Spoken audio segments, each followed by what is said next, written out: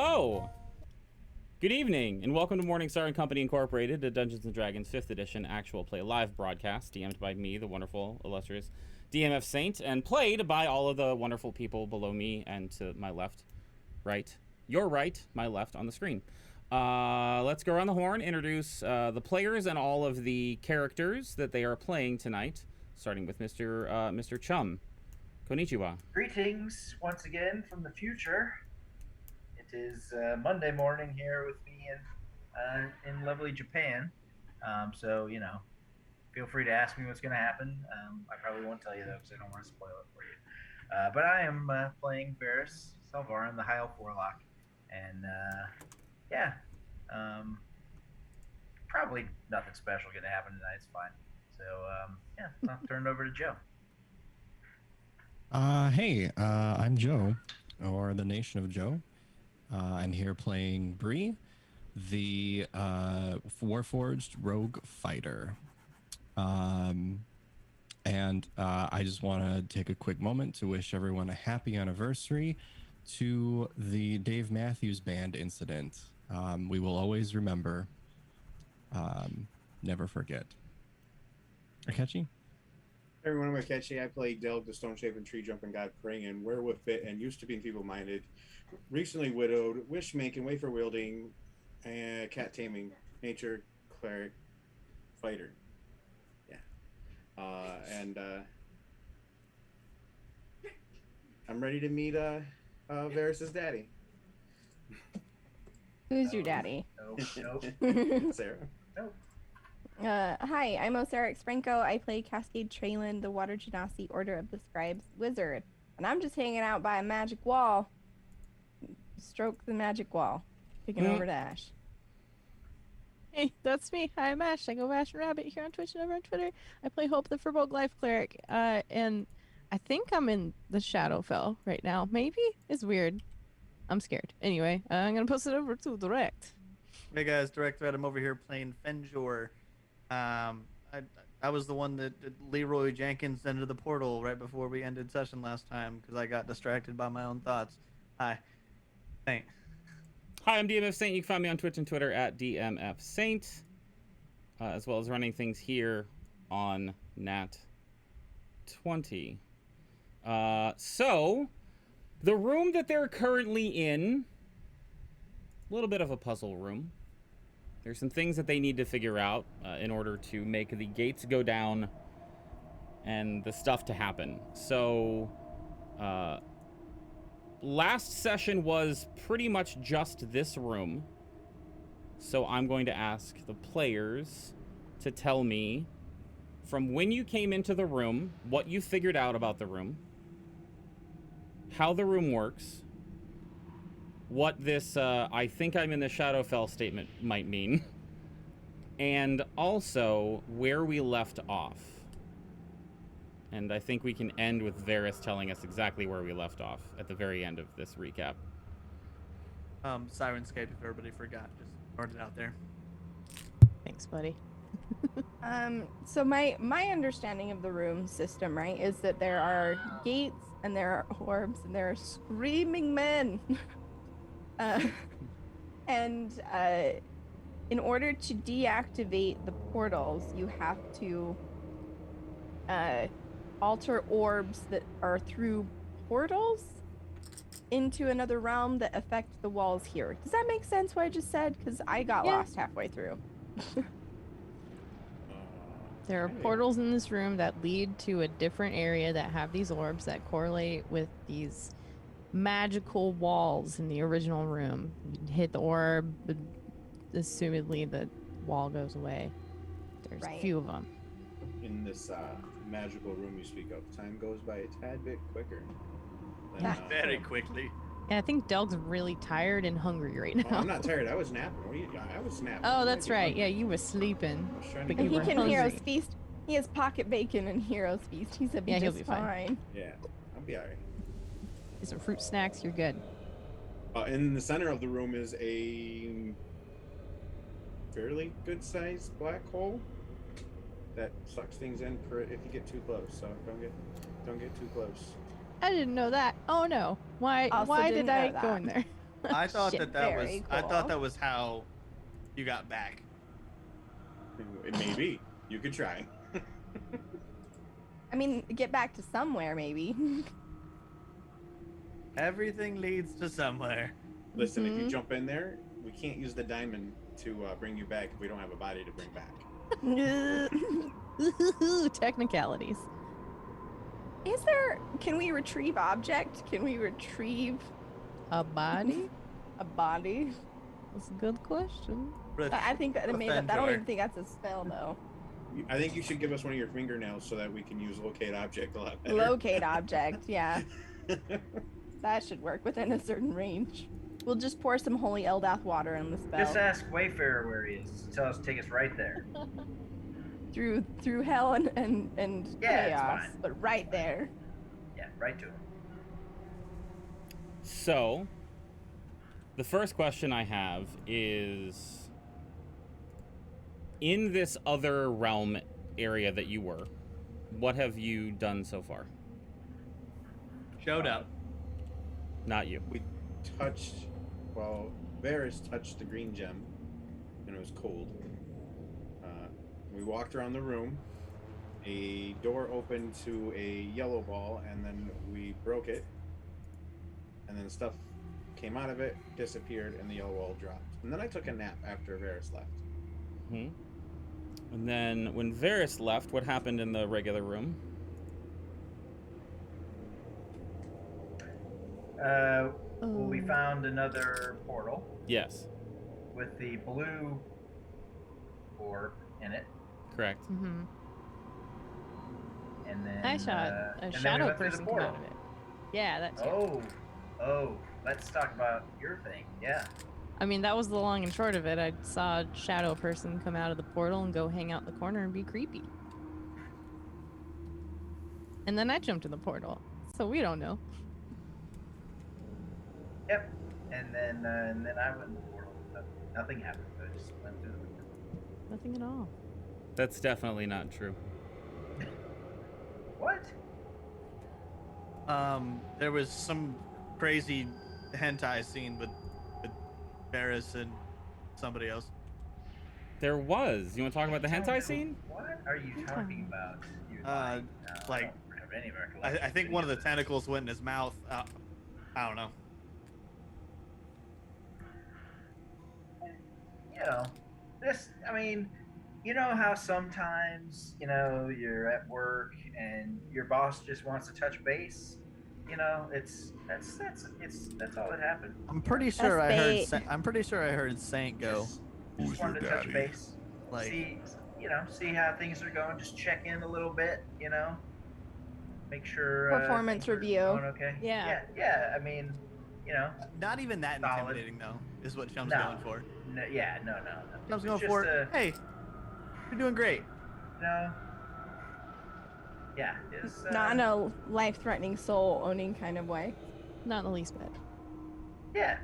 I mean, Lumberg just stopped by to check in, see how the TPS reports are coming along, and it's see if I could work, on the weekend.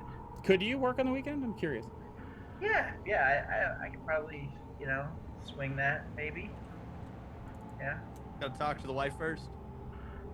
Yeah. I mean, I'd have to check in, see how things are going, but yeah, probably be all right. Saint's writing that down next to a D100. Next to a D100.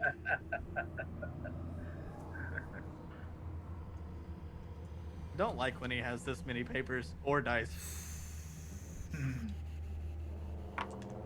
And that was all that happened. And then the world was saved and we all get to go home. Cool. Well, you know what? Go ahead. My last bullet is reunited ... kinda loud thud of something giant moving towards us. So that's pretty good. You want to know my last bullet point? It was just a thud. We just heard it. It could be going away from us. I mean, Saint said, and it sounds like it's moving towards you. But how can it be And we moving are in towards- different planes, Yeah. and that makes no sense. Exactly. I did say that. Well, you know what? If you're not gonna tell everyone what your patron said to you, then or whoever that was said to you, then I'm not gonna force you. I believe when last we left off, Delg was taking a nap, and everyone else had just gone through the portal. Yes, is this correct or not? No, That Cascade and Bree are chilling. Yeah, except for you two. Chilling. But everyone else has gone through the portal to the gem room. Correct. Yes. Correct. Mm-hmm. Some of you, this is your first time in here. Whoa, this is cool. Okay.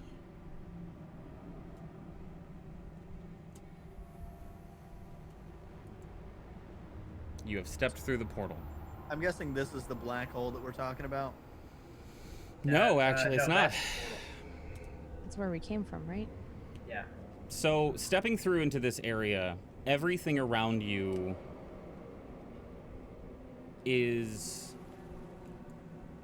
black and white with this, like, odd, almost sepia hue.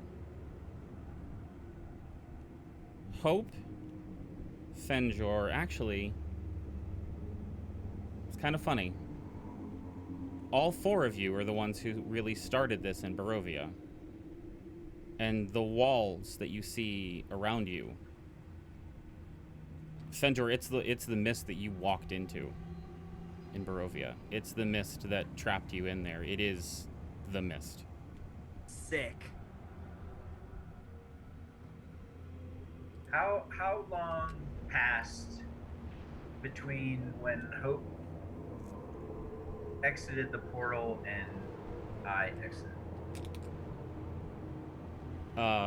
Like, did it seem to be a long time to them or no? It was a few minutes. If you're trying to sense whether you spent more time going through than others, you didn't. Okay. I assumed that was your question, so I answered it. Yeah. Sorry. I would like to try to reference how much faster time is moving here. Making... I mean, does nature checks apply? Did nature checks apply to the Shadowfell? Sure. Make a nature check. 19. I mean, the mists seem to be swirling at a normal pace you're familiar with from Barovia. Nobody seems to be moving in fast or slow motion. Okay. You did come out of the portal that you see there swirling. There is another one that you will see whenever you go into the room. And what is this? That is the green gem that Varys and Delk had already fucked with. Okay. Oh. And just to confirm, Bree and Cascade, you cannot see this map, yes? Right. I start moving forward over to Del. Yeah, feel free to move yourselves around in this map. Okay. Delg's beard is white. He's been here for hundreds of years. No, I'm kidding. No. That's what I'm talking It's a about. Delg skeleton sitting there. Petrified bacon. All right. So once everybody comes up here, I kind of grab everyone and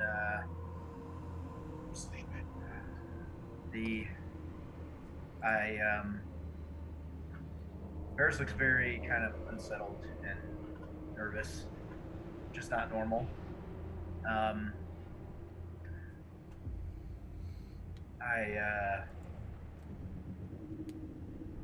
But Hope, when you came through, and Fenjor, did anyone speak to you during the transit? No. No. Okay, that's what I thought. Did someone talk to you? Yes. This might be a little more complicated than we originally thought. At least for me. Hope, do you remember the conversation we had about a week ago about if things go a certain way, you might need to stop me. I mean, yeah, not happy about how that came to be, but sure, yeah, I remember. And this goes for all of you. We might be approaching that. I don't know exactly what's going to happen, but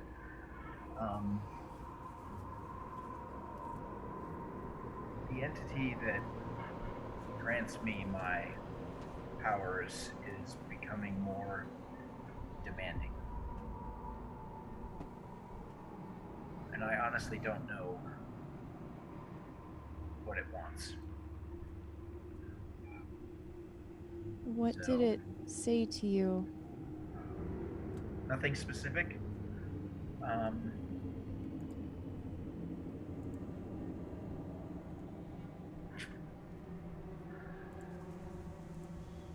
I just be ready, okay? Hey guys, what's this thing in the middle of the room? It's like a hole in reality. Do we know? Go, Do we don't know go where near it goes? No. But Okay. if I'm you not. throw things in there, they go in there and go somewhere or nowhere. What did you throw in there? Like a rock or something? I can't remember.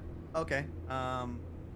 I would also like to throw something in there. I want to take one of my arrows from my inventory. Okay. I want to notch it in a way that I would recognize it at a later point in time. Okay. And I want to throw it in there. You watch as it seemingly gets like sucked down a little bit, as if it was down into a pit of some kind, like a well, and it seems like it just blinks into nothing, like collapses onto itself. Imagine quickly going into a black hole and just winking out of existence.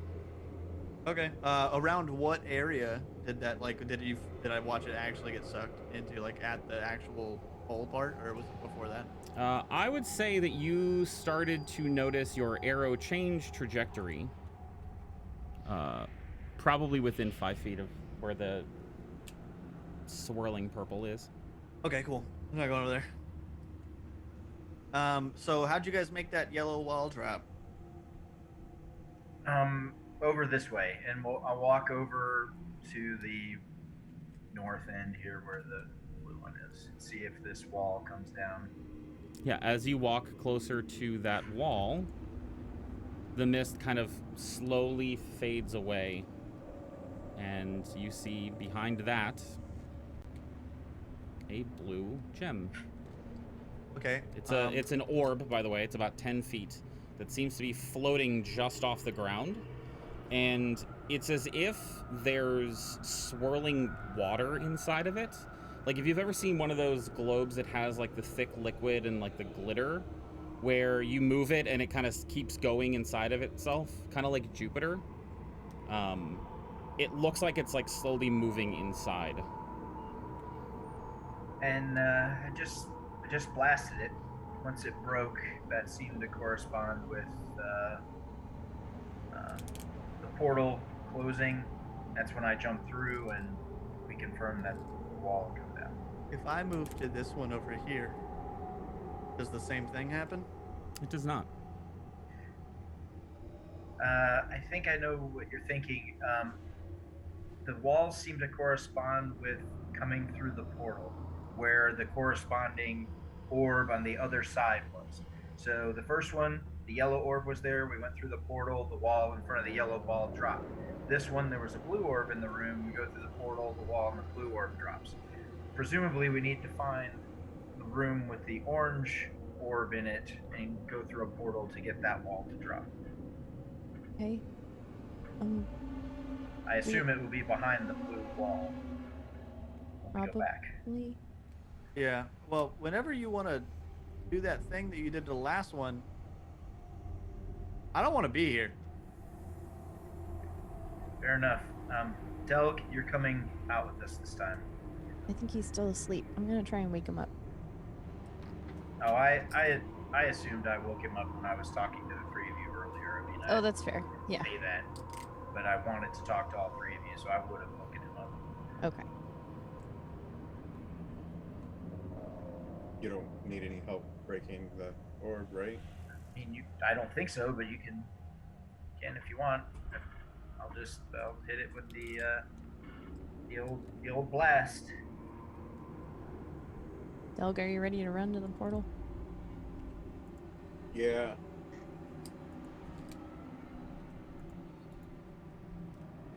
As the Eldritch Blast connects with it. Did I have you roll last time? I can't remember. You did. I don't know if there's. I don't think it's point to it. necessary. Yeah. I did anyway. The orb kind of shatters and dissipates into a bluish mist that incorporates itself into the swirling fog that is around you all. As this happens, Cascade and Bree, you notice the wall in front of you suddenly drops.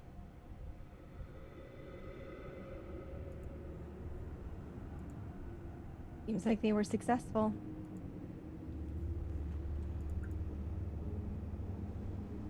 Shall we anticipate their arrival? If everything is the same as last time, I am sure of it, but we have no way of knowing. Hearing that I knew that Varys came through the same way that he came back the same way he came through last time, and knowing that Cascade saw some shadowy figure on the other side of the Hope portal saw. where she. Oh, I'm Hope sorry. saw. Hope saw the shadowy figure on the Hope, other did you side. communicate that? No, I forgot. She told me. I thought she communicated the whole thing. My bad. It's okay. I will just. Is anything happening to this? Wait, was Fenjor still there? Because you did talk about Yeah, it. Was I Fenjor was- still standing there? That was during our recap. Yeah. No. The only so She talked about Cascade Okay. heard it. Everyone was gone. Hope was just in a dark room by herself talking about it, and Cascade would have heard through her book. Like Okay. that's it. For some reason, I thought it was out there. I was gonna articulate how I would go through this portal knowing that information, but Unless I I digress missed then. something, I don't think Hope has communicated that to the group that's in the Shadowfell currently. Haven't had the chance to. I'm not gonna say anything now because it's meta. It's okay. But No, it's fine. You can. Come on, hold Hope would on. say that. Hope would definitely say that. I Yeah. think I remember her saying, her and I at least, her saying something about, because she went through the portal before I did, didn't she? no, you ran up there. Fenjor I fucking was beat first. feet through it, and then I was the last Yeah. one through. Okay, all right. There was the last session, I think at the end there was a private moment between the two of you as Hope came through. Yeah, And that's where we ended. that's right. Okay. I think that's what you're remembering. So at least Varys knows. We can assume that Fenjor you've probably would have heard. told everybody. So yeah. So everybody Yeah. in there knows that there is some shit on the other side of this thing. Yeah. I would like to just try to stealth through the portal then. Please roll a stealth check. Nice. I like these. It's gonna be ridiculous. 27. A fucking nat 1 for a 24. My god, dude. Why are you rolling it at advantage again? It's your cloak, right? No, it's the sword actually. Oh yeah, I forgot about that. Fucking sword. You made it. I did. Well, kind of. Yeah, so I would like to, just to go through there. That little guy then. Is the portal closing again? It does seem to be, yes. Sorry, that's the DM remembering what he said last time. All right, time to go. I'm gonna run. Come on, Delg. Everyone through. And I'm grabbing Del. Delg, are you resisting? No. No. Aww. Poor hungry buddy. Delg. All right, awesome. So, coming back through.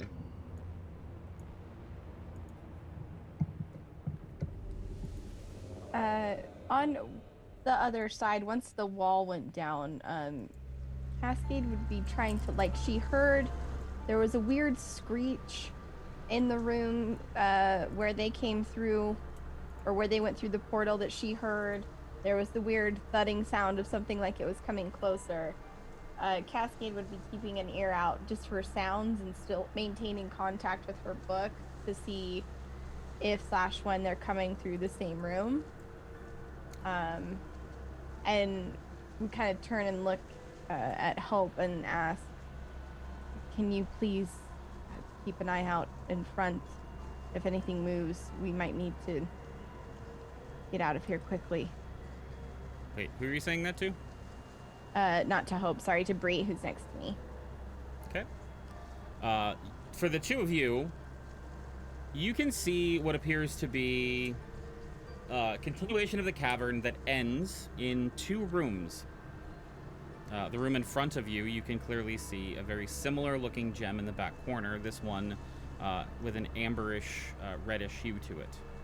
On the left, you see a room that appears to have a lot of rubble and like stone on the ground as if something was broken. We are currently, at this exact moment, back in initiative order. And it also occurs to me that it does not save between sessions. Which means I need to redo this.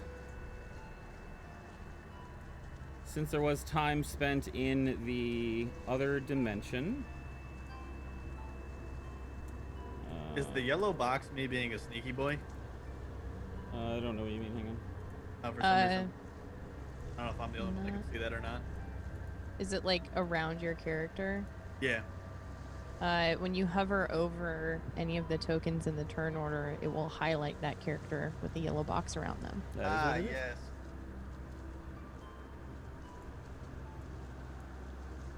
All right. So the turn order was pre-rolled.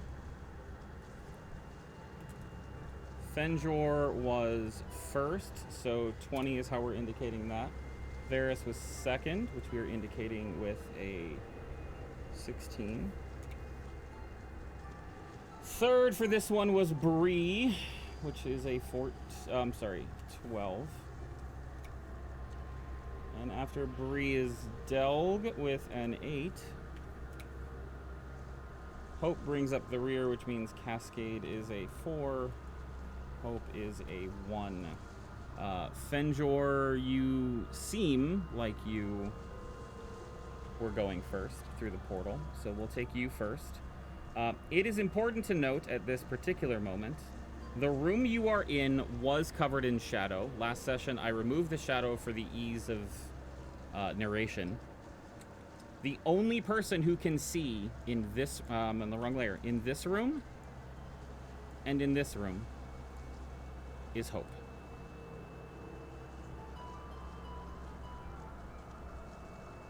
So Fenjor, you come through the portal. What would you like to do? Not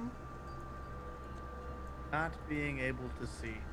I know that when I went into the portal, I ran in by finding a wall. Mm-hmm. So I would like to try to find a wall again. Okay. And follow it around on my way out. Yep, it doesn't even matter because I should know. Okay, stop. Yep. So you're following the left hand on the left wall to find your way out. Yep. Cool.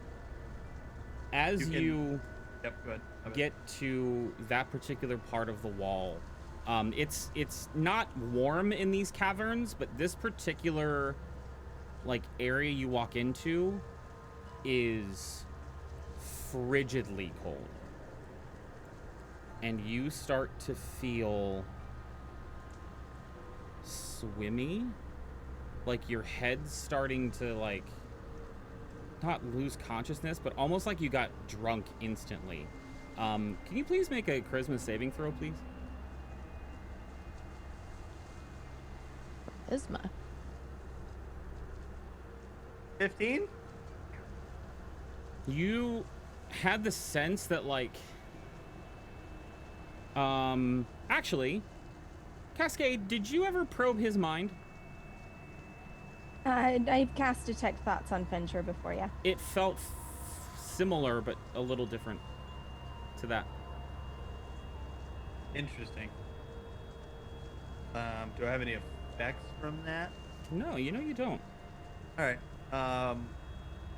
I'm just gonna follow that wall all the way around as far as I can. I would probably even. I realize that you want me to move my token, or you want to do it? Well, how much movement do you have? 35, and I would like to dash to somewhere I can see as well.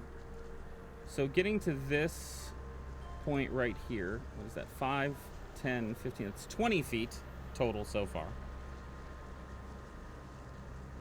You are stopped by another odd feeling.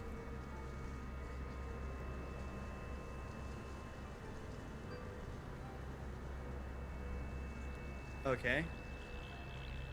Hang on. The same thing. Oh. No, it's not.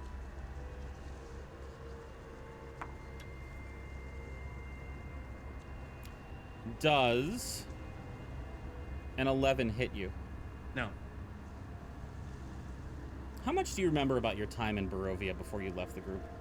Not very much.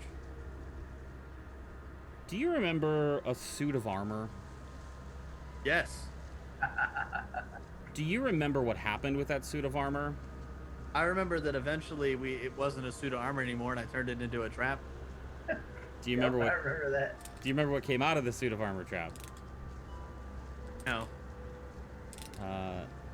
All of the shadows from the suit of armor and the orb and everything that was around took on a corporeal shape and moved away from the wall and started attacking you, and they surrounded you.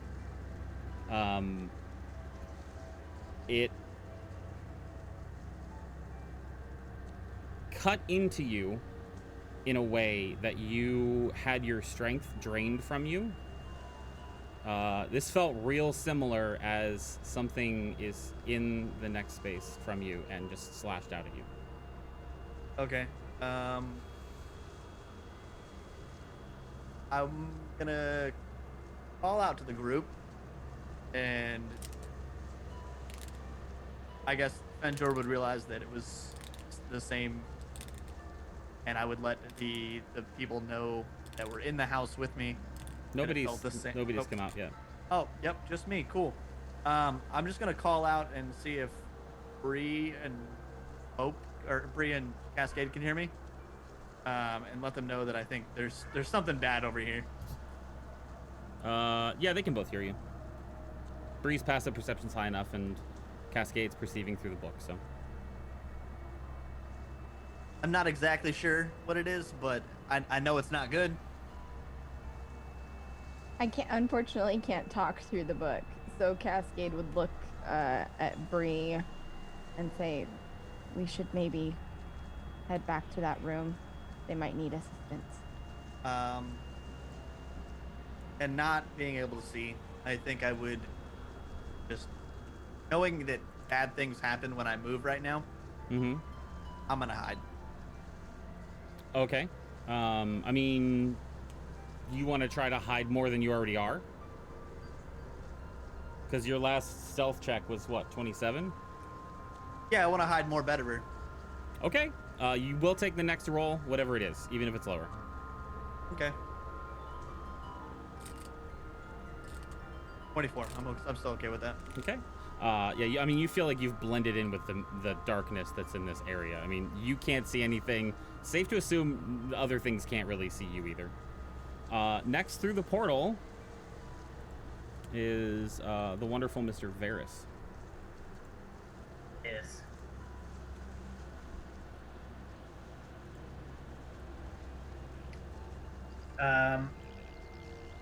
Yeah, so I don't remember exactly when Del cast a spell on me, but it's true saying that lasts an hour. I don't know if that would be up yet or not.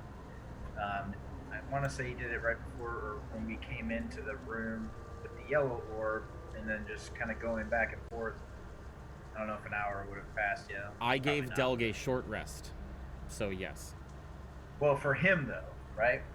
We come back out. Fair. inside the Yeah, no, portal. it hasn't been an hour for you. Awesome. Okay. So you're gonna go through here and take a look around, huh? Yeah.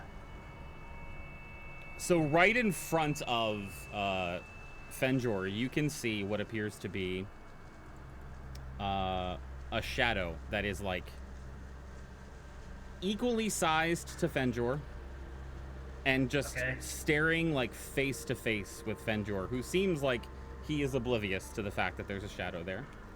Okay. You can see another familiar image to you.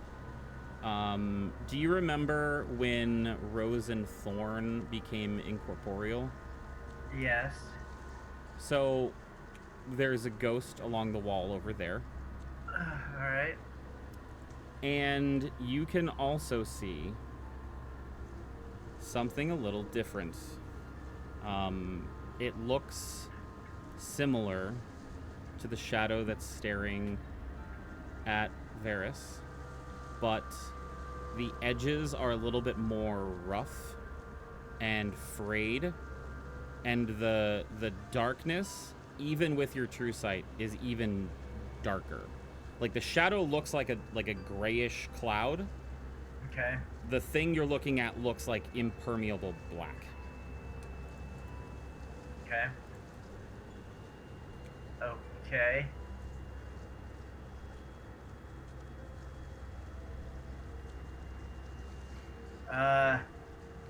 Fenjor, are you all right? When I came through the portal, something doesn't feel right. Would relay the feeling of back at the the murder house, death house. Death house. Yes, Yeah. just relay that. And around this house, like, we're not alone. 3 others in this room. And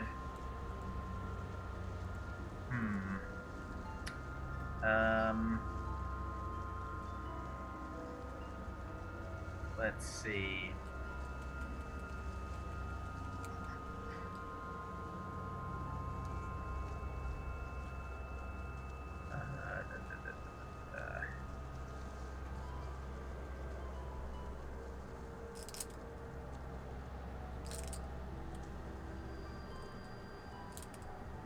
Alright, so I'm not aware of any aggression yet. So I'm going to move.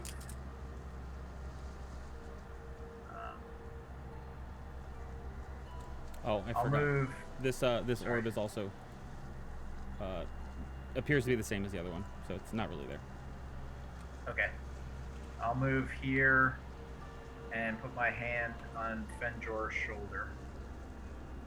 Okay. Anything else for your turn? I'm here. I'm here, buddy. And no. I'm glad you're here because I can't see anything. Bree, you're up. Can I ask a quick DM question? Yeah. Having conversations mid, like, initiative order and all that, or depending on the length of conversation, are we calling it like action or non-action? Conversations are not an action. It's free. You can talk during your turn. If I would just be mindful of the fact that you technically only have 6 seconds. Obviously, I'll let the conversation go if it's a little bit longer. Like, Yeah, I'm not yeah. going to sit here with a fucking stopwatch. But if it gets to be like, hey, you're communicating a hell of a lot of information in a very short amount of time, I'm going to put a stop to it. But Okay, you can talk anytime you want. got it. Now, if you've already like engaged and talked with one person, I would be hesitant to let you talk to someone else and have a conversation with them too. Okay, cool. I Makes was sense? asking for a next turn. Absolutely. So again, Bree. Wait, sorry. Would he be able to know where the fuck I am? Bree? No, Varys? Varys. He has true sight, yes. Okay, my bad. Currently Varys and Hope both have true sight. I was just wondering with the hide. I, I'm- mean, I'm gonna I- I thought about it to kind of throw it out there. Right, but you're hiding in a room with no, like, barriers, right? You're just, to me, it looks like you're crouching in against the wall. I mean, technically, it is dim in here, and I can hide in that. You But can, it's not dim to Varys. but it's not dim to Varys. Yeah. Okay. It's like you can hide. Other people can use the environment and their perceptions to see you, even if Okay. you roll super high. Got it. I do also want to point something out. Sorry to delay again for Bree. You, Fenjor, I need to check to make sure I'm right about this.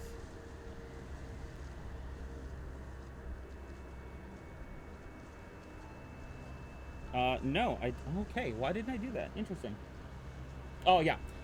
Hey, I need you to read your sword, and when you figure it out, you can keep it to yourself or say something in Discord. Bree, you're up. Oh, it's gonna there. So sorry, which direction did I hear Fenjor talking about stuff? Back from the portal area back here. This portal area back. Mm-hmm. Okay. And just to confirm, I'm no longer frightened of that area. Correct. You were actually frightened of the lower area. You were frightened of this area here. Right. That's where I was pointing to. So where is Fenjor coming from? Up, all the way up there. Mm-hmm.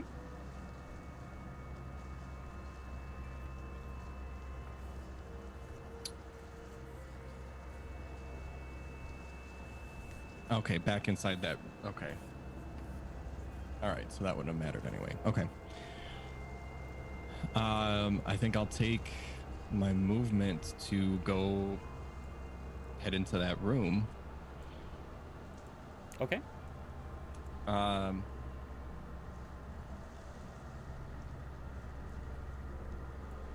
5, 10, 30. All right, Bree's only got 30.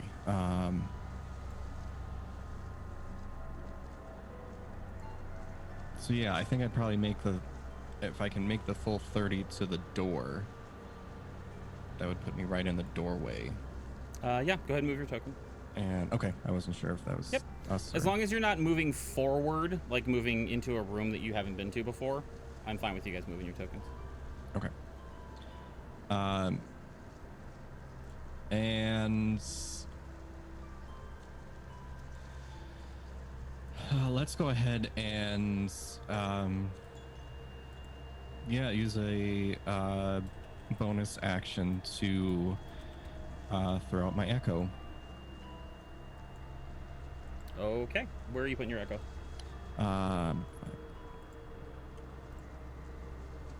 Maybe like just inside the doorway, like right here. Okay.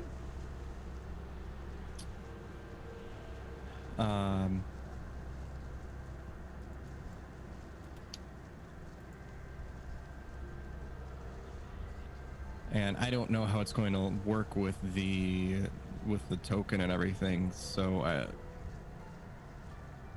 I guess approaching this, then what do I see? What does my echo see inside the room? What is your echo's perception abilities? I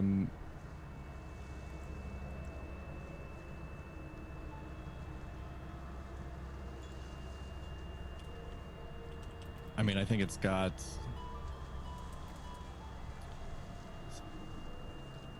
blah, blah, blah. AC plus proficiency bonus when it has to mix.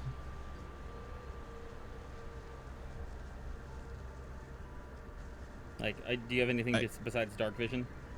I guess it doesn't say anything of that, and I don't even think I don't have dark vision, so. So, as of this point right here, it is just darkness. Okay. Because what I can see right now is still just what my token can see. Mm-hmm. Why can't I like do that? So like this line right here. Yep. anything above that is dark. Yeah, technically, neither you nor your echo can even see Cascade's tome. Okay.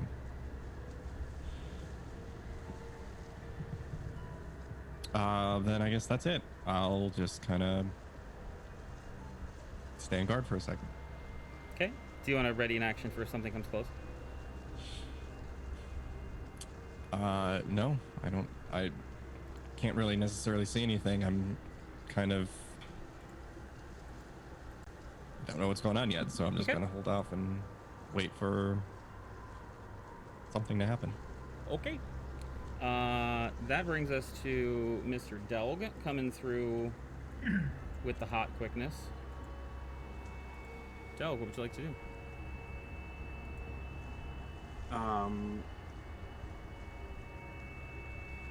I don't know, because I can't see anything, right?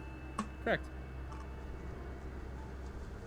So last I knew, when I went in, the doorway to get out was in the northeast-ish. So I would be walking in that direction. So if I walked out of the portal, this is like the area I would be walking towards. Because that's where I knew down here is what I knew I walked into. So when I walked into the portal, I walked in a different room.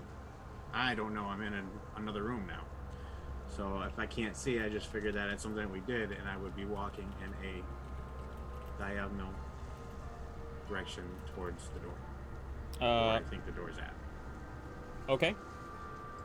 So you can see the map, though. Like, Akechi Yeah, can I see can the map, see. right? I can see the map, yes, but Delg doesn't know where he's Sure. at, so he's So you gonna walk walk towards that Ten, area. 10 feet forward and run into Varys. Okay. What are we waiting for? Why are we not leaving? I can't see anything. I was trying. Yeah, this is where we talked about. I've already talked to Fenjor, so I guess we'll have to wait until next time. I mean, you can say, like, briefly something. Yeah. Okay. I was going to be the guide out of here. If you want to just hold on. I can't see, so I will follow Varys. Also not alone in here. I think I would attempt to.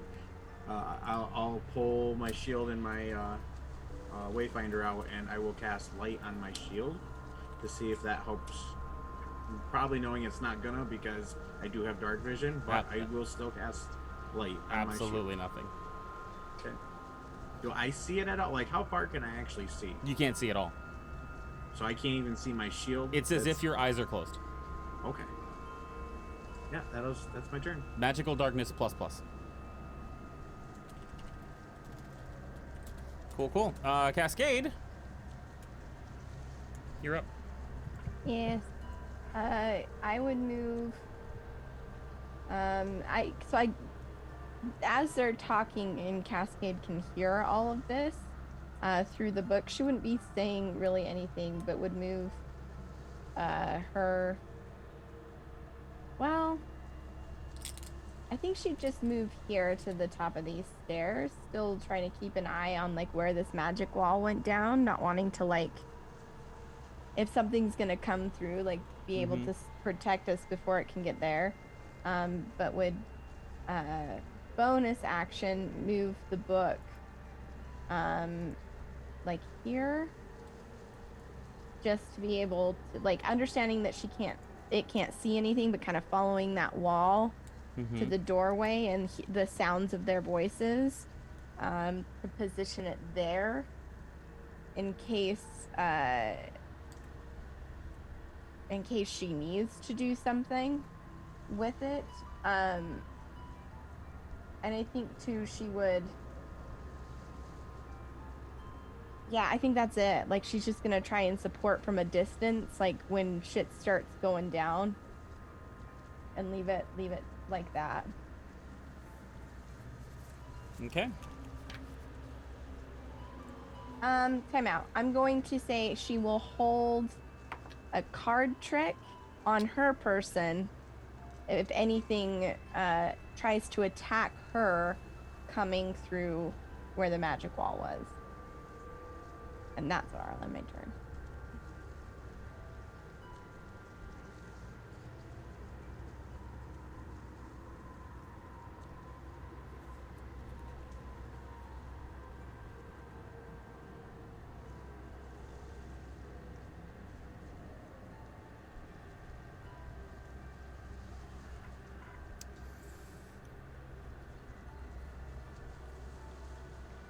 So, Varys, Yes. currently you're the only one in this room that can see.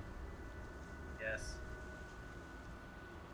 And I'm assuming that you're keeping an eye on the combatants to see what they might be doing against your party, if there's any aggression. Yes. What's Varys afraid of? What's Ferris afraid of? I mean, like, ghostly things are pretty scary, yeah. I'm not super, like, unafraid of this room. Okay. Yeah. Then let's just imagine, since you said you're afraid of ghostly things, I'm assuming Chum has seen the movie Ghostbusters. Yeah. Yeah, you remember the library scene when there's the ghost that's just kind of hanging out there, and then all of a sudden it just like jumps at the camera? Oh, yeah. In fairness though, the Ghostbusters were like, get her first, you know. Like, sure, there was a reason. Unprovoked is what I'm saying. Like, right. There's been no provocation. Sure. That you know of. Okay. This like spectral image in front of you suddenly takes on a very menacing and evil look to it. And there's a flash of its face that almost reminds you of like the nothingness that you stared into when you were being softly caressed by your patron. I need a wisdom saving throw from you, please. Okie dokie. Wisdom save. 18?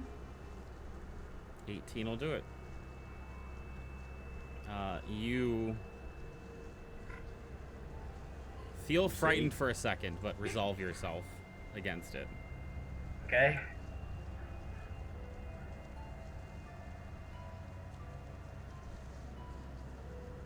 He ain't afraid of no ghost.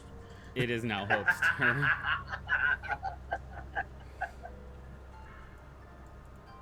I both love and hate you, Akechi. Yes, that was good. Oh God. Oh, what did we get ourselves into here? Okay. Okay. Cool.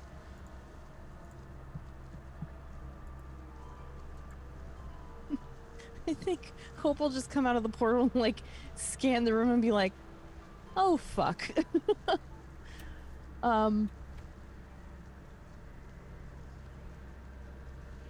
Just generally addressing the room, probably only seeing Delg and Varys since Fendor is a big old sneaky boy up against the wall right now. Have they done anything yet? This one tried to scare me. This one right here? Yes. Okay. I think I'll look over at that one and just kind of stick my tongue at it and like, stop it, you! You're not scary. And Hope shakes in her boots. I've got 20 feet of movement here. Let's see what I can do with that. Technically took 5 to get through the portal. Cool, I've got 15 feet of movement. Let's see what I can do with that. Not much, because I don't want to get anywhere close to these things. Does it cost extra movement? I always forget this. To move through a friendly? Or you just can't end on that same space? Okay, cool. Extra to move through an enemy. Okay, yeah, that makes sense. Free to move through. It's like dancing around them. Okay. Yeah, I mean, technically it's like 5 feet of space. So like. Yeah, that's fair. It's enough movement, enough space. Yeah, that's 10 feet. I think I'll hop down onto the stairs right here. and just kind of keep an eye on anything. I will also hold an action. I will hold Sacred Flame on any one of these fucking mofos if they attempt to do anything bad to anyone. Well, this one instantly starts coming at you as you start to walk out of the portal and down the stairs. So that would Great. trigger it. Awesome. Okay. I do the thing, I guess. Oh, shit. Assuming that was the end of your turn, too, by the way. Yeah. Okay. As a dexterity save of 18 or higher. Great. Has great dex. It rolled a 7. Cool. So it takes 14 radiant damage, and because it's a cool cleric thing, because of Tasha's Cauldron of Everything, I can choose to add Blessed Strikes to the end of any spell or melee attack anytime. So it's a 22 points of radiant damage. Fuck him up. Yeah. That's a cantrip. Yeah. Fucking clerics, man. This thing comes towards you, and you watch as this like frayed, almost like it's a cloak that has been like rotted out from years of being in a grave, reaches out, and you feel it kind of touch your chest. I'm pretty sure this isn't gonna work though.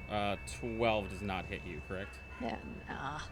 So you feel its like presence like against your chest, and you feel it kind of try to like push past, and for whatever reason it finds too much resistance and can't.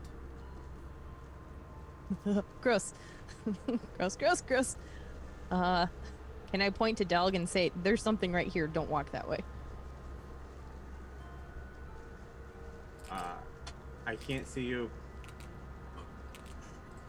Okay, yep, I'm 10 feet in front of you. That's it. My turn. Benjor, you are up. All right. So What'd you realize? I realized I can see all this stuff. Yeah. So the sword that you have, Sight Blinder, you have not really had any answers when you've asked it questions. So there's been no real connection to the sentience that is within the sword. It seems amused that you didn't realize what you could do. I would guess that when I hid, the sword would like laugh in sword, Yeah. and kind of like maybe shock my hand a little bit, and then be like, oh yeah, by the way, asshole, you can see all this. Yeah. And I just want to kind of get I know now that Hope was attacked, and I'm gonna assume that everything else in this room is hostile at this point. I'm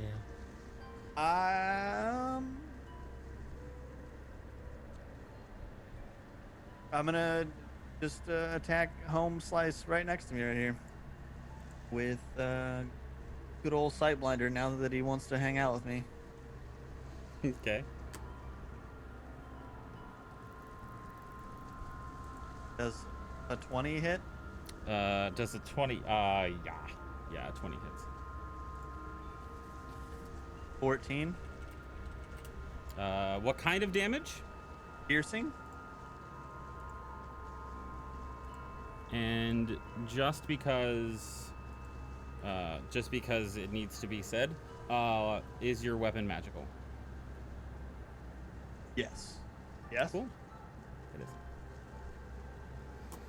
Cool. So 14 points of damage, piercing. Am I getting my sneak on there since I was being a stealthy boy? It definitely didn't have a problem seeing you. There is literally nothing you can hide from it behind, and it can see in this darkness. Okay. So no.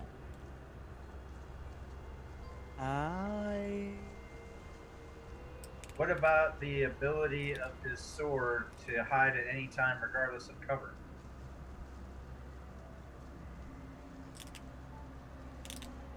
I think Saint wanted me to say that, but I could be So, wrong. Sorry. That's I okay. should have typed it in the Discord, but I didn't want to do it. Still, I would have still shut it down because it is meta. Okay. Better. Okay. Yes, you do have that ability. The sword would not have reminded you about it. No, trust me, I knew about the blind sight. I knew about it all. I figured it was some sort of magical darkness around me, and I didn't ask a question. It is magical darkness. Okay. Cool. The sword is fucking with you.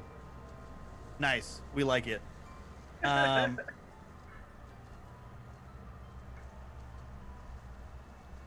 am going to disengage Okay. and move down here. All right. Anything else on your turn, Fendor? That is going to be it. Varys, you're up. Okay.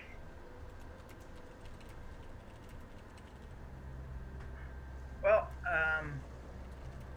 yeah, hostilities have commenced, so, Eldritch Blast, the, inky black one, since he attacked, Pope.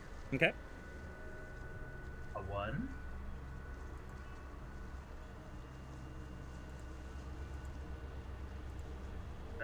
I don't know why that's only reading a 17. It was a 17 on the die. That's weird. So, I don't know. That should be a 31. I don't know what's going on with D&D Beyond. This says that you rolled a 3 plus 14. Yeah, that's what it says. See, on mine, if I hover over it, it says 1d20. It says, 3 plus 14. Okay. It was a 17 on my screen. All right. The second one's a nat 20. Yeah, it all hits. For a 34, and then the third one.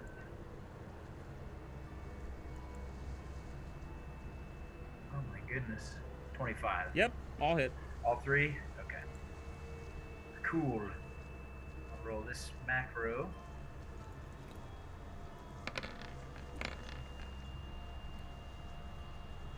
$37 points of force damage. You see your blasts. The first one hits. The second one's the 1, right? They're all plus 21. No, the first one, the first one hits, and the second one. I gotta roll another one because I didn't double. That macro doesn't double the dice. I mean, if you want to know how much damage you did, go for it. But is it dead? All right. yeah, it's much dead. All right, 41. Just disappears into the dark ether around. All right. Well, Delg, 10 feet in front of you, there's a large step down on the onto the stairs, and then right turn gets you out of the room. And I will move down in front of Fendor here. See if the scary one tries to take a swipe at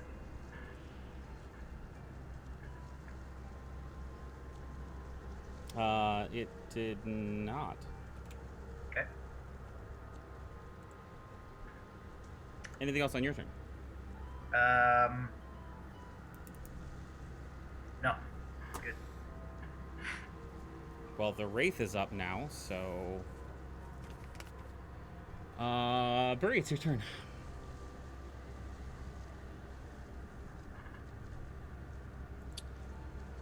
Bree is going to... Well, I don't know if this is possible, but... yeah, Bree's going to move forward with her Echo. And I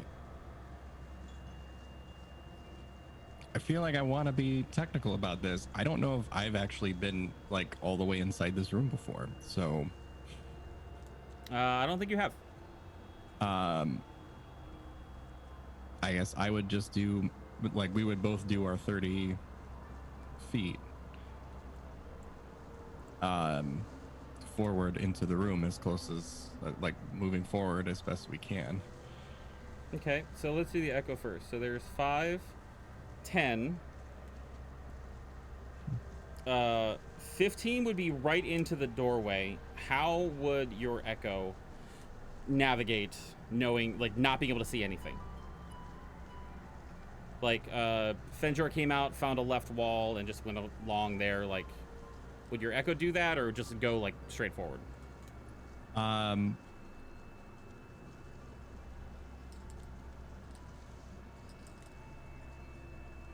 think we would be cautious. Like, if it's still dark even in this room. Dark-ish. I mean, there's still like a little purplish light around. So Right. like, it's not dark, it's slightly dim. So yeah, if it's being careful. It's finding your way down the stairs in the movie theater while the movie's going. Like you're just trying to like find your way, but you still have sort of somewhat of an awareness of like where things might be. So like she's carefully approaching different things, but like once there's, I guess, a doorway, we would pause at that doorway. We're being sort of militaristic about this. We're gonna clear the doorway and first and then move forward. So yeah, but just to keep in time with the rules of the echo, like I just want to make it clear that like Bree is moving with this is happening at the same time, just because they technically can't be with the echo can't be further than like 15 feet away or something like that. So yeah, we're kind of moving together as like a hit squad here. So from here, being careful. I mean, I'd let that be just normal movement for combat, because that is kind of what combat is, like moving forward and making sure to be careful about what's around you. I don't think I would penalize you any movement for that. So moving 5 more feet forward, we get you there. That's 20. 25 gets you and the echo inside. You are now both in complete blindness. The echo going forward will run into Cascade's book floating there. Would the echo stop? Oh no, it's incorporeal, isn't it? It's incorporeal. Yep. So it can pass through the book. I'd say from this point though, if the echo was like had its hand out, would feel like Fenjor's or Varys's chest. Sure. No, I mean I think we would stop there once we've reached a book in our head. We'd kind of stop, knowing that we're getting closer to that. Bree's got little like book page ears just flapping on the side. It probably feels like a little bit of a hum, and you know, like the Charlie Brown voice of like the teachers that womp, womp, womp, womp, womp, womp, womp. Like as it kind of enters your head, like that's kind of what you hear, like some lecturer like in 5 rooms down the hall. Okay. Is the book open up? Yeah, it's like an open page. I've always kind of viewed it as an open book with like the pages that kind of like slowly like look like they're being turned. And but is it facing up? Yeah. Yeah. Mm-hmm. Okay. For the record, you still can't see it though. Yeah. You just feel it and sense it. But like from having seen it before, like I just it's not down. It's almost like it's almost like your head would have little wings. Yeah, I'm just trying to get a good and a random page like good moving through the top of your head. Whooshing through. It's like a robot with a flock of seagulls haircut. Exactly. That's the visual. That's what I need.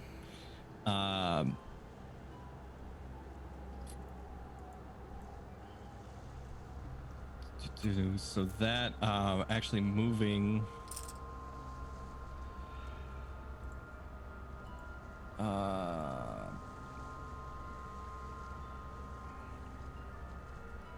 We take the attack. Oh no, moving is no action required. Okay.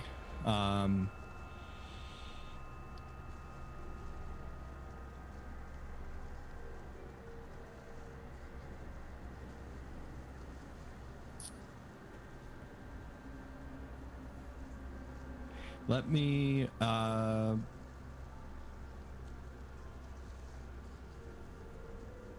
I might have to look that up if that's a. I need to write this down. 'Cause none of this stuff is working the way it should be. Sorry, where's my inventory? I don't have it in my inventory because the inventory was done.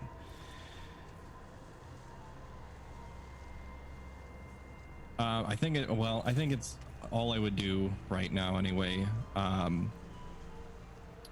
So I am going to try and give us a little bit more light and, or at least start to indicate where the exits are and like where more friendly assistance is. And I'll crack my knuckles and give some glowing lights from my hands. Nothing happens. More appropriately, it happens, doesn't light up anything. Unless that light permeates like true magical darkness. Like the ether that exists between planes. Something tells me that it doesn't. So.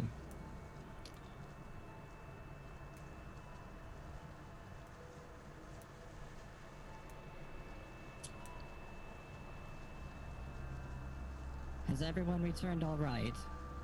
Cascade and I are ready. And that'll be my turn. If anybody wants to respond, you can. It's a new turn order. Like, Yeah, I think we let got to me- get to where everybody can see if we want to fight these things. let me say this. As far as the conversations go, nobody worry about policing your conversations during combat. I will stop you if it's too much. Everybody just have conversations. I feel like we should get to where everybody can see these things if we want to fight them. There are two ghostly beings behind us all. We're coming out. They are hostile. Confirmed. Hey, Doug. Hi. Hearing what Varys said, Delg will contemplate on if Varys' 10 feet is the same as Delg's 10 feet, and will be taking small steps forward, trying to calculate 10 feet, and I feel like he would probably stop short of the ledge that he said was there and like sit down and like scoot forward, trying to find his feet to get to the ledge, and then like if his feet can't touch the stairwell sitting down, he'd like roll over on his belly and slowly like a little child does, trying to get off the bed that they can't reach the bottom of, trying to get down on the stairwell. Cutest goddamn thing ever. Ugh. The only thing is you can't stop your movement with someone else's square, so I'm gonna have to put you there. So narratively, can I say that Varys and Fenjor both helped Delg down? Yes. It kind of just set him over on the side. That'll be my Oh, turn. oh my God, Cascade, you're up. Can the book see outside of the Echo's head? I mean, yes. So it can see I through the imagine, Echo's like, head? It would probably what it would do. Like, if it can't, I mean, it can't see. Like, it has. Yeah. I'm just saying, like, if you perceive through the book now, and we've established that it's in Bree's Echo's head, are you just looking at like the brain matter?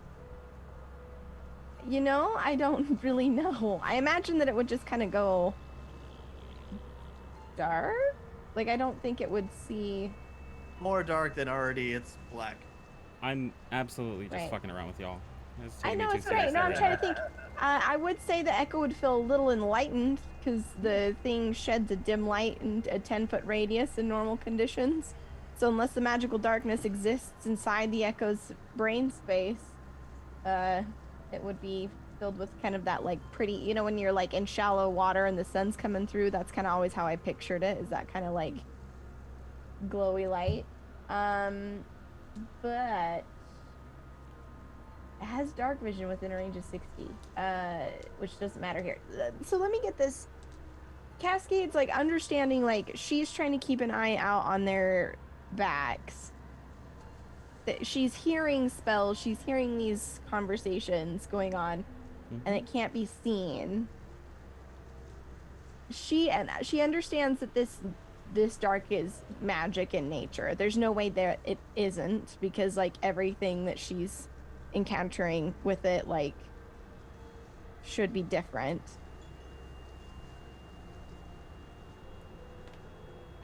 I guess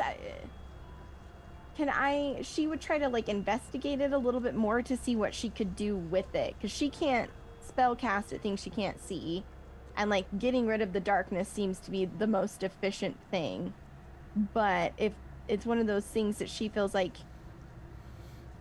she can't actually control, she wouldn't waste a spell doing it. Does that make sense? Like, if this is like a... Please roll plus sharp to investigate a mystery. No. Thank you. No, so it depends on what you want to investigate. I would let you roll an Arcana check to try to figure out what kind of darkness it is. I'd let you roll an investigation check at disadvantage because you can't perceive through this thing except black. I would like to roll like Arcana, trying to figure out like if this is a magical darkness. Is it like because of the room itself, or is there a caster holding this up? Sure. Kind of a deal. Okay, so yeah. 27. Okay. So because of the nature of the book and its existence, where it's kind of ethereal, but not really fully, like it's incorporeal, it's not quite fully on this plane. Through the book, Well, I know. it is, Just go with me. though. Just go with me. Just go with me. I got you. You're able to perceive that this darkness has a flow to it. That there's almost like a movement, as it's almost like feeling a very gentle tide, and the flow is coming out from the portal as if this darkness is spilled out from the portal itself. So it's not being held by someone. It's as if, like I said before, the darkness that's between planes has leaked out. Gotcha. So she would call out, uncertain if they can hear, because, like, again, she's trying to yell between multiple chambers and stuff, but hoping she can at least get to Bree. She would call out, "You have to get away from the portal. That's the only way to manage this. I recommend running." And that's gonna be my turn again. Just because there's not a whole lot I can do running in.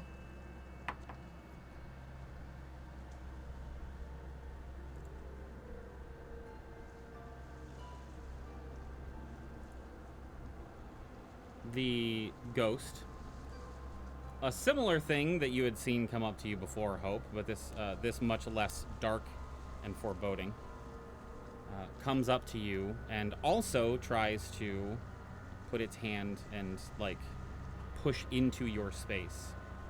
I need you to make a charisma saving throw.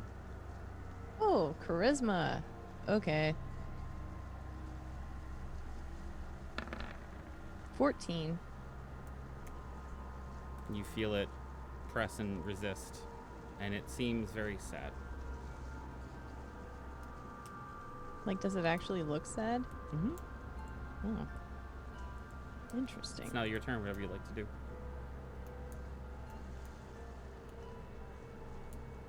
Can I, like, observe it and see if I can deduce if it's, like, trying to make contact or if it's just trying to be mean?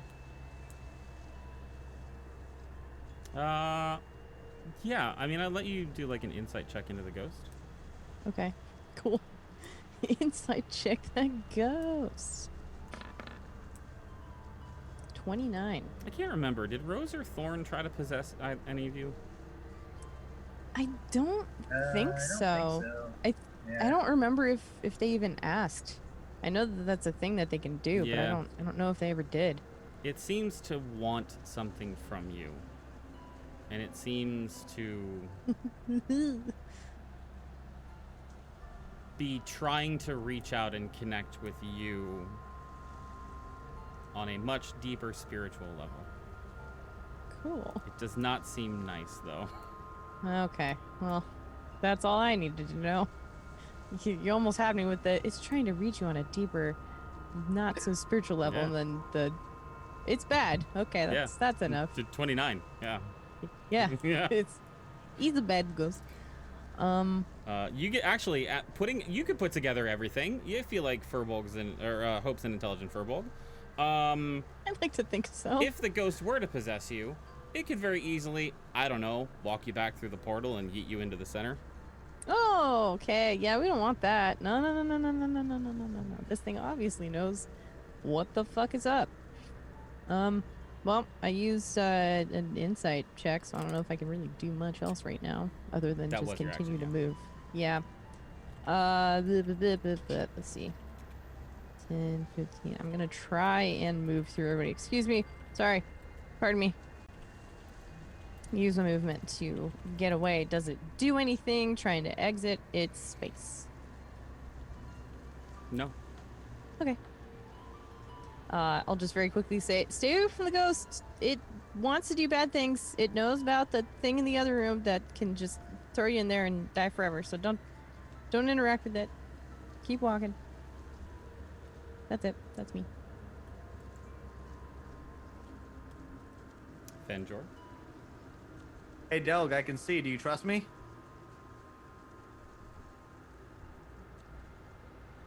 No. As I say that, I'm going to grab a hold of Delg and say, I'm going to get us out of here. You can move with Delg. It will take twice. It's difficult terrain, basically, so it costs 10 feet of movement to move him 5 feet. Also, Delg needs to be willing. Hey, Delg, are you willing? Yeah. All right. I'm gonna dash us out of the space. Actually, do I need to? You will. 10, 20, yeah. So I'm gonna dash us out of the space. So your total movement normally is how many? 35. So 35 puts you at 70. So 35 feet you can move. So 5, 10, 15, 20, 25, 30 gets you to there. I'm gonna bring us out of here, away from the door. Delg, you burst out into light. Yay. I didn't want to stay there because of the ghosts.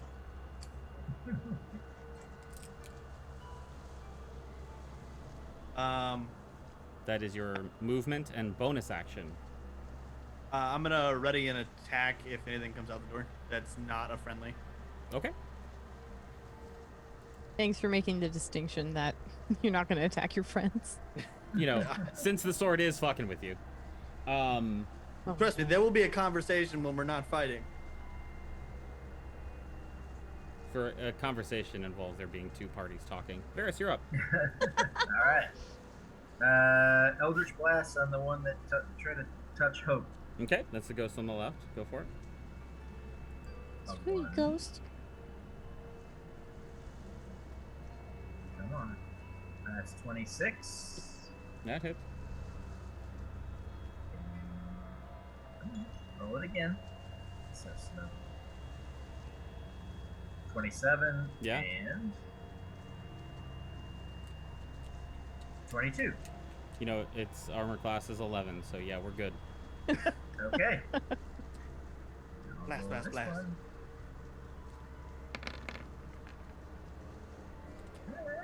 Alright. 35 points of force damage.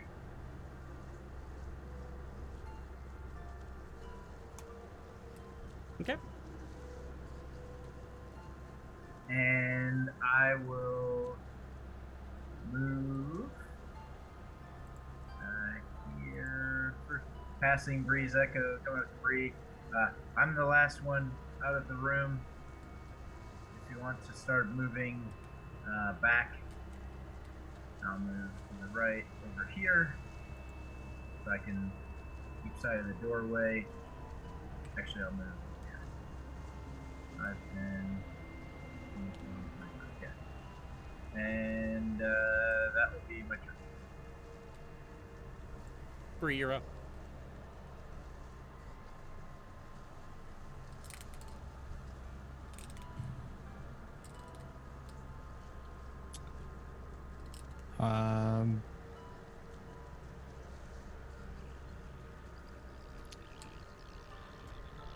Let me just make sure about this.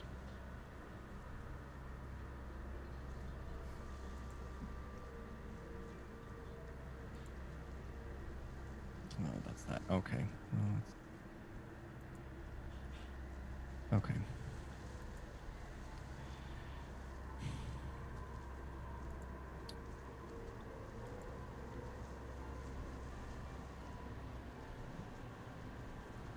More than 30. Okay, so I would like the echo to stay in the doorway.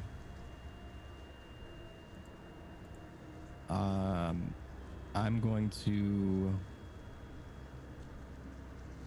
just shift down. Well, actually, here's a better question. This whole room is dark, so I don't really know anything that's going on in this room that I'm in. Correct. I mean, people have been like jostling past you. You felt them moving. And you could hear them coming towards you. Okay. So you've heard everything that's happened and you felt the people coming past you. To get a sense of if you would or wouldn't have noticed something, just imagine your eyes were closed the whole time. Right.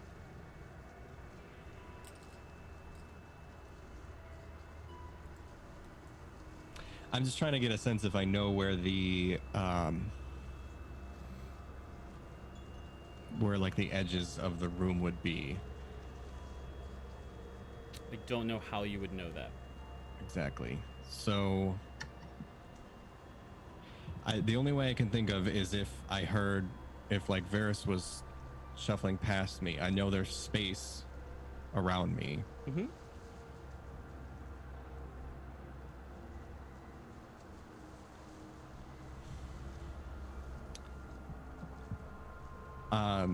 And I know I just kind of went straight into the door. So if I can back up, I guess I'm just trying to like verbalize how I would go about doing this. I want to back up to the door. Okay. But then once I feel the doorway, I'm going to use the doorway like behind me and feel behind me and move towards the left. So opposite side of where Varys is, to just kind of get a sense of that so that I can guide anybody else that's still in that room out the door. I kind of want to be the last one in the room is the whole idea. Yep. Kind of try and help shuffle everybody out. So I would feel then the edge of that room and be able to kind of know that the doorway was to my right. And I don't have any of that stuff that I can do. So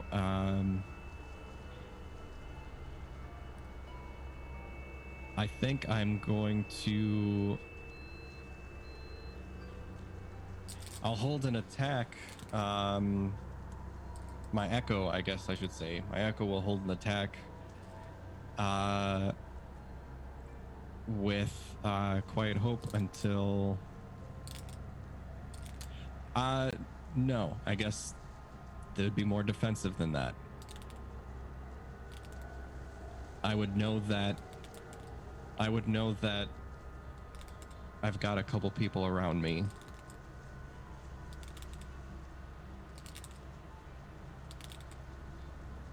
I think that should have a charge gone already. So my action, I'm going to actually use Quiet Hope.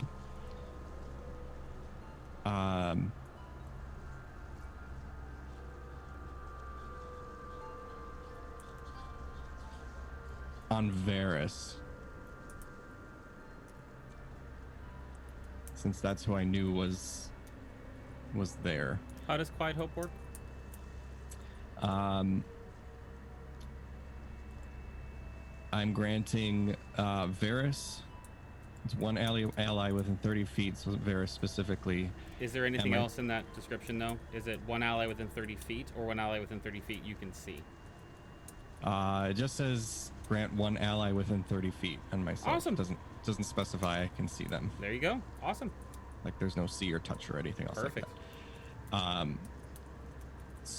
I actually still have that, but yeah, Varys is going to get 15 temporary health and advantage on their next attack. All right. Cool. How long does this last? The hit points, I guess. It doesn't have an end to it, so whatever, I guess, a standard temporary hit point thing would be. I don't know. Let me take a peek. Let's see if I can find out. Quiet Hope is a weapon, right? Yes. Yeah, I don't be surprised if it doesn't, but It's it was part of. We adjusted some of it. Yeah. From that.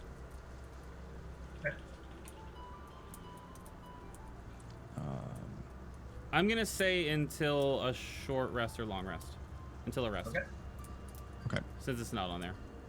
Because there needs to be an endpoint for that temporary health. Otherwise, you can just keep proccing it over and over again, you know? Just using all your charges and giving somebody, like, turning somebody into Trogdor. The Bernadetta. Okay. As a consummate viz. Anything else you'd like to do on your turn? No, that's it. Okay. That brings us to Mr. Delg. When I came out, was it just like a flat line of darkness and then bam, light? Like I couldn't see the light until I was into it? I mean, there is like a little bit of a soft edge to it. But it probably felt like you just walked into, like, opened a curtain. I haven't been in this room yet. I can see out into here, and I think Delg would recognize that, and I think he'd move out of the doorway and out towards the cavern where he is more familiar with. So 5, 10, 15, 20 gets you right outside the door. I'll go 5 more feet out for my full movement, so I'm not in people's way. You have 30 feet? I thought you had 25. You said 20 gets me to the door. Yeah. Sorry. 25 would, yeah, that works. Cool. You see Cascade. Speaking of. No, that's my turn. Cascade. I guess I'll hold an action to looking back at the door if a ghost comes through, because they mentioned ghosts. Okay.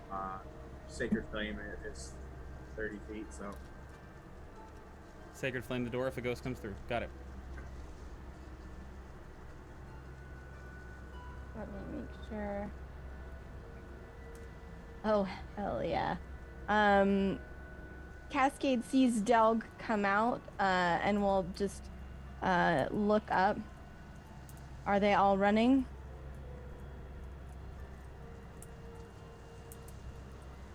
Yes, everybody's coming out. Well, let's hope they can move pretty fast. And she's gonna hold her finger out, and there'll be kind of like a growing point of light on the tip of her finger that will look like fire for a second, and then the last second it will switch to a radiant like glow, and then it will disappear, and from her book erupting in front of it towards where she's hearing the portal sound, Cascade's going to cast Fireball at 4th level, swapping out fire damage for radiant. She's just nuking that room. So I need dex saves, please. What is the DC? 17. The shadow passed. The ghost did not. Great. Oh, shit. Take 35 radiant if you failed, half if you succeeded. As she just like bombs, and like it's magic darkness, so nobody sees it, but just this radiant fire just burns through that room. What's half of 35 again? I'm sorry, I don't want to. That's gonna be what, 17? 17? 17. Okay. I mean, you all hear this fucking loud fireball. Mm-hmm. Just. Mm-hmm. And then Cascade's going to just take another gander over her shoulder towards where that magic wall came down, and that's gonna be her turn. Cool. As you hear the sounds of the fireball starting to recede, the shadowy darkness that is around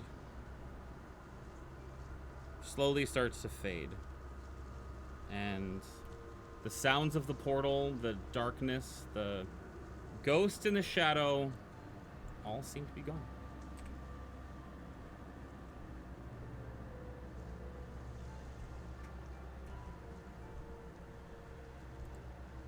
Amazing. Let the record show that I finally got a rockness. Yeah. Hell yeah. It would have been so much better if the other one was exactly 17 too. Yeah. For real. Double run. So, correct me if I'm, the magical darkness is gone now, yeah? Everything's gone, yeah. It's just a room. Ah. Sick. Once Cascade's able to perceive through the book and check that that room is empty, she'll just give a satisfied nod, and she's going to summon her book to kind of come back to be next to her, passing by everyone slowly. As she looks at Delg, and so you gonna explain what the hell just happened, or? There's a room with a portal. It's got spheres in it. And I guess when we break one of the spheres, the magic wall goes. There was one right here, and there should have been one right behind you. There should be one more somewhere around here. That's red? Red, I believe. I've seen an amber one up here through the hallway. We haven't moved any closer yet. We wanted to wait for you. Well, Delg will move towards Cascade and wait for everybody else to catch up as well. We're out of initiative order. You can do whatever you want. Okay. All right. Get the heck out of that room. Yeah, we gotta find the orange wall. Okay. Or the room with the orange orb in it. Bree, are you maintaining your echo this whole time? No, after I would have kept the echo there until I left the room. Like the echo was basically like the bouncer at the door. Okay. So I would have, once I got far enough away, it would have disappeared. Okay. So there are two rooms in front of you. Now you can all see that the left one seems to have rubble coming out of the doorway, spilling into the gravel below. And there seems to be like some sort of, I don't know, like a cave-in almost on the room to the left. The room to the right, you can see there's another door that goes a little bit further in, and another one of those orb things. Can I see it. Can I push the You? book to go Aha. just further in, like right here, and as a scouting measure? Sure. Right. So this is rubble room, yeah. That is rubble room. And then we can see the orb here. Great. Mm-hmm. I think I'd be interested in the rubble room. God.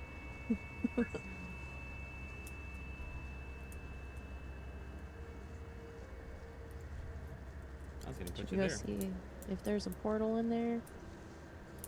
Now I'll move up towards the door. All right. Is anybody going up towards the amber room, and who's going towards the rubble room? We're going towards the rubble room. Going to the amber room. Ah, yes, amber room. Yes. Okay. Let's do the rubble room first. Make a perception check for me, Doug.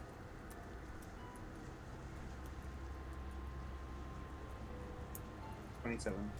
So looking in this room, you can see pretty clearly that the back right corner has a broken wall. And it appears that there's something like a tunnel or a cave that goes in that direction. This is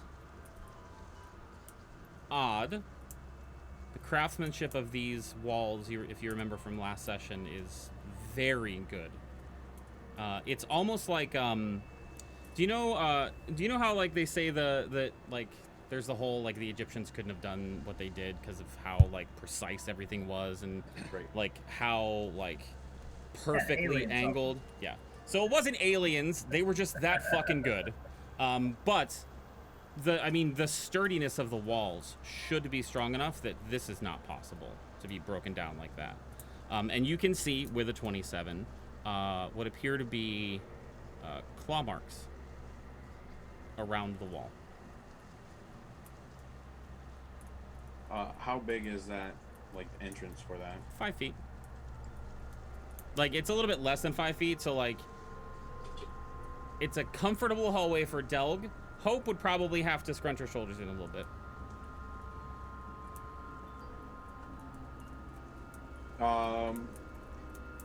He'd be slightly curious.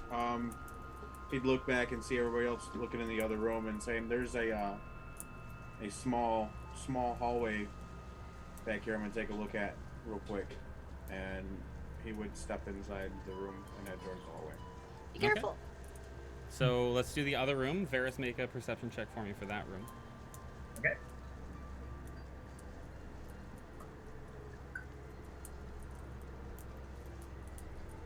Ooh.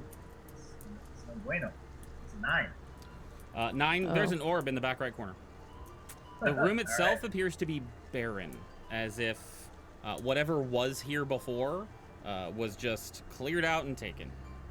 But there's an opening To here, the south. right? Yep. Somebody want to go with Delg? Make sure he doesn't get into any trouble. Knowing that I have sight that he doesn't, I would probably go with. Knowing you two do have sight, I'll go with Delg. I figure on my way over here, I would probably just kind of pull up sight blinder in front of my face and be like, "Hey, I don't know why you hate me, but do you need something?" In hopes for an answer. Imagine that you were on a street in a city and you had walked up to somebody who had just tripped you and asked them this question to their face, and they're sitting there like flipping a coin in their hands and just staring at you. You get the sense that this person is bored, but there's no response. What a vibe. Cool. I do have one more check I want to do, but I Sure, don't what know do you if wanna do? now's I want to pull out that cloth from the thing that I can't remember how to say ever. The Lugaroo. There we go. It came back. And see if I can remember anything from that cloth. You said it looked familiar before. Sure. What did I have you make before? A history check? Yeah. Please make a history check. Little did you know, during my long rest, I switched to having a history proficiency. What's up? Haha. 17.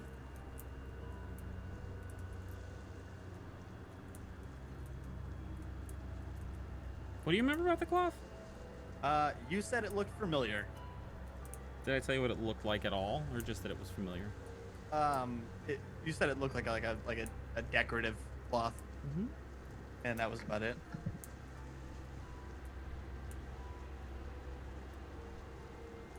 You have this odd memory that flashes back to you of being with Dorian in a city and being at like a clothing stall, and Dorian taking a shirt and like holding it up to you, just chest out your size. Neat. So as you both go into that room, you do see very familiar surroundings. You guys can go back in. There does seem to be a darkness to the south end of the room. There does seem to be more of those touchy-feely tentacles coming out of it. And Varys, as you get to that exact point in the room, you all again hear another familiar sound.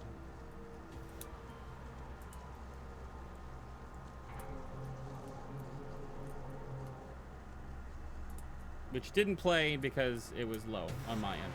So there it is. Why can I not hear? No idea. We are back in initiative order now.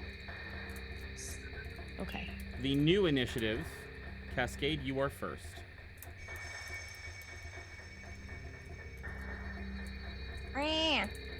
Okay, so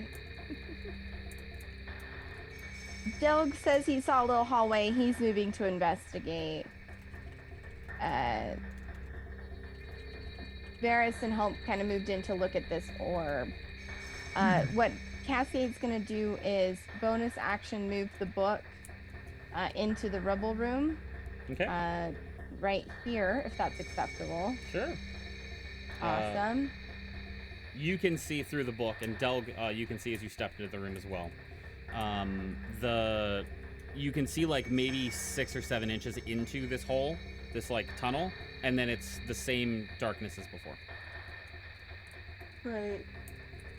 Cascade's gonna, through the book, see that there's more darkness and just roll her eyes as she is going to walk her 30 feet to get here at the entrance of this room that they're in. Or I guess I can get here, right? Yeah. And get a look around. Okay, I will move. I will move. Oh, brilliant. And this continues further back in. She see the orb. She'll look at Varys and say, "What? So we need just to break this, or Not what's this the one. deal?" The one through there, and I'll point into the room where the tentacly portal is. Tentacles. Great. Then Cascade's gonna just, instead of casting a spell or anything, use my action to dash and move the extra 30 feet into the 5, 10, 15 to get me here. Well, 5, 10 to get you there. 10, awesome. 10 to get you there if you want it, because you can go Yeah. diagonally. Yeah, and then she's just gonna walk into the tentacles like everybody else has done, and use her remaining 20 to just walk in. So that's 5. As you get there, the tentacles start to retract into the portal away from you. I was really worried I had the wrong thing selected.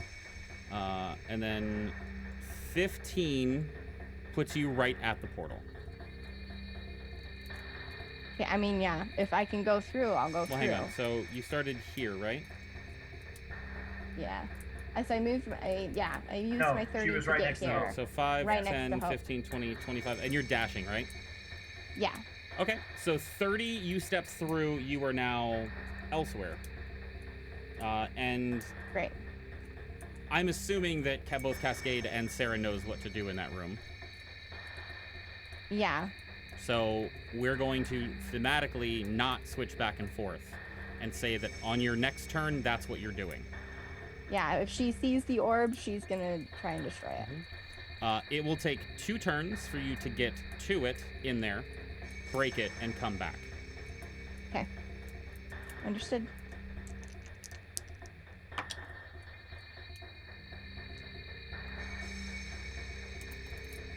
Bree, you're up.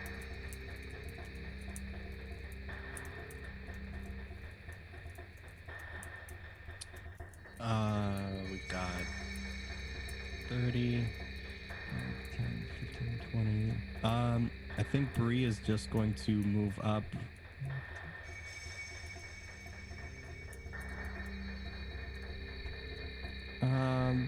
Maybe 25. So, what is it okay if I move myself go for just up? I'm not going to make it to anything. So, Now the threshold is the cavern. Don't move anything past the cavern door. Right, got it. Yeah. Right there. Okay. Yeah. So I am just gonna stay there, and I'll wait for screams, instructions, anything else that's gonna happen. Some of those might. Nothing else, though? No, that's it. Oops. Come back, dice.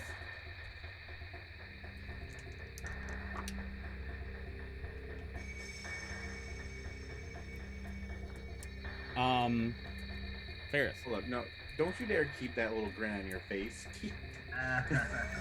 Ferris. Yes. You hear something.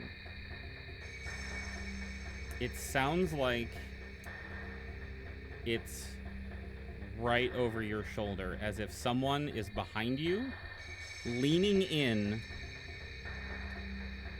and is like right in your ear. And it sounds like crunching? Well, you see some Cheetos or something in my ear? It could sound like that. You could describe it that way, yeah. It's also your turn. I snap around, There's nothing there. expecting to see.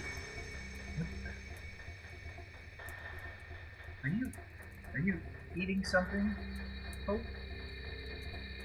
What? nothing. When real life mirrors the game and Hope has I no was Sour idea. Patch Kid. Nope.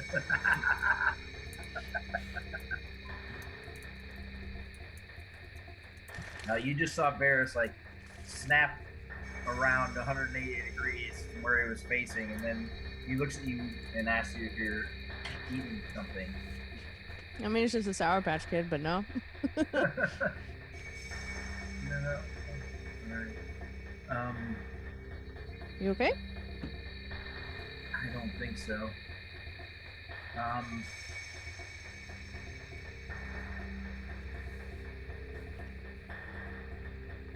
Do you want to go in there with Cascade, or shall I?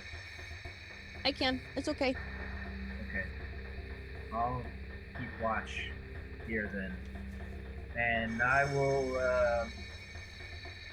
hold with my action the Eldritch Blast if any hostile creatures approach from any direction that I can see. Okay. You are holding Eldritch Blast. And that will be my turn.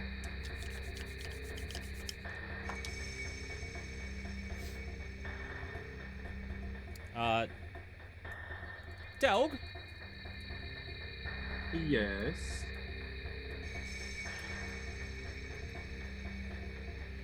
you hear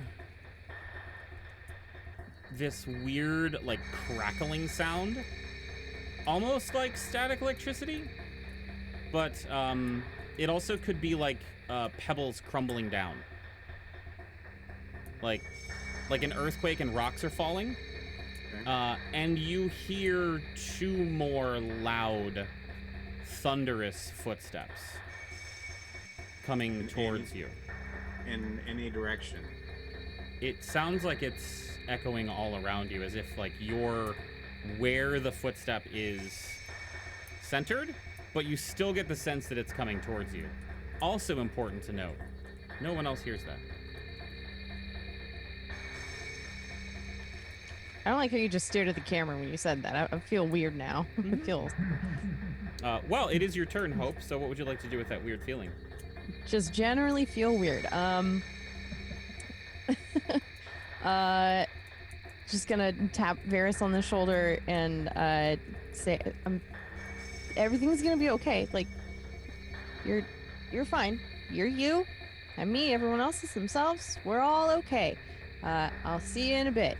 And I'm going to use all of my 20 feet of movement to get here, and then use my action to dash into the portal. Okay. As I said to Cascade, I don't know if you were here. It will take... No, yeah, I heard. Okay.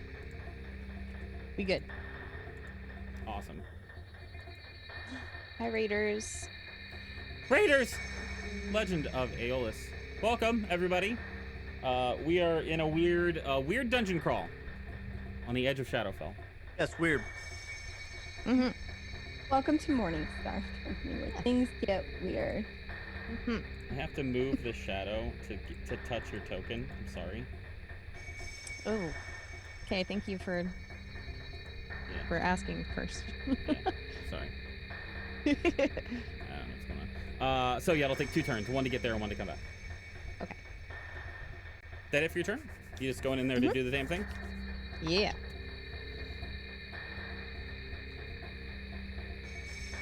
Bree. Similar feeling as Varys had, where you feel like something is around you, like next to you, watching you, very close. And you...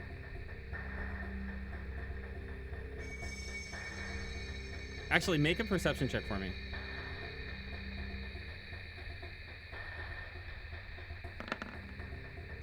11. It's just crunchy. And you hear it go from like your right ear to your left ear.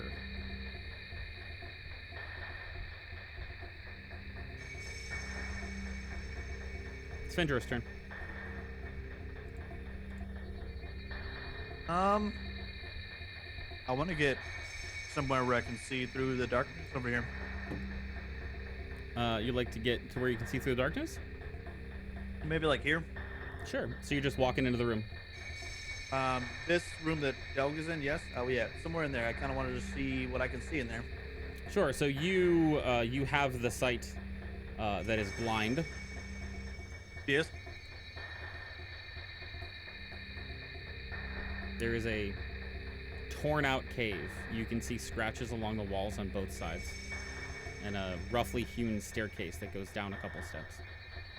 Would I recognize these scratches from anywhere? You could make an investigation check or a nature check as your action if you'd like to. Yeah. 30.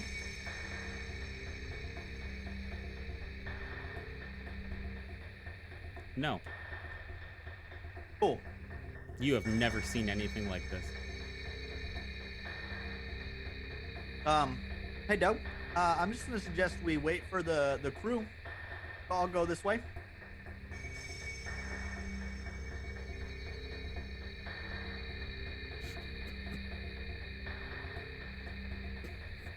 Cool. I'm just gonna step right over here then. All right. Anything else? I'm just gonna wait for Doug to Leroy Jenkins down the fucking stairs, all 20 of his movement speed. 50 if he dashes.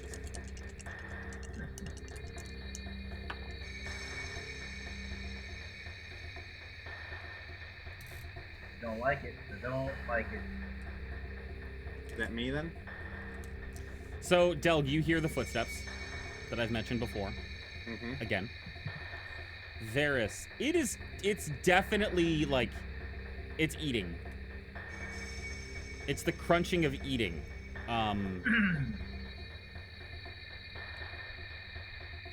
Yeah, I wish I knew exactly a way to convey how the sound is like It's like you have headphones on. Like, you know when you have headphones on and there's like some like 4D sound and like it feels like it's in one place, but you look and there's nothing there? Very much a similar feeling. Doug, you're up. I'm gonna move up to the tiny hallway. You said I saw the scratch marks. What, like I'm curious. just on the edge, and then just nothing, the darkness. Right. Like, is it like just like one on one side, another like it used to pull it out, or like all the way around it? It looks like something tore this cavern into a cavern.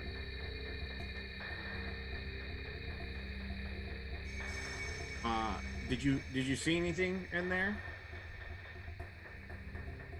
More scratching. There's just some stairs. You can't see anything. I can't make you see anything. Please don't. I'm gonna go. It seems small enough, so I feel like I'd be able to feel around. So I just slowly make my way in there to see if there's anything else. How much of your movement are you spending? Just normal, 25. So it took 10, so 15 more down the cavern.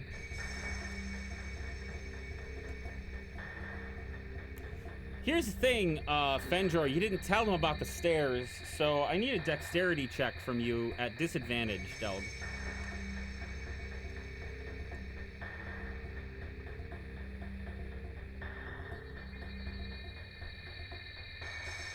16. 16's enough. Oh yeah, there's some stairs.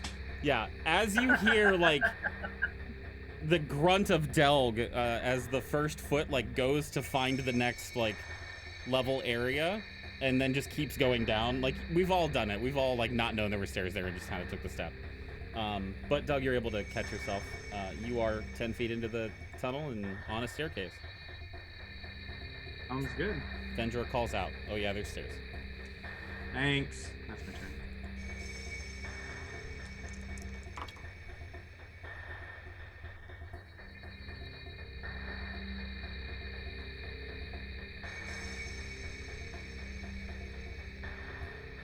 Cascade. Yeah, man. I'm just... Oh, you're No. telling me a thing. You,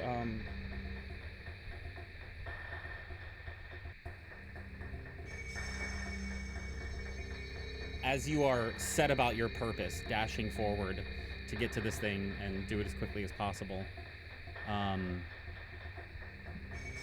you see for a split second the portal in the center of the room, which actually, I'm sorry, I just realized that Cascade's never seen this room. Yeah, I've never got to see it, which I'm kind of excited to be able to now. It's I feel way like I'm cool. joining a cool club. Have you paid your membership fees? Have you paid your dues? So that's where you came into. And then this is the rest of the room. We're all here with you too, by the way. No, you're not. In spirit. Yeah. Mm-hmm. So, Absolutely. So in this center area, a swirling thing here that's like partially obscured by mist, and you can see that there's like a portal of some kind in the center. For just a split second, you can see giant tentacles lash through the portal and then whip back.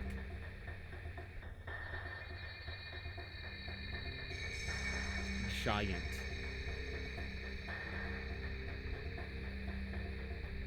I'm just writing giant, scary tentacles. Which brings us to your turn. You are in that realm, so Yeah. Like, how are you destroying this thing? She's going to... Let me see what my options I've got.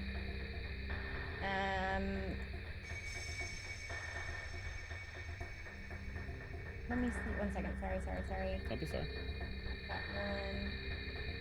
Great.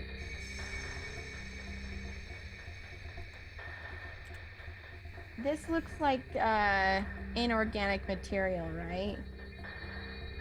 Material? I mean, it's like a floating orb of swirling energy. Yes. Of swirling energy. Okay.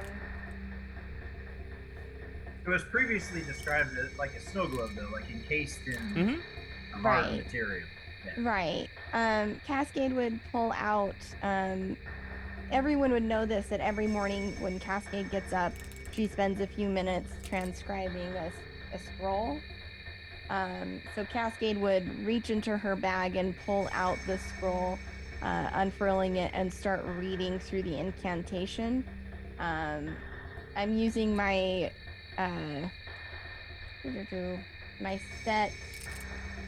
What is this ability called? I think it's just use scroll. Yeah. But because it's from my master scrivener skill, it's shatter, but it'll be at level 3. Okay. On this orb, which normally there's a con save, but I can't imagine that this thing Doesn't can have a do con. that thing. Right. So what does your shatter look like? I mean, does it literally just shatter whatever it is into a million pieces? Yeah, it's gonna be loud. There's a 10-foot sphere around this, so she'll finish reading the incantation, and there'll just be a loud sound, and it'll take 1d8 above the second level, so it'll take 4d8 thunder damage as it just kind of cracks in that area, like the crack of thunder, rumbling like the room around it.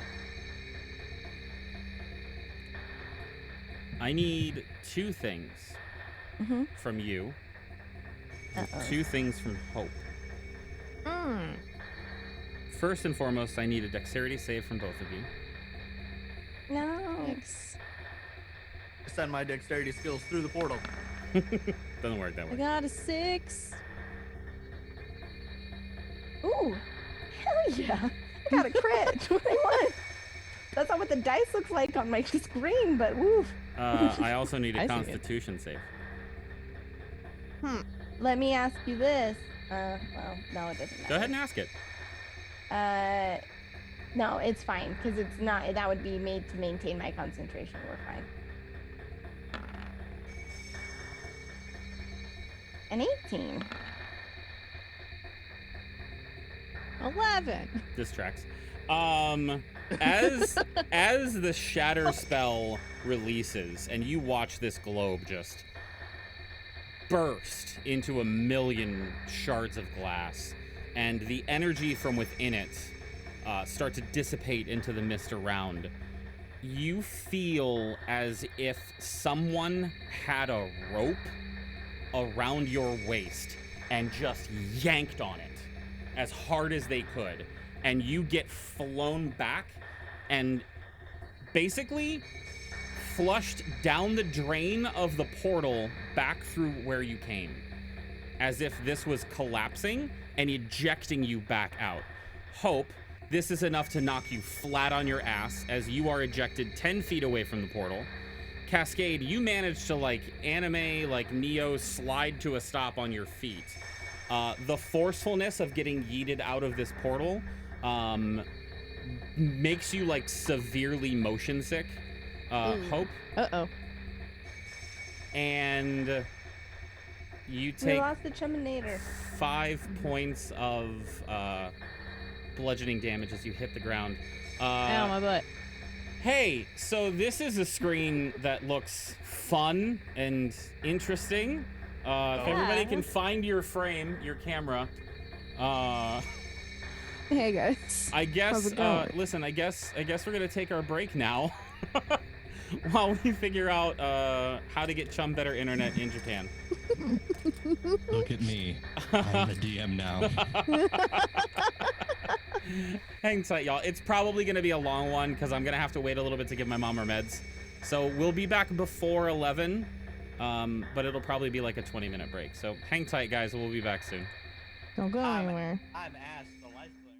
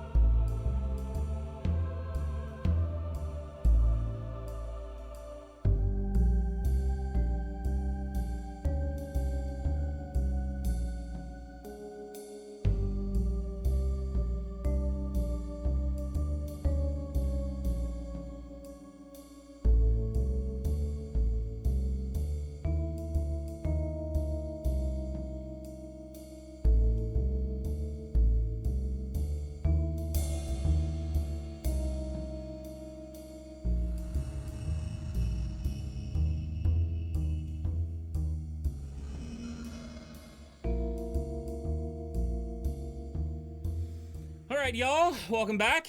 When last we left off, Hope and Cascade had just been yeeted out of the other dimension and back into this cave-like structure deep within the Thunder Peaks of Faerun.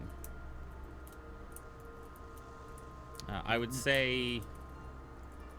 I'm on the wrong map, hang on. At the very least, Varys, you would see them get ejected. Hope getting knocked onto the ground and feeling very queasy and nauseous. And Cascade full-on Wolverine anime. As Cascade kind of comes to a sliding stop outside the portal, she'll look at Hope and look back at Varys and say, just kind of like confused as to what the fuck just happened, because that's not what she had seen happen before when they've gone through the portal. Is there some kind of roll I can make to determine what happened? Like, understanding that I've been yeeted from that space, like, I have theories, like, I suspect that it was like some sort of special dimension created just to house that, and once the thing was gone, it was destroyed. But just trying to understand, was that actually the Shadowfell, or was it something else? Okay, I guess it depends on like what aspect of this particular experience you want to hone in on. Like, if you want to hone in on some of the stuff that you had said during the break about, like, is this like a mansion thing? Is this like a created pocket dimension thing? Then it's definitely an Arcana check. But if there's another area, like, you can make an argument for another check if you want to. No, it definitely the Arcana piece, because that's the only connection she would have. Damn. Dang it. Whatever. What's your... Actually, can you make a perception check for me, too, please? Yeah. Hope, you as well.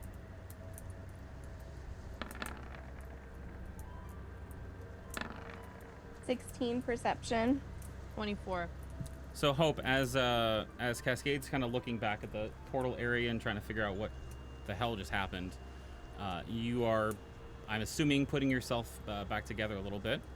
And as you're kind of like patting your clothing and everything, you feel that part of your clothing is a little tattered and frayed, as if it was something abrasive like rubbed up against it.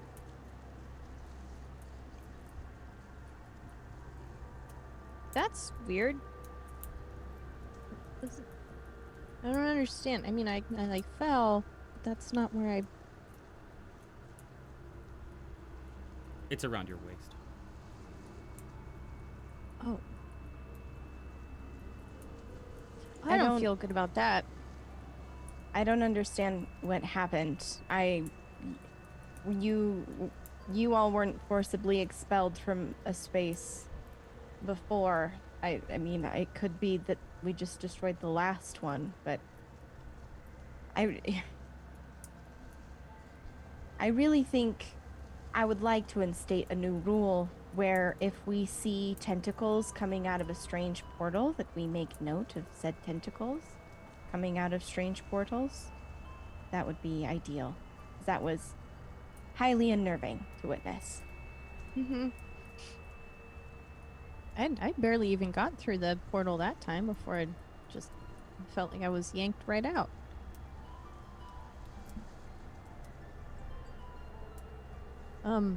Where was that amber wall?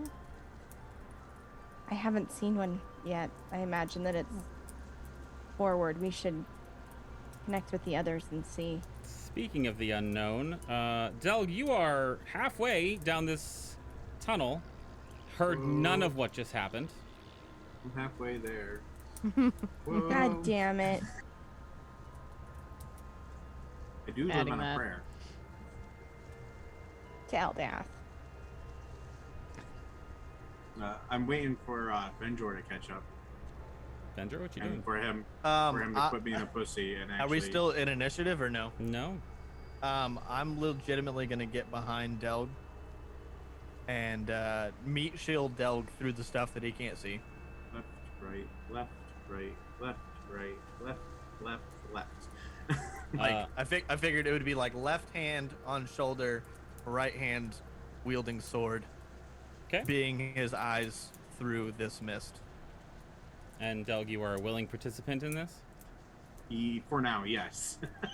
We will be going slowly, might I add. Like I understand. You will be dash, going at my pace, all right? We'll be going, but slow. But I want to see. But I also want to get as far as I want to. Okay, so we'll say that thematically this is going to take you to right there for now, and then I'll explain what you're doing. Since you're going slowly, we'll give everyone else a little bit more time to do what they want to do, which leaves us to Bree and Varys. Varys, you just saw them come yeeted out of the portal, and Cascade have a few words with Hope.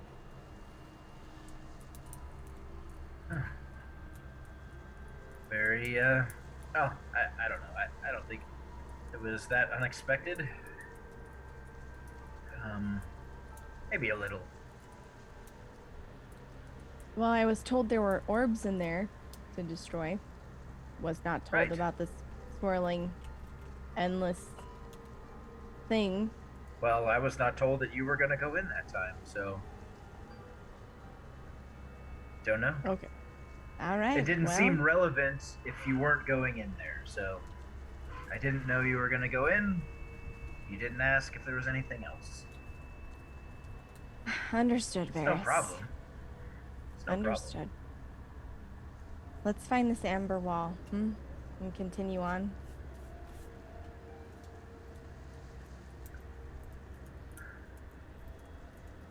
Yeah. That makes the most sense to me. But are you following along? Saying, is all this space supposed to be dark? What do you mean? Like, the stuff I can see in front of me, is that only me? Technically, neither of you can see it yet. Okay. We'll get there. Like I said, I'm hanging out until other people are catching up. Yeah. So, was there more over in this area? Or is that just a wall?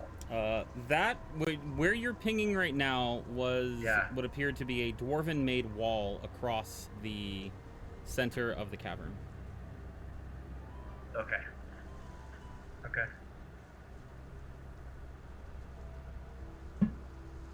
So I'm gonna send Mistral over there just to make sure it's still there. It is still there. Okay. So if you were all going to catch up with them, and nobody is not doing that, I will move this since most of you can, since we can narratively get through this. Delg and Fenjor, you are the first to see this. The room appears to be slightly different than the other rooms you've seen.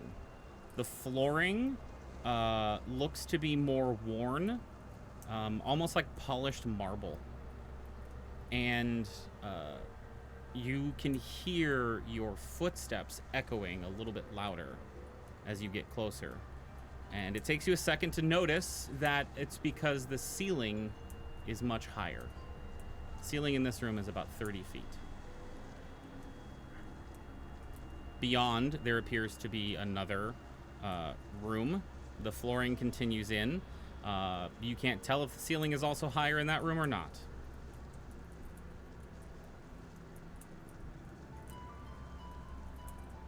As soon as they decide how they're going into the room, I'll move you guys forward. First. Yeah, Cascade would just ask that whoever can see, one person who can see go before, one person who can see go at after, kind of like to push the two remaining folks that can't see along. Yep. Dog and Pendra? I move up to the doorway, noticing that the floor's a little bit different, and I guess knowing Pendra's background, I'd ask him to see if the floor happens to be trapped or anything if it looks safe. Yes, I would like to step in and investigate for traps. I have him go in front now, and we'll make our way towards the door and have him look for the traps on the way through. Okay, roll an investigation check to look for traps on your way to the door across the room. A 1 for 22. No crit fails on ability checks. Yeah, there's no traps. I mean, it's a pretty solid floor. There's no like tiles that you're worried about being pressure plates or anything like that. In fact, there's no seams you can see anywhere on the floor. It looks like everything is ornate in nature, as if the flooring here is made to look like the other flooring with decorative embossments. And Delg, pretty easy for you to see since you had already keyed into the architecture of this place. This appears to be a much more well cared for, ornate, and decorative room. Are we free to move right now or no? I'm going to move you forward. Hang on. You got it? So you, The doorway that we went through, does that look like it was meant to be there, or was No. that like broke? Okay, Broken. so that's like just a broken in. Okay. mm-hmm. Looking up, seeing that the ceilings are higher, is there anything that would catch my eye? Yes, actually. You see a number of, like, eyelets, like, places where things could have been hung from. I'll just shout back to the group, not knowing really how far they are. Just let them know that the next room they're going to come up to is safe. We all just want to get together up here.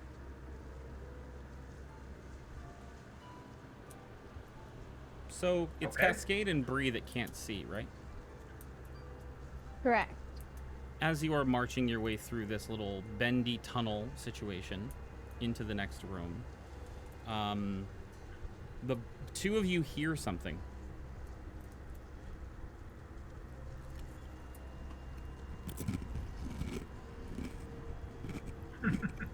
I love it. We literally only did it once, unfortunately.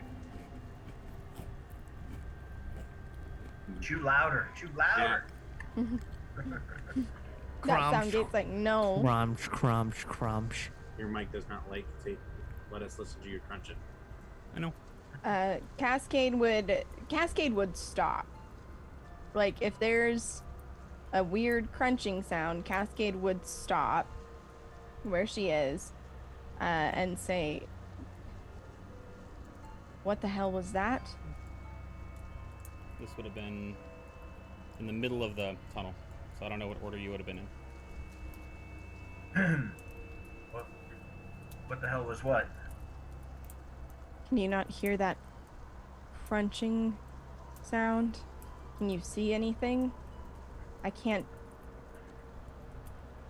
see anything, but it... I heard a crunching sound earlier, but I don't hear it currently.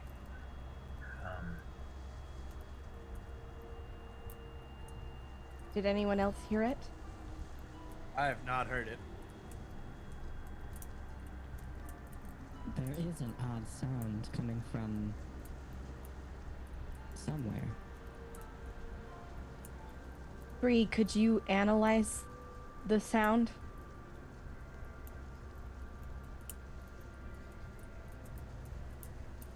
I can attempt to.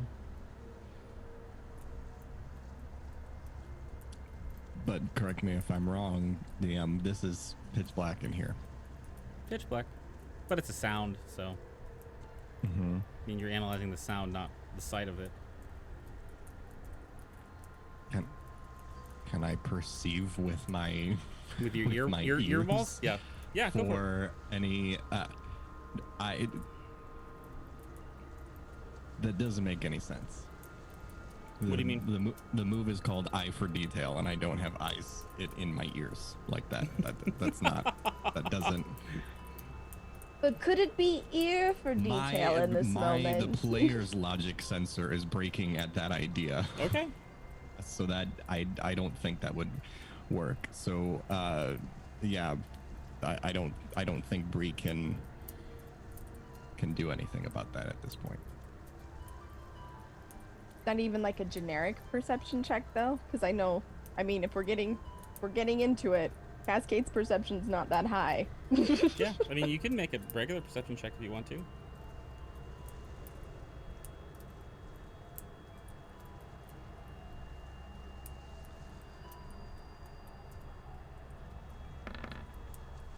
15.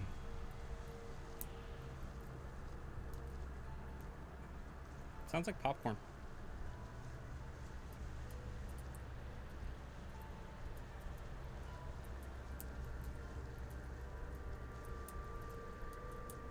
Have you guys been watched or followed by others before I joined you? They're not with you. Oh, I figured they were within earshot. I mean, they are, but you don't really know what's going on. They just stopped. Okay. Anything, Bree? Yes, I've confirmed that the sound is a sort of crunching, popping noise.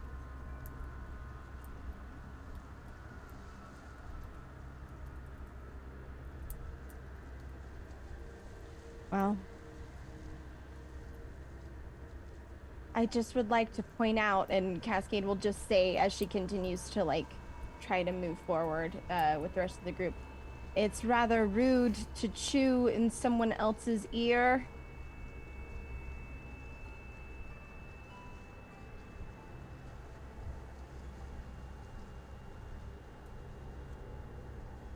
I think we're fine to continue. So now, Fenjor and Delg.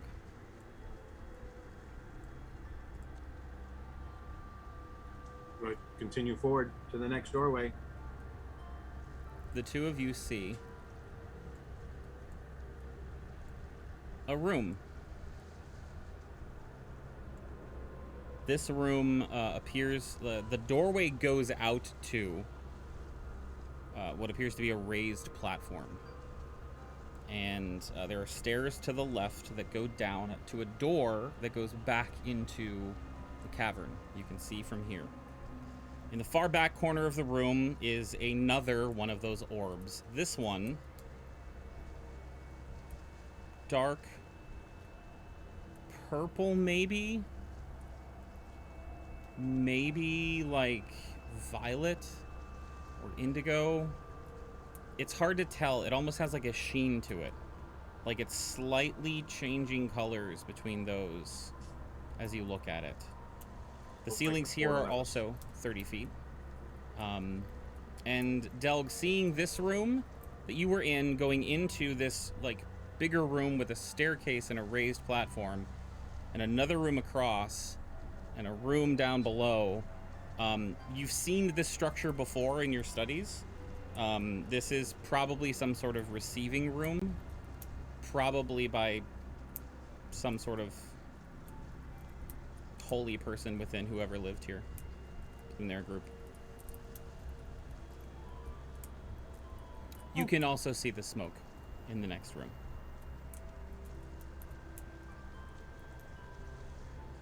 Does the orb look like the center portal at all when we were in the last room? Or different? Maybe. I'd push forward, see if we can take a look and what else there is to the left. Okay, Kind of so- wait in this room for everybody else.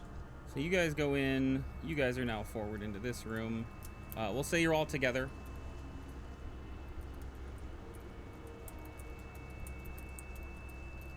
There's another orb in the next room that I don't remember seeing in the other dimension.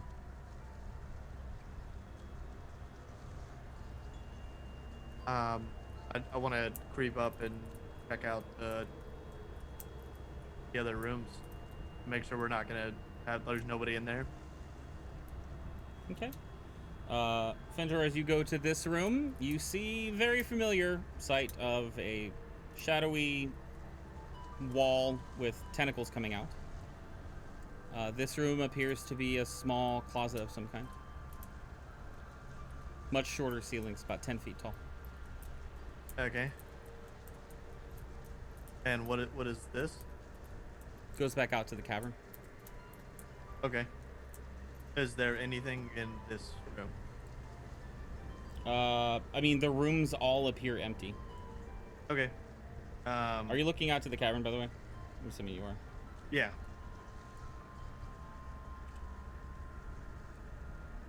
Would I assume that that is the same color as that orb?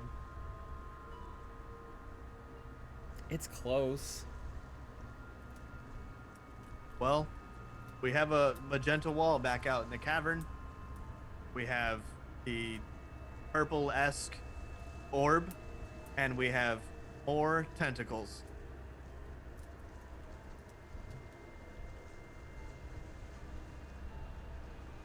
Great. So we go through and do the same thing as last time?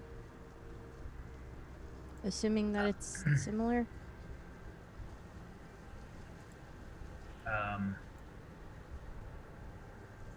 Would I have heard everything that happened with the last portal? I don't remember how far I was. No, we were in the tunnel. Okay. No, you were quite a ways away.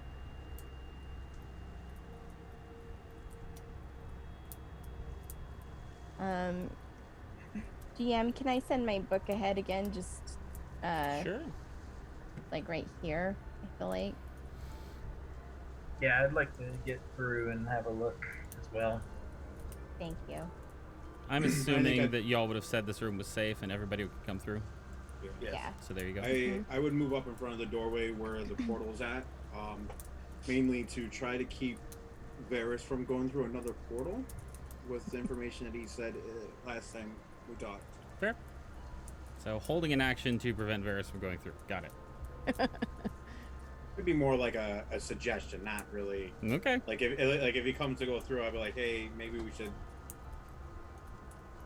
not go through. Holding a conversation. Got it. Yeah. Hold action to have a conversation. Interesting point of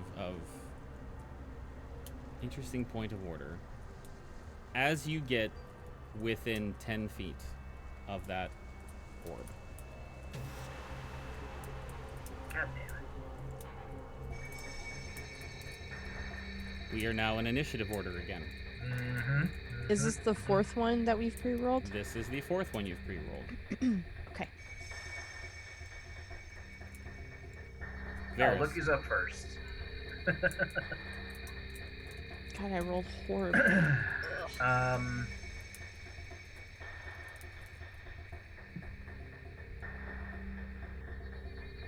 What's through that door, Benjor?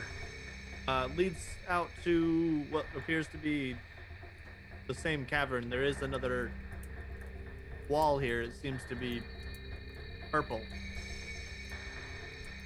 Kind of purple like this, pointing at the orb in the corner. Ish. All right. Then I'm moving forward as if I'm going past Delg into that. Doug, that proxy reaction. So as Varys gets closer, he kind of like put up a hand a little bit and be like,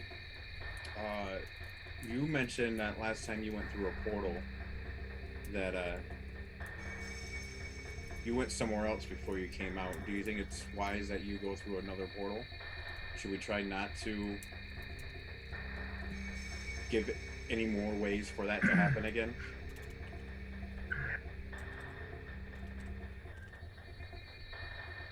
Delg, I honestly don't think it matters.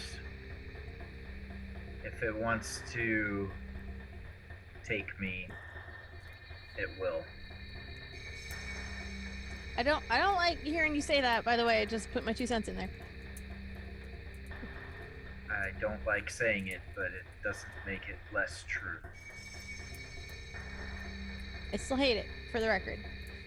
That was the extent of my reaction. I'm not preventing him from going any further. It was just a reminder of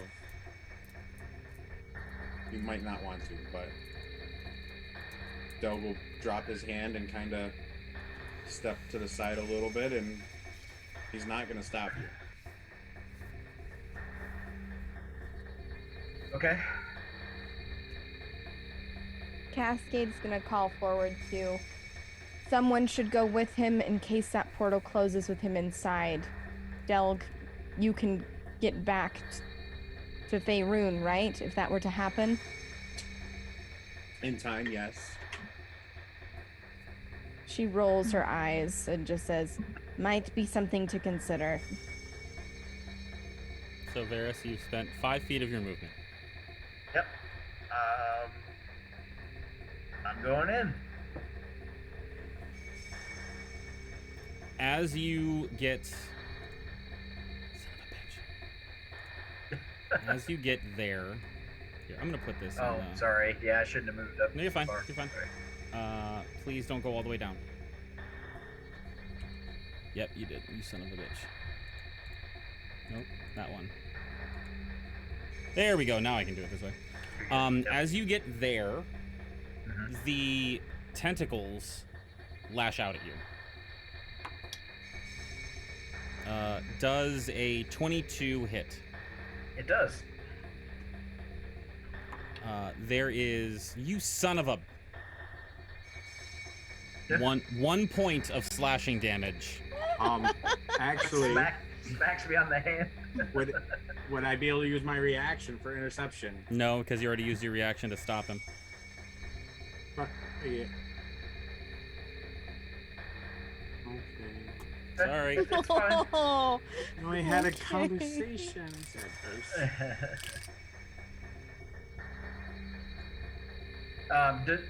So they lash out, but does that prevent me from entering? It attacked as soon as you got within range. You can Okay. try to go forward if you want to.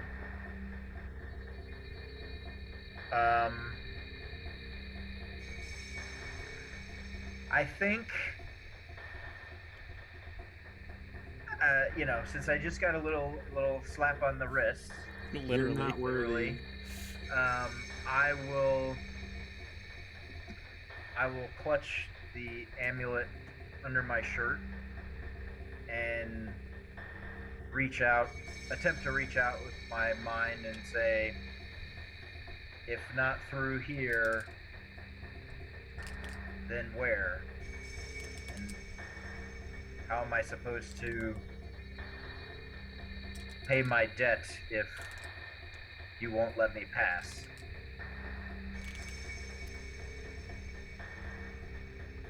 Can I just confirm that you are grabbing... What amulet are you grabbing? I have the Dark Shard Okay. amulet. Whoo! Thought you were grabbing something else for a second there. I got real interested for how that was gonna go. There's no response. Now I'm wondering what amulet he could have grabbed. right? Yeah, The fuck? me I too. didn't know if y'all had like passed off the Morningstar, like the holy symbol of Oh, no. Ravenkind or whatever. Oh shit. No, I don't know. Who has that? I think we left it in Barovia. Pretty sure you did too. I just Oh, Yeah, couldn't- we gave that to Father Donovich? Father Donovich. Yeah. Yeah. Yeah.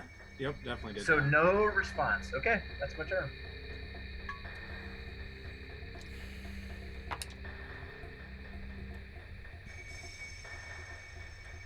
Bree.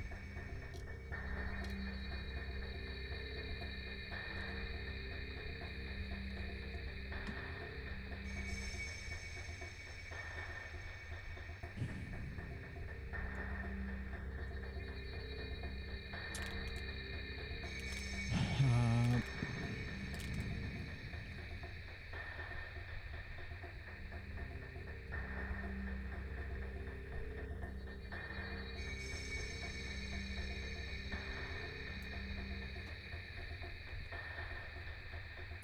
Bree's just gonna stand by and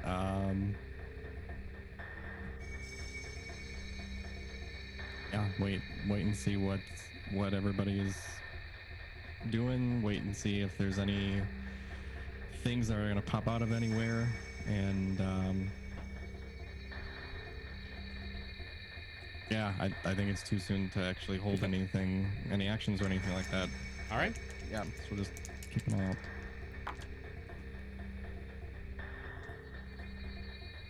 Venture. Cascade, are there more gems in that amulet we got off the Luga room? No. Can I reach in my pocket and pull it out? Sure.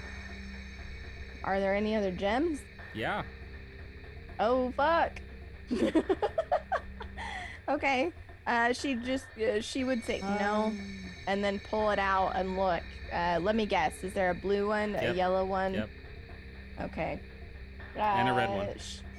And a red one. And okay. a green one. Yeah. Interesting. Yeah. Where is Fenjor in relation? Yeah. You would just hear kind of like a, no, I don't think, and then like a ruffle, and then just a pause. No, there are definitely several gems in this now. Definitely several. Awesome. I would like to stealth into the next room. Please make a stealth check for me. See how sneaky you are. Oh, not very. 33. Yeah. You Do I have slink through the shadows. Do I have free movement in here, or do you want to move me around? I will move you. Where are you going? I would like to move probably up to this doorway. Okay. So 5, 10, 15, 20, 25. That's 35 feet right up to the doorway. What the fuck is that? In this room, you see another raised platform with 2 giant statues, 30-foot tall ceiling, and what looks to be a basin of some sort in front of them. Okay. And what is that? Another constructed wall crossing the cavern. Okay.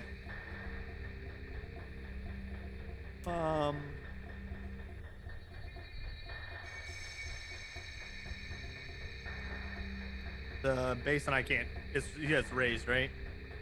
Mm-hmm. I'm gonna go to the top of the stairs. Wait, what? How was my movement here? 35. Just gonna dash and get up to that so I can take a peek into the basin. 5, 10, 15. You going closer? Can I see into that basin there? Not quite. Okay, cool. Let me get one more. 20. As you get up to the basin, it's like high enough that you actually have to like look over to see down into it.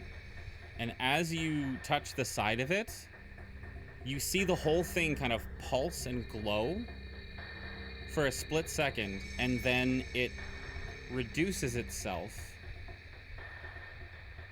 to a single image. What languages do you know? Common, Elvish, and Thieves. No fucking idea what this is. Would I be able to recognize what language it is? Make a history check.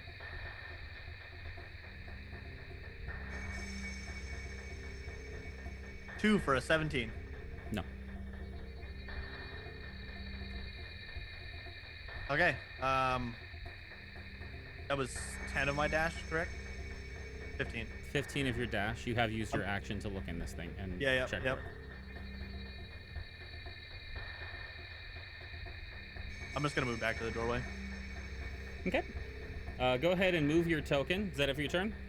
5, 10. Yes. Varys. Yes. The tentacles that are in the shadows. You see them start to like push out a little more, and it's almost like you're looking into a bed, like a bucket of snakes. You can see the tentacles kind of like writhing around each other, and the tentacles kind of push out from the shadow in your direction a little bit, and then they slowly start to like peel away, and standing there,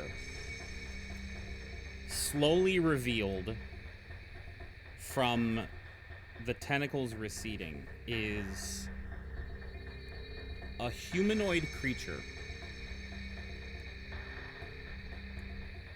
It is medium-ish height, wearing a long like tattered, torn, shabby, almost like dusty, ashy black cloak. That it's almost like over-exaggerated cowl, and you can see that its hands have these long talons on the end of it, and as its face is revealed, what are you doing?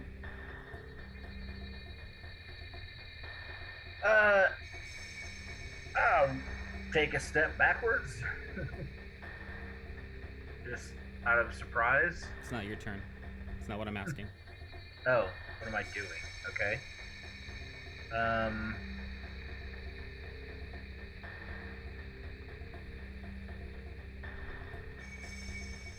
I don't know.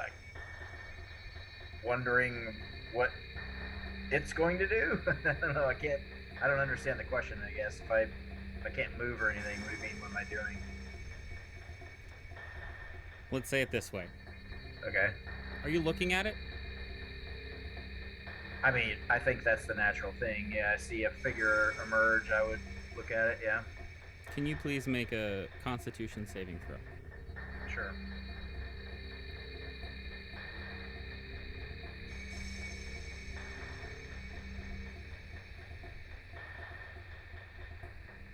$31. There is this absence of any like depth to this thing. You can see where the eye sockets are, and you can see where the mouth is, but it's distended and hollow. And as you look into these like empty black eye sockets and mouth, you are faced with the very real concept of your death. But you are able to shake it off.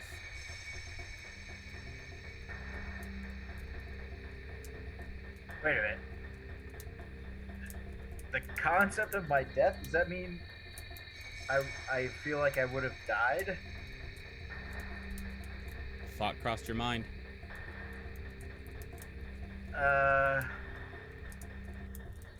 Something's coming out over here, and I wouldn't look at it if I was any of you.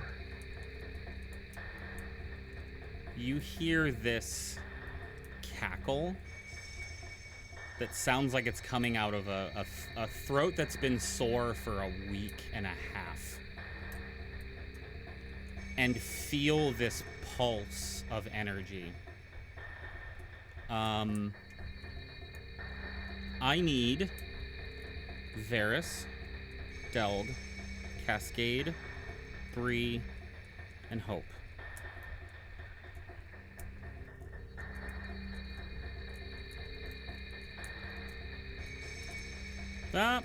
No, actually, we'll do it this way. All of you feel the same pulse of energy. And it feels like someone walked across your grave, quote unquote, amplified times 1,000. Like just a chill down your spine. And I think that brings us to Cascade. As that pulse ripples out, Cascade was looking at this amulet in her hand as it was like collecting the gems and stuff, and she was gonna be like, what's this? And as that happens and she hears Varys yell, don't look at it, she's gonna like eyes forward, bonus action, move the book. We can move up to 30. So she's gonna move it to like over to be above Varys's head. So it's just kind of floating up and will like tilt kind of down.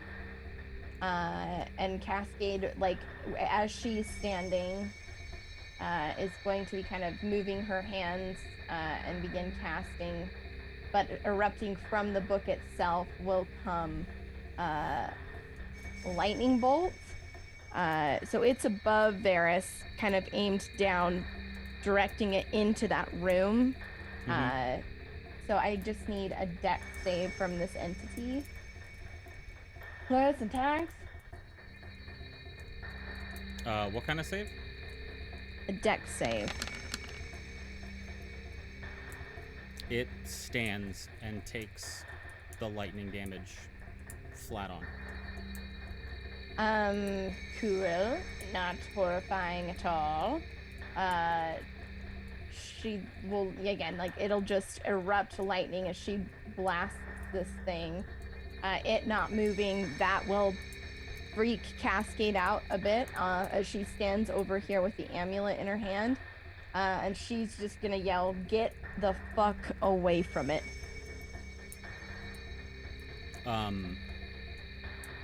It did not seem to do any damage.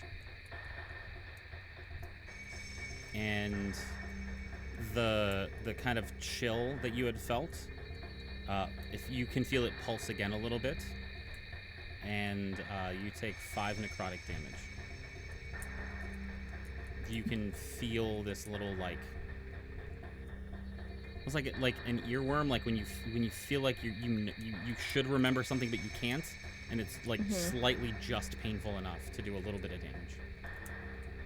Gotcha. Yeah, she'll just like yell out again, "Get away from it." Anything else?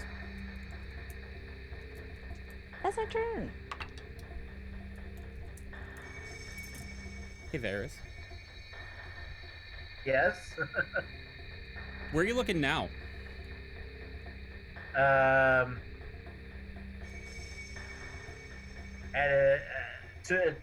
To the side and down of it, so I could kind of use my peripherals to see its like legs, but not directly in the face.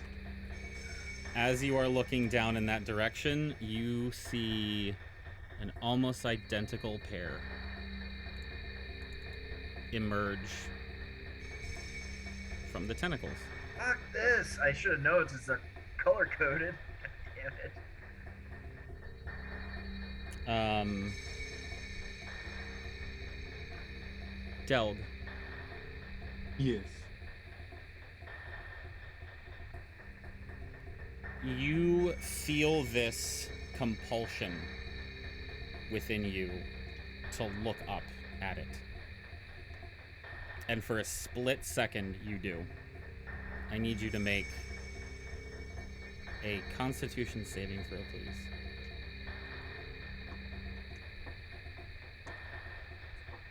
$13.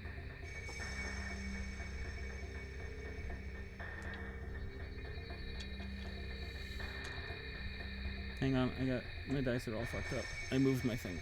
I'm sorry. Give me a second.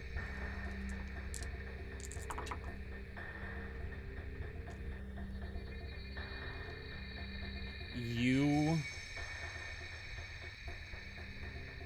in this glance, can see the darkness that you once thought about and almost embraced, and for a split second you consider embracing it again, and you almost give yourself over to this feeling, but then can shake yourself out of it, and as you come to, you feel this like searing pain behind both of your eyeballs. You take 6 points of necrotic damage. Also, meets it, beats it.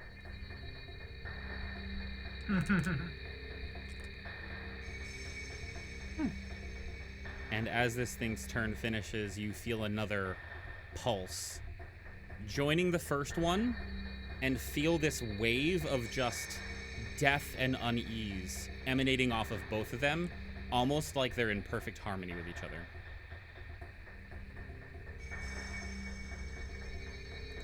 Did I recognize it when I decided to peek at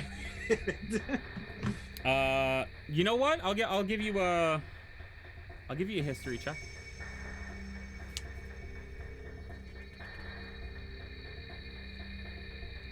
11. Shit's evil. Right. You got that it's evil. Oh, really? Yeah. Hey, Hope, you're up. Oh God. Sorry, I'm just furiously taking notes because what the fuck? I mean, I feel like I should listen and just run the fuck away from this thing, so I'm gonna try to. I think with all of my movement, I can get to this door. I need a confirmation. Are you looking at it or not? I would have been. At the start of your turn? Yeah. Okay. I need you to make a Constitution saving throw. I'm ready for it. 16. Yeah. You've faced your death before with Strahd, and this is the closest you've ever felt looking into this thing's eyes. Great. Oh God. Can I move? Yeah, you can. Okay, great. 10, 15, 20. That is my full movement. I will hold a sacred flame in the event that one of these things comes out of that room. So I am looking back towards that door frame. Okay. That's my turn. Important to note, there's a difference between looking at it and looking in its face. Okay. Awesome. So that's Cool. nothing else for you? Nope, that's it. Delg, you're up.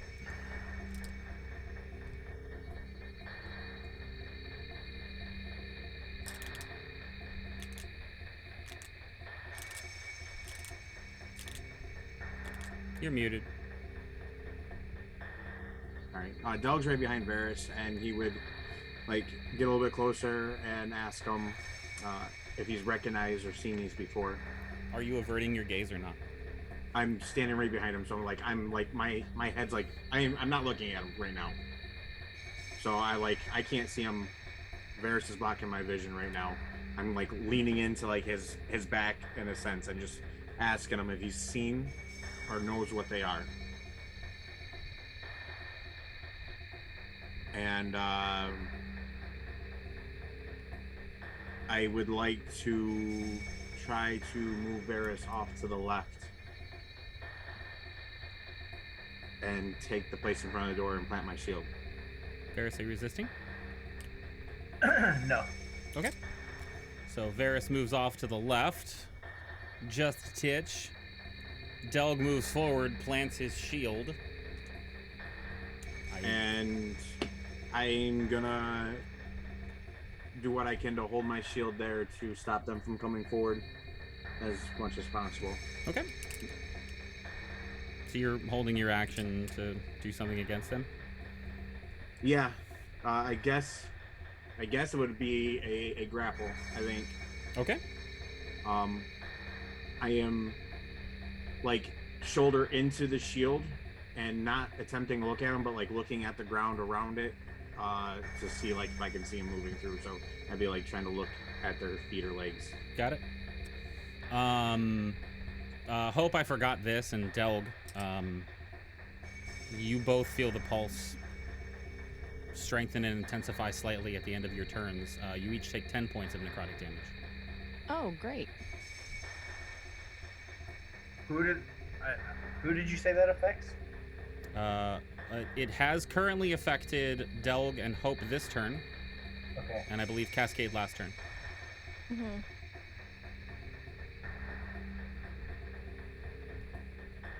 Is that it for you, Delg?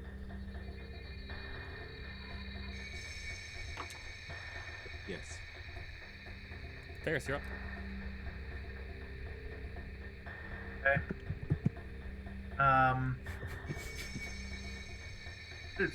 Since Delg asked me, I would contemplate if I'd ever heard or read of anything like this. Are you averting your gaze from its faces? Yeah. After the first one, it's safe to say I will not look either of them in the face again. Okay. So, since pretty much I think everybody's really kind of had a turn here, I need to know at the beginning of your turn whether you're averting your gaze. Okay. If at any point you do look at it in the face, you will instantly have to make the saving throw. Okay. And all attacks are at disadvantage because you're not looking at it. Right. Yeah, so you can make, I'll let you make an argument for whatever check you want. Came out of the portal, so it's probably from the Shadowfell. Okay. My Arcana check. Sure. Seems like a fairly mystical, magical being. Mm-hmm. Nope, that's an 8, so... Yeah, I mean, maybe if you could have gotten a better look at it.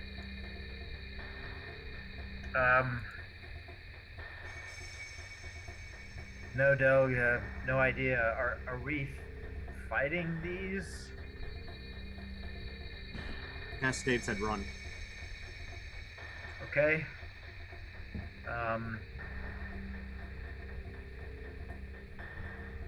Alright.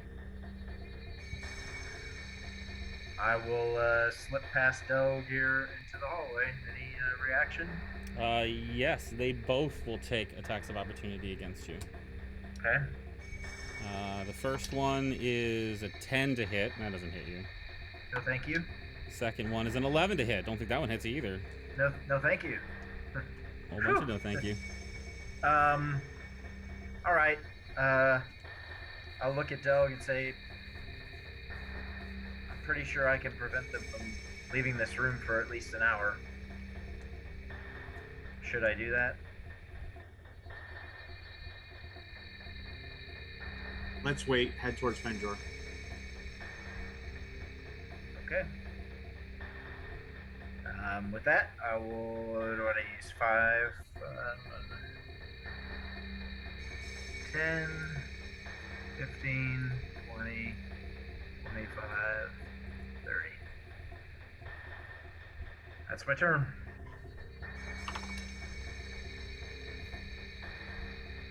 Bree, you're up. Bree's gonna move, basically replacing where Varys was, and stand behind Delg with her shield kind of at the ready. Bree, are you averting your gaze? I have not looked at these things. Yeah, as I approach, I will be head down.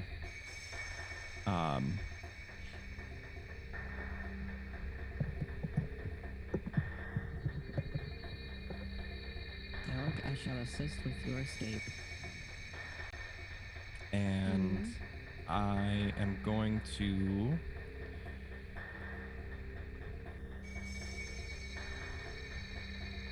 hold on to that.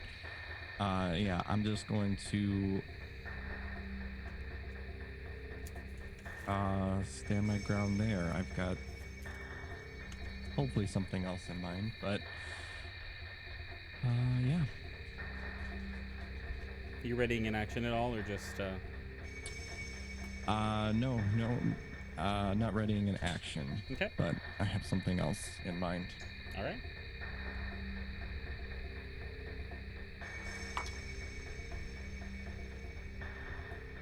Fenjor, you're up.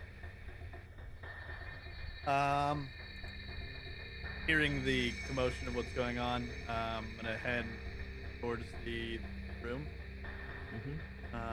Trying to get a 5, 10, 15. You can all move 30. tokens now, by the way. 35. Communicating to the room, obviously seeing you guys are a little busy right now. There's some sort of magic pool over this way. It's full of a liquid, and it says something that I can't read. Anyone able to do that? Yep. Maybe? Yep. Might be able to. Real quick point of order, Varys and Bree, you both take 10 points of necrotic damage. I say what? 10 points. No save? No. Son of a bitch.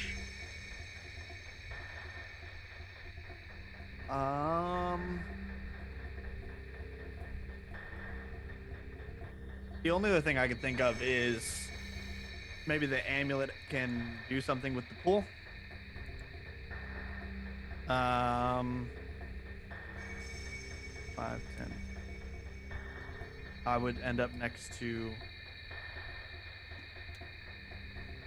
Cascade and ask her for the amulet. Cascade would just like, not even as you approach, she'd just toss it to you, and looks like she's, like, deep in thought, like, holding her spellbook, like, in her hands, and just focused on it. This is the first time you, Fenjor, feel this foreboding feeling. As you come within the range of these things, can you make an argument for why you would have known not to look in that room? No. I need a Constitution saving throw. Ah, yes. I get it at advantage because I'm holding soul trinkets, just so you know. Could I make an argument? Sure. Shum did yell not to look at him. 20. I don't know how far he was away if you could hear that, but he did yell out, "Don't look at him." How loud did you yell? I mean, my intention was to make it so everyone could hear what I was saying. You have a pretty high passive perception, or no, you only have 16. Yeah, I'd say that you could hear it, so you don't have to look if you don't want to. Yeah, no, I don't want to look in there, but I rolled a 20 just in case. Sure. I don't even want to look at what I know. I can see it through the corner of my eyes. I don't even want to look at Discord. I looked at Discord. Damn it. Make a con save, bitch. Ah, shit. Damn it. Yeah, thanks a lot, gross. asshole. Is that the end of your turn, Fendra? Yes. You also take 10 points of necrotic damage as you feel this pinging behind your eyes that reminds you of your mortality. Seriously, Dice? Fuck it, seriously? Don't tell me it's the good ones, the pretty ones. It is. Fuck. They're working in your favor, I wouldn't swear. I know, but they're like really pretty and I feel bad. I don't even know what the pretty dice look like. They're beautiful. They're very pretty. Here. Let's see if I can put them to the camera. Ooh, they are nice. They're like blood red with flecks of gold. They're called A Thirst for Blood. Fit for a DM. So Fendro, your turn's done. That brings us to Red's turn.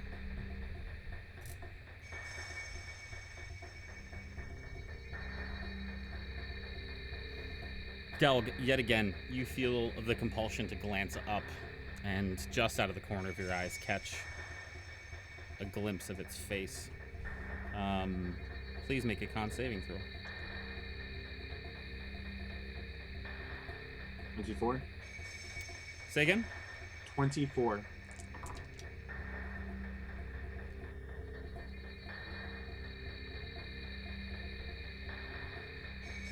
The feeling intensifies, causing 13 points of necrotic damage. You can feel yourself getting closer and closer to death with every one of these. Cascade, you're up. She tossed the amulet to Fenjor. She's focused on her book, and like there'll be a second as you watch like her like formulating a plan, and like she'll nod and start just look at Fenjor and say, "We need to go," and we'll move out of the room. Let's see how far can I get. Yeah, she's trying to get away. Passing through the room over to where Hope and Varys are. On the way, she's going to look back at Bree and just call out, "Get him out," and she'll release a spell from her hand that will like spiral and tap into the back of Bree's back, as Cascade casts Enlarge on Bree. So the target size doubles in all dimension and its weight is multiplied by 8. It increases by 1 size category, so she'll go from medium to large. Until the spell ends, you have advantage on straight checks and saving throws. Your weapons deal an extra D4 damage. Mecha Bree. It's the Megazord. So yeah, go for it. And as Cascade's running, she get him out of there, turns and looks at Hope, and Vera says, "We need to go." And I'm going to bonus action move the book to be here. Or here, it's not pinging. Here in the room, so it'll like float up and over. And like kind of up on the ceiling, like looking down at these things. Never looking at its face. When she perceives through the book, she's kind of looking at cowl and cloak, never looking at its face. Okay. Where are you running to? Let's see. Where's the door for the room that I guess I'm trying to get like here, where Fenjor saw the stuff. Yeah, 30 gets you to there. Perfect. The door was right there. Yep. Perfect. Anything else? Yeah, she, as she's running particularly to Vera, say, "My magic did nothing. If those things can die, it's not by our hands." And that's my turn.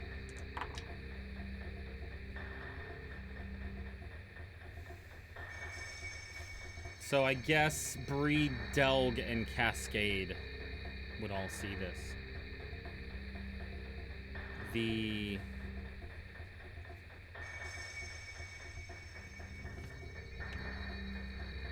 room gets suddenly very dark.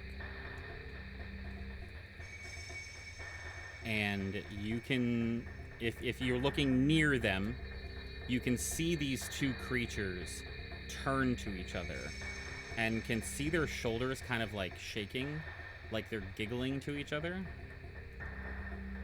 And you see coming out of the portal this giant hand. It looks like black shadow, gnarled knuckles, almost like tree bark-ish, but just black as obsidian, come out. And Cascade, you just cast Enlarge on Bree, and you have a pretty decent idea about how big Bree's hands would be if you were to look at them. These seem a little bigger.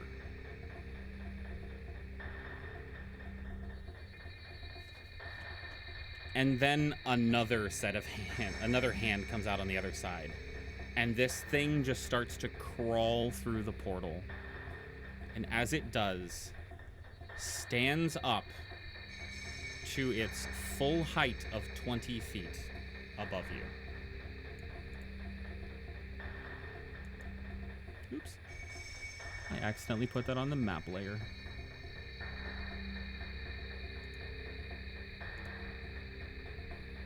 Well, this is going to be difficult to get out of here now, isn't it? Hang on, roll 20. Is your undo button going to work? Yes, it does. Thank you. There's an undo button. I'm just kidding.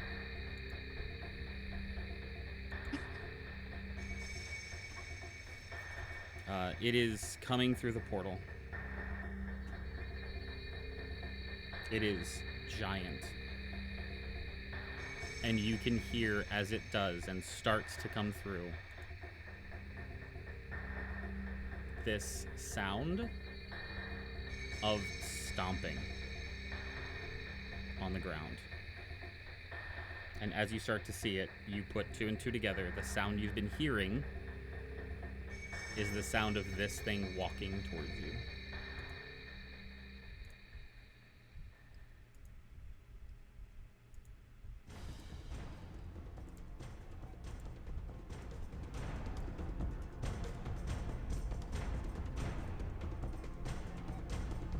Hey, Delg. Yes. Well, first of all, Cascade just went, right? Yes. Yep. Which means this guy is at 7.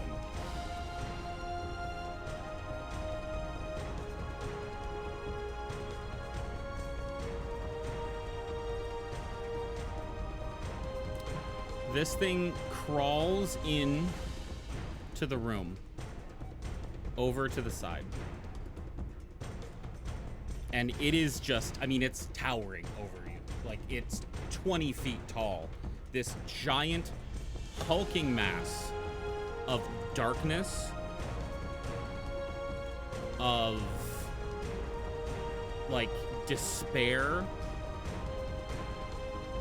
There is something so off and so unnatural about this that everything about it seems the most unholy you've ever experienced. It has these giant horns that are twisted in multiple directions that don't make any sense, glowing eyes that seem to pierce through you, and the aura around it looks like there's a constant, like the constant fumes of black smoke coming off of its skin.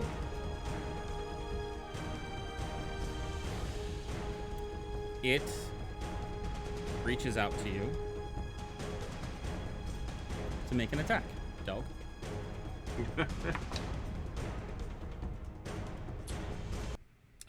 17. DM. Yep. I'm going to use my reaction, fighting style protection, while wielding a shield and a creature you can see attacks a target other than you within 5 feet. I can use my reaction to impose disadvantage on the attack roll. Okay.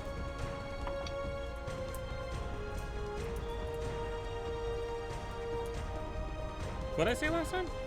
17. 17. It's the same roll. Actually, it was 5 both times. So, 17. No, thank you. But I just want to point out he just said it was 5 both times, and it was Yeah. that's a plus 12. Plus 12. Yep. I'm not ready for this. I'm a repeat. Run. As Run it takes faster. as it takes a swipe at you, and you feel its gaze like kind of piercing into you, its other hand comes up and points at you. I need a wisdom saving throw.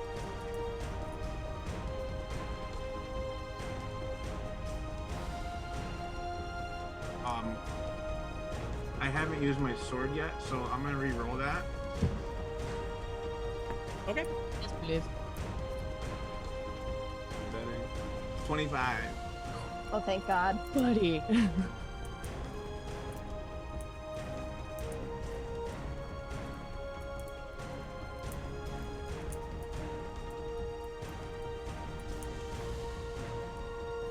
The fear in your heart that you feel whenever this thing points at you, knowing what pointing usually means from creatures and things like this, Yeah.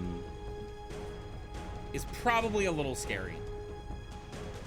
And the fear and intensity that you've experienced around you from the aura from these 2 little chittering fuckers at its feet intensifies to a point that, what'd you roll, 25? Yeah. You feel okay now and you feel like you can stand, but not by very much. Okay. It is now Blue's turn.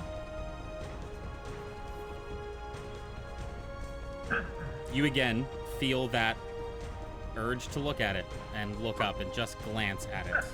I need a Constitution saving throw, Delg. Save throw, save throw, save throw, save throw. Get away from it! 24. Okay. Da, da, da, da, da, da. You take 10 points of necrotic damage. A lot of damage for a save. That's half damage, so. I know, that's my point. It is now going to move as well. 5, 10, 15, 20, 25, 30.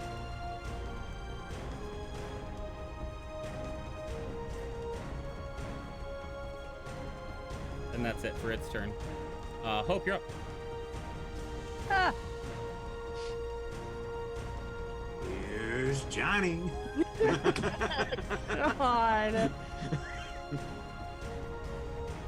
Yeah, I think I'm still just gonna. Damn it! I want to help, but this sucks. This sucks a whole lot. I can't see that thing. I don't want to see that thing. I see a giant brie, and that makes me very happy. Are you avoiding your gaze? Yes. Fuck that. I'm gonna try and run into this room with my fucking 20 feet of movement. 10, 15, 20, that's as far as I can go. I think for my action, I will Stop. dash and try. As you start moving Damn it. on your turn, the just evil energy pouring out of that room stops you in your tracks. Like, you are like complete, like, analysis paralysis. You're like, I don't know what to do. I need you to please make a Constitution saving throw. Sure thing. 11.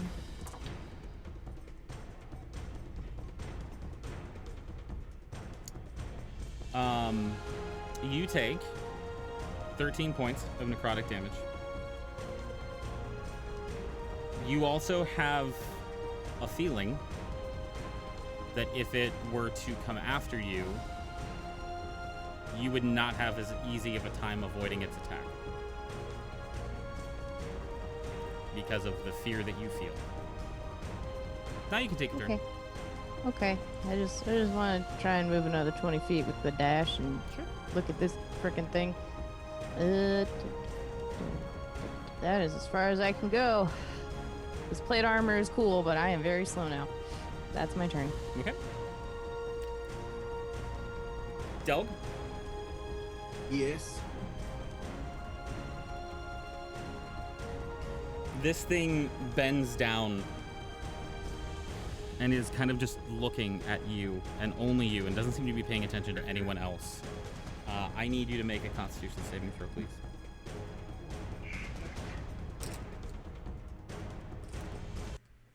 Ten.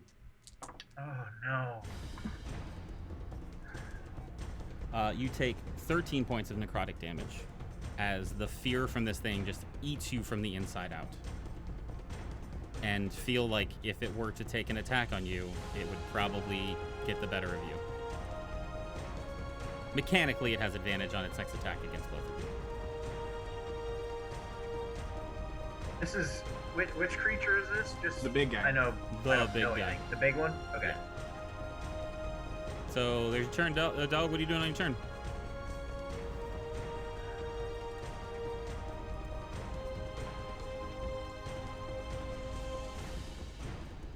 He's really big.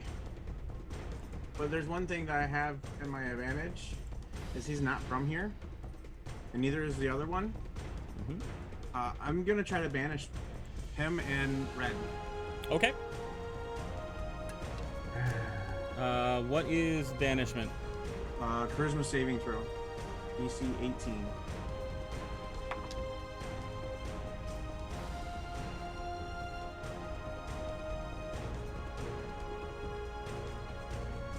Was that the big guy or is that the red? I was doing the big guy first. Okay. Here's I will turn my camera on if you want me to. Because of all of its stats, the one you wanted to target was charisma, and it still meet it. All right. I rolled a 19, and its charisma's -1. Oof. Oh my Ooh. All god. right, but red's still up. Red's still up.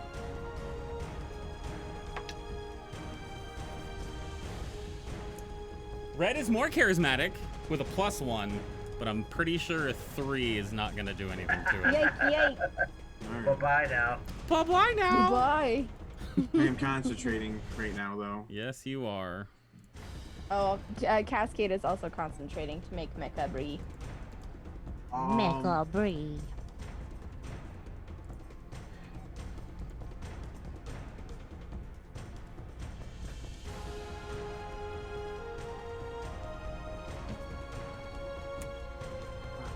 I mean, I'm gonna attempt to go to the hallway. I have 25 feet of movement with a cavern, so I should be able to make it right in front of the door. Okay.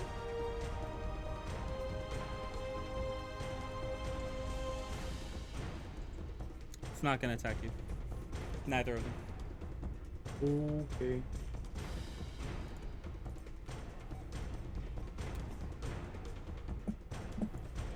Anything else you'd like to do? I can't move You my gotta guy. go outside the door. I have it set that the lines that I don't know where 25 feet is. Sorry. It would have been right where Varys is, so this is fine. Okay. And yeah, closer to the door. that's my turn. 5 points of necrotic damage from the other aura that still remains. Hey. Ferris, you're up.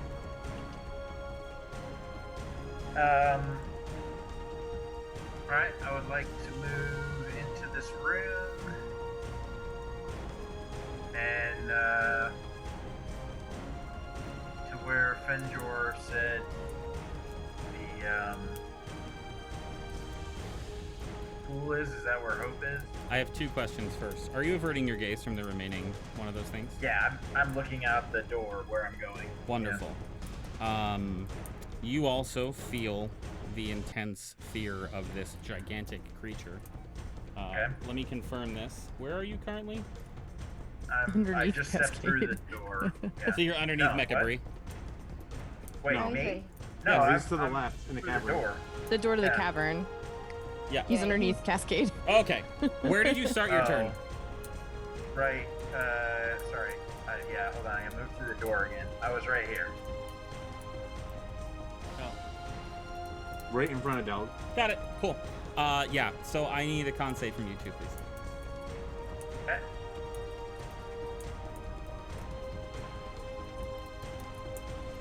$23. You catch your breath and are terrified that you are not going to be able to do anything, or that something is going to hurt you a lot. But you are able to muster your strength and move on, and sadly do still take 5 points of necrotic damage. Okay. 5. All those temporary hit points are now gone.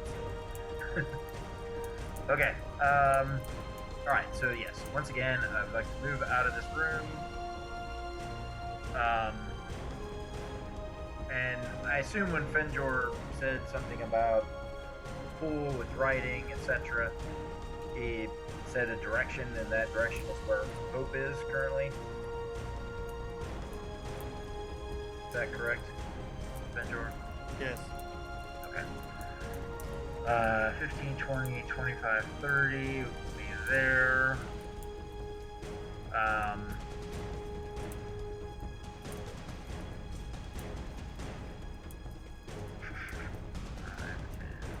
I'll go ahead and use my action to dash into the room. Okay. Which will put me there. then I have to wait till. Hold on, let me double check that. I'm pretty sure it's an action spell. But let me just check. Yeah, so I'll have to wait till next turn. Okay.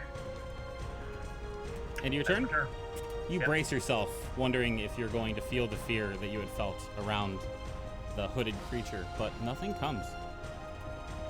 I'm gonna do a con saving throw real quick because I did take 5 damage at the end of my Oh, turn. yeah, Yep. I need to do that too, since I took the necrotic.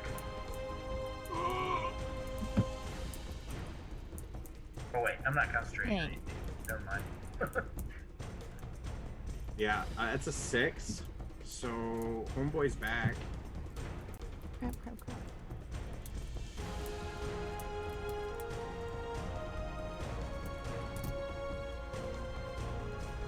Oh, I'm on the wrong layer, that's why I can't touch it. Okay. Anything else? No. Varys, as your turn starts, I need you to make a Constitution saving throw, please. That's Bree, right? Yep, Bree. Sorry. Is making a Constitution saving throw. Mm-hmm. Unless you are immune to anything you'd like to tell me about. Everything. I'm immune to disease and resistance against poison. No, still got to make the con save. 14. You take 10 points of necrotic damage from the visceral fear that is emanating from this thing. It's on your turn.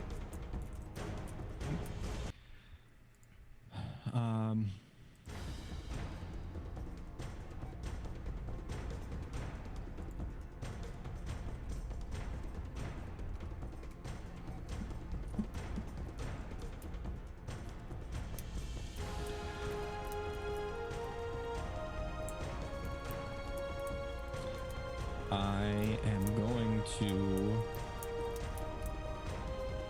try and fend these things off. I'm going to take one swipe at blue. Okay.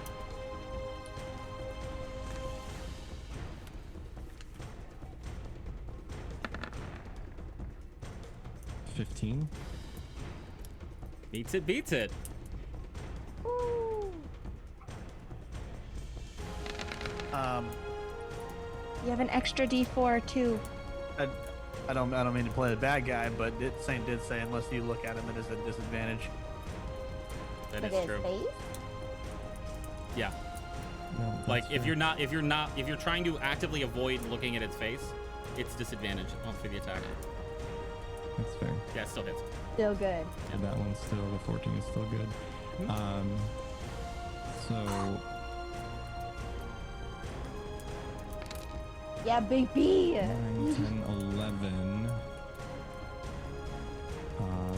piercing damage. What are you attacking? Blue. Okay. Just from my notes. So that one was the blue. The second one, I'm going to be kind of... So I'll just kind of wildly swing away at blue, but then I'm also going to bring the weapon around and kind of wildly hit through the door, kind of like taking a knife in to get the last bit of mayonnaise at the jar, but like trying to hit whatever this thing is. So I'm aiming for the big one, but I'm still not looking. So Sure. You know what? I would say I'll say like you can hit the big one at normal without rolling disadvantage. oh, It's okay. just if you're trying to attack one of those things without looking it in the face, because it's actively trying to like look at you Okay. while you're attacking it. Yeah, that hits. Go ahead. So 21 or 29, yeah, Yep. it's gonna be that one. And do I still get the? Mm-hmm. That's the yeah, because I'm So you're not big anymore. because I'm big. Boys. That's Get that 4, D. Fuck yeah, let's go. 13 Okay. piercing damage to the big one. What kind of damage? Just piercing? Yeah. And since I'm bigger, that means space becomes different. I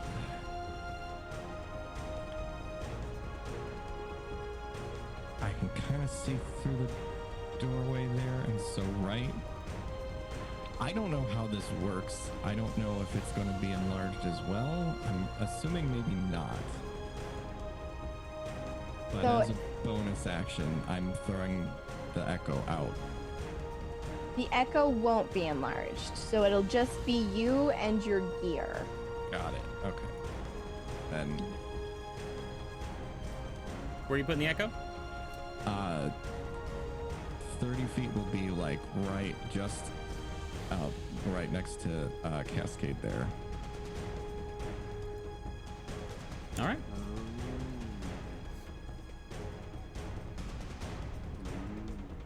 And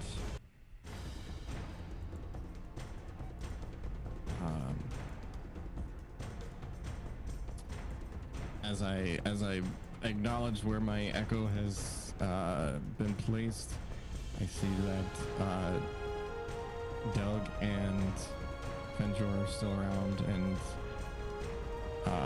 Bree will instruct them to Please make an expeditious escape through that door.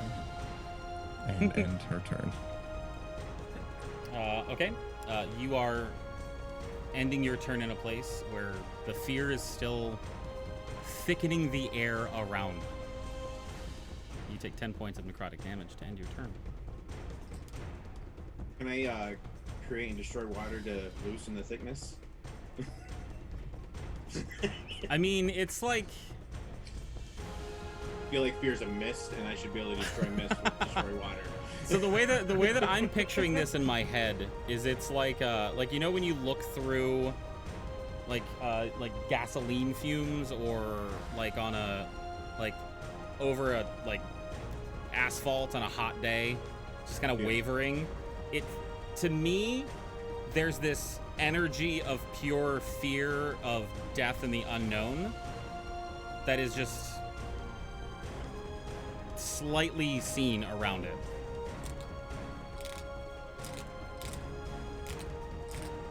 Benjor, you're up. Okay, you want me to just make them a con save now then? Yeah.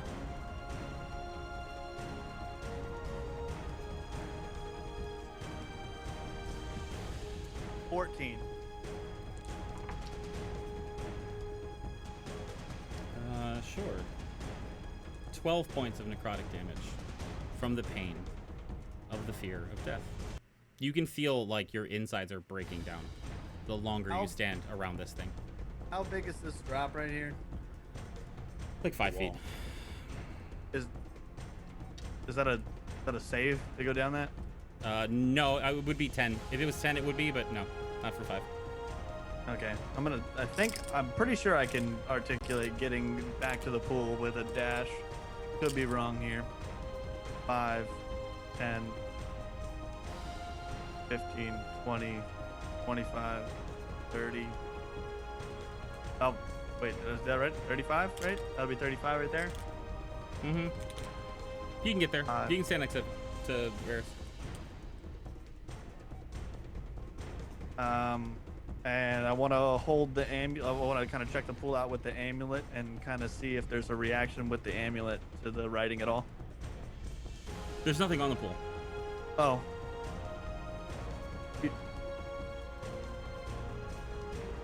You said at the bottom? Oh, yeah, no?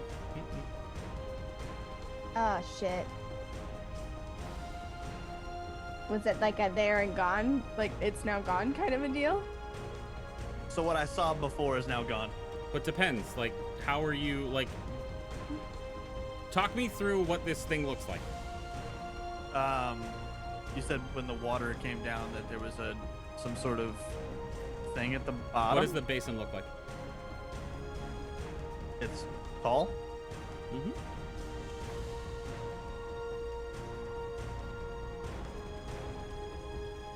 I'm missing something, I guess. Yes. Nobody said that they're touching the basin. Yes. Okay, so Nothing my is currently happening. Yeah. as my action, I'm gonna touch it then. You can see it glow like it did before. There's a different symbol on it this time, though. Also, you were expecting the feeling of this fear that had happened at the end of all of your turns to be there, and it's not. So good on you. Hey, Red's back. Red will 5, 10, 15. 5, 10, 15, 20, 25, 30 puts it right there.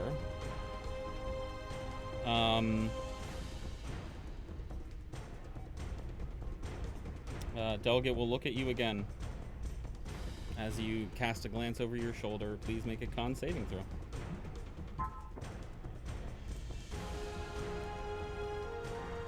A 9.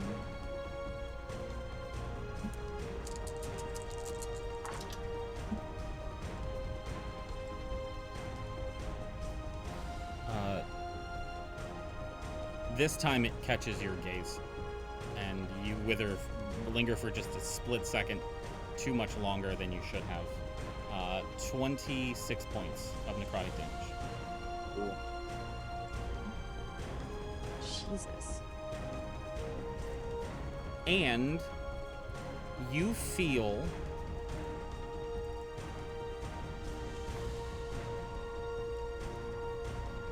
the aura around slightly lessen. Cascade, it's your turn. Cascade is, the way I see it, she's wrapped herself around the door. Like, she's not looking into the room. She's got her back, like, flat on the other side, kind of waiting for people to pop through. And she's going to mentally direct her book to move here. As you go to do that, there is a small twinge and paralysis of fear. I need you to make a con saving throw. God damn it. Come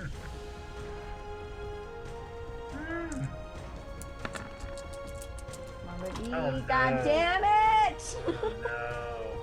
No. 17 points of necrotic damage. And you have a pretty good hunch it would get the better of you if it were to attack you. Great. She, like, takes that and, like, kind of shudders and grits her teeth as she finishes casting out her spell. And again, it's like the energy on her, like, hands, like, dances as she's doing it, and then she just slams her hand on the open book, and the energy transfers, like, from the book and, like, appears in the little spectral mind. I need big guy blue. I'm casting lightning bolt at 6th level. Okay. Swapping out for radiant damage. Okay. And I need just a dex save from those 3 homies. I need a con save from you first. God damn it. This is for your spell. Oh, for enlarge. Mm-hmm. Cool, you're good. That's a 16. You Kelly, said I'm so glad it swapped. Woo, I'd rather take the damage. you said dex save? Dex save, yeah. Let me, Okay. and I'll just For let me do big this boy. thing. Ooh, nat 1 for big boy. 19 for red, and blue is 6. Okay, so they're gonna take 37 radiant damage on a miss. That's gonna be what? 15, 18? Is that right? 18 on a save?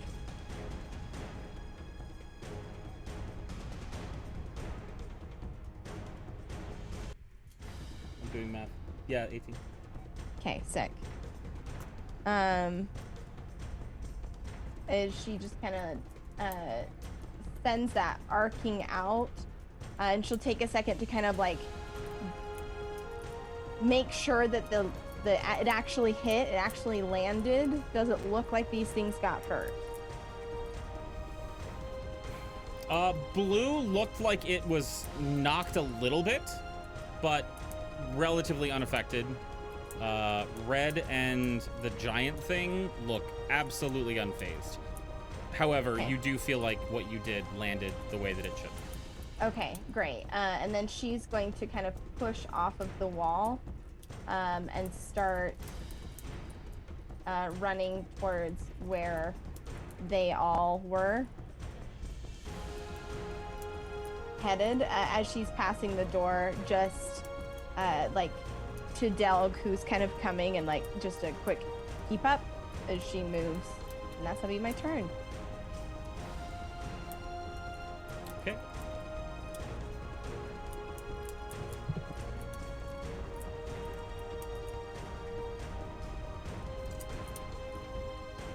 That brings us to Big Boy's turn.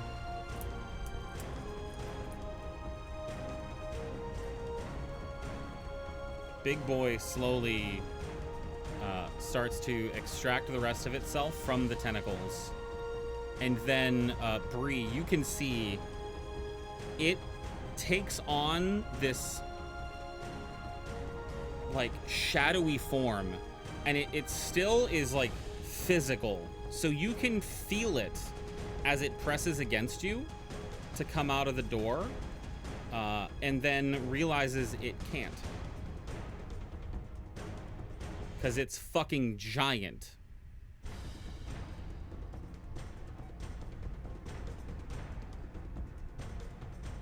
However,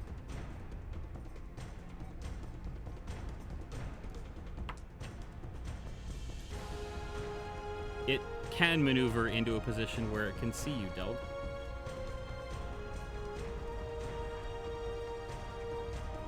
Hey, Delg.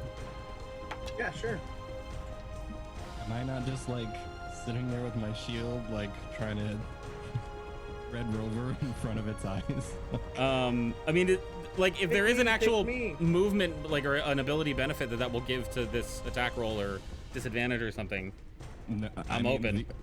The literal only thing I can think of is that reaction where it's protection. I'm wielding the shield, and I'm kind of just getting in the way. But that's definitely written for a physical attack, so I totally get that it's not meant for like this kind of stuff. Okay. Her shield is twice the size it would normally be. Okay. She's essentially wielding a wall. That's true. So I'll give you 3/4 cover if you want it. Does that sound fair?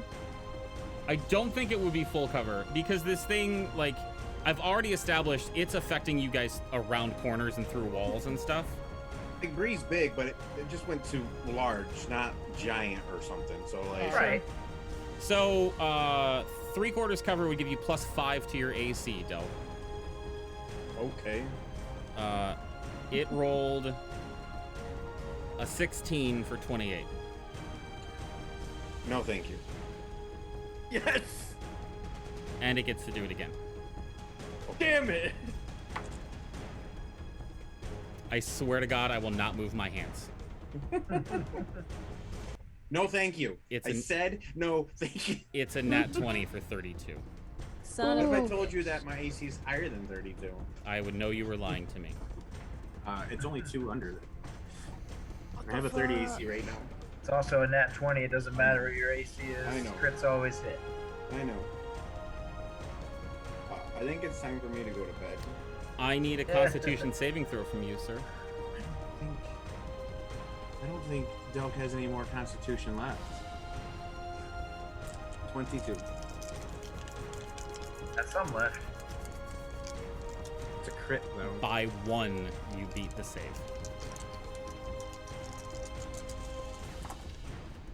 Jesus. Sorry. Saint's just so happy that he hit you. Right?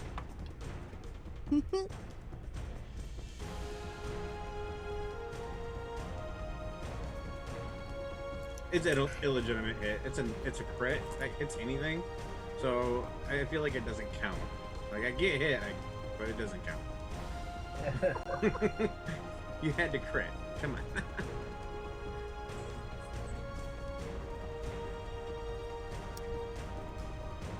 Is it gonna insta kill me? That's a lot of math you're doing. It is a I don't total. want it. It is a total of 41 points Nope. Oh, of cool. necrotic Delg's- damage. Delg is now currently sleeping. In addition, your maximum HP is reduced by 41. Ew. In addition, Delg's gone. Delg is dead. This thing, in its focus, sucked the life force right out of Delg. So do I just not have to worry about my max HP? Well, technically, you get it back after you get it back after you finish a long rest. So Well, I think I'm currently long resting. I think you are. For a long time. The long rest. This is the long rest of the century. That is its turn. Bree, you feel almost instantaneously as you hear the whatever death grunt Delg would have put out, that the energy that was around you is suddenly just gone. There is no sort of permeating fear in the atmosphere around you anymore. It is now Blue's turn.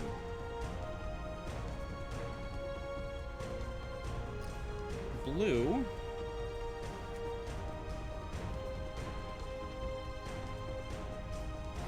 (5, 10, 15, 20, 25, 30, 35, 40, 45, 50, 55, 60. Son of a bitch. I don't want it. As it comes to look inside of this doorway, you hear a scratchy voice that calls out your name, Varys. What do? A scratchy voice that calls out my name. It sounds like the giggles that you had heard before. I ignore it. It's followed up by a single word. Interest. Interest.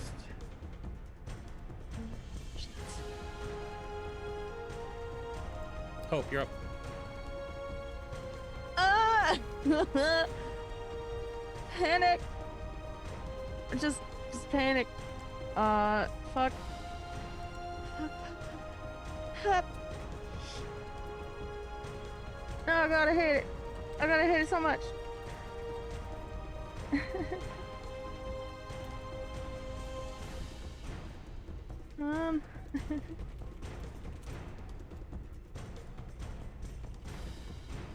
I am going to try and cast Guardian of Faith and put it right in front of the doorway.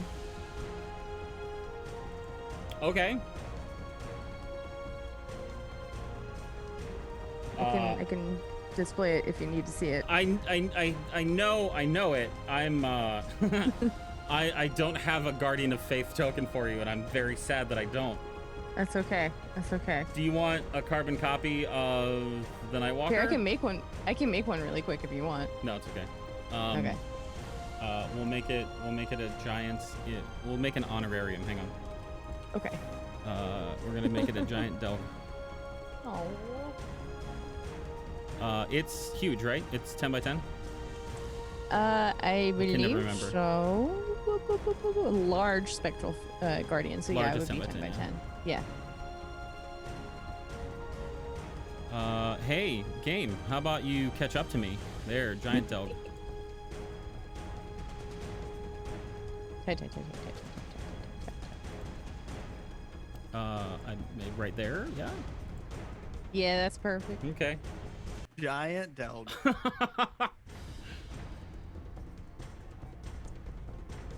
Okay, where did that go? Hello?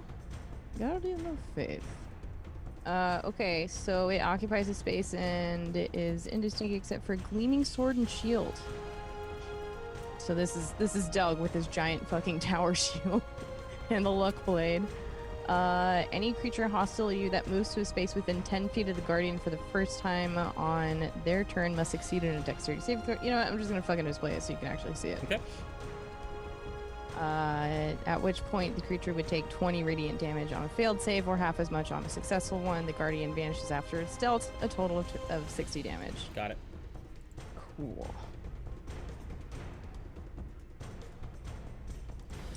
Then I'm gonna move over here.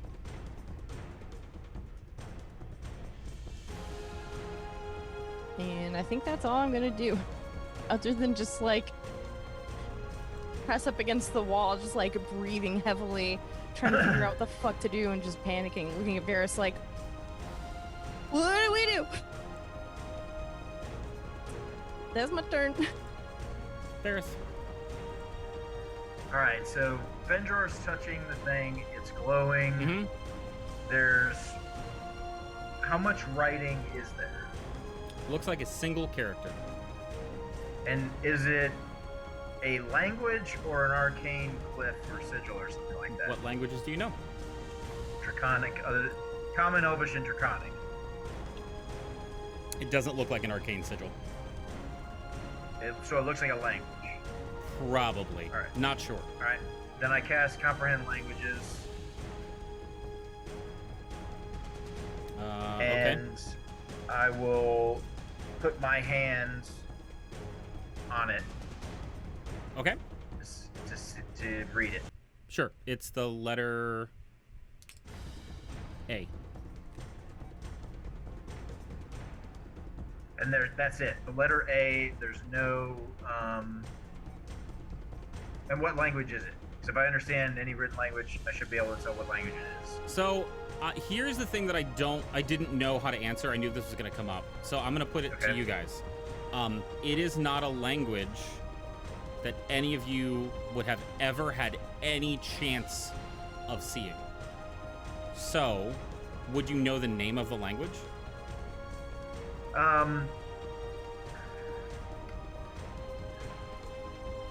You understand any written language that you see. Because the idea behind this is that it's not an ability that Varys has, it's something that his patron gives him. So even if Varys didn't know the language, it's like this, it's all-encompassing knowledge. I feel like it translates it into common form. Okay. That's how I feel like comprehend language works. I'll tell you what language. I'll tell you what language it is. It's. I'm gonna butcher the fucking shit out of this. It's Nisabidi. Okay. I mean, I don't think it helps us at all, but all right. So it's just the letter A. Mm-hmm. No other writing on this thing. Correct. And does anything match that? Anything else match it in the room? Not that you can tell. Letter A. What the fuck?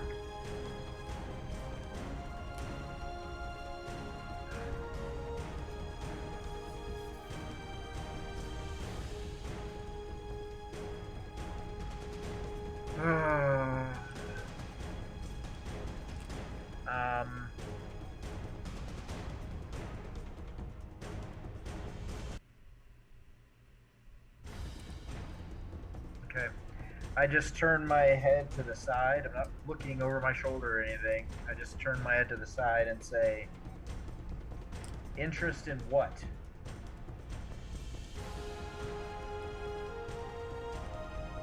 And that'll end my turn.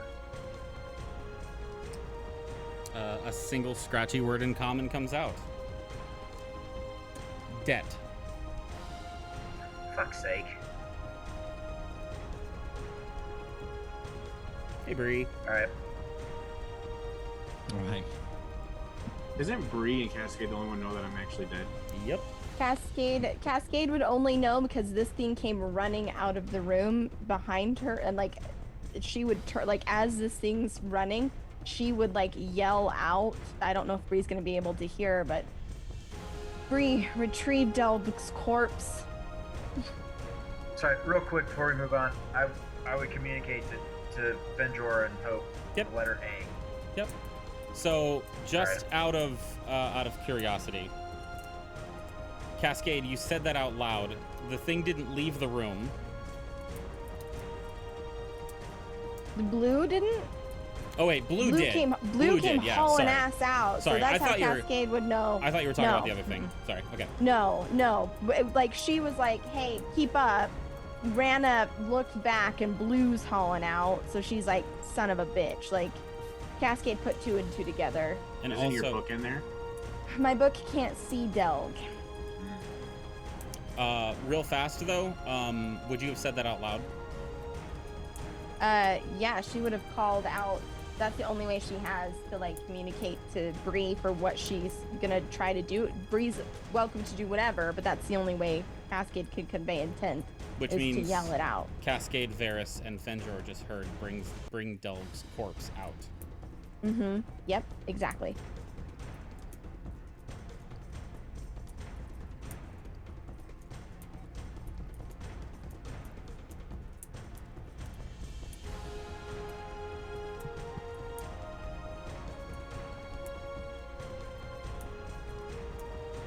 Okay, so Bree is going to move back and pick up Delg.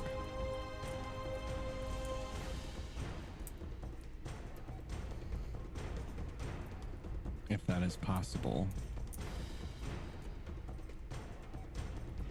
It's possible. You're a giant mecha Bree.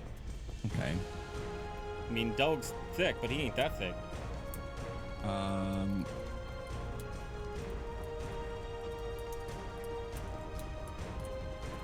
So this is another one of those fun things that I kind of want to happen all at the same time, but I kind of have to talk it out. Okay. So what I would like Talk it to out. do is, so yeah, giant Bree. And see, I guess I don't know how this would affect. I don't know how this would affect the spell. Essentially, what I'd like to do is, Bree picks up Delg, goes to the door. The echo is also at the door.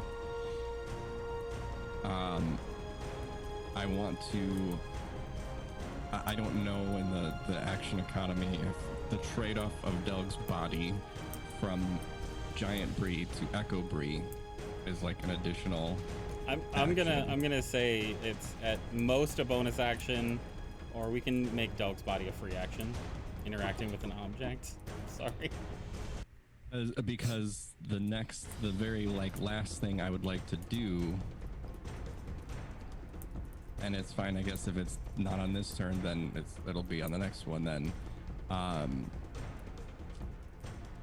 as a bonus action, I will teleport, magically swapping places with my Echo at Okay. a cost of 15 feet of my movement, regardless of the distance between the two of me. So I'm essentially like transferring the body and then transferring myself, so that now Big Bree is on the outside with Delg, and the Echo Alright. is standing in the doorway there.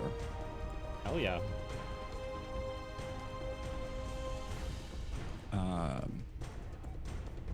I can't see anymore, but I'm gonna judge it based off of where I was, because that was.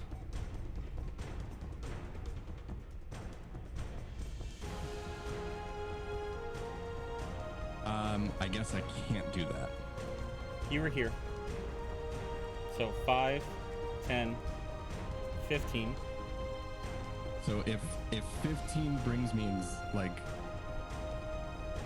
if the 15 can essentially bring me to the door, then the rest of my 15 puts me on the other side of the door.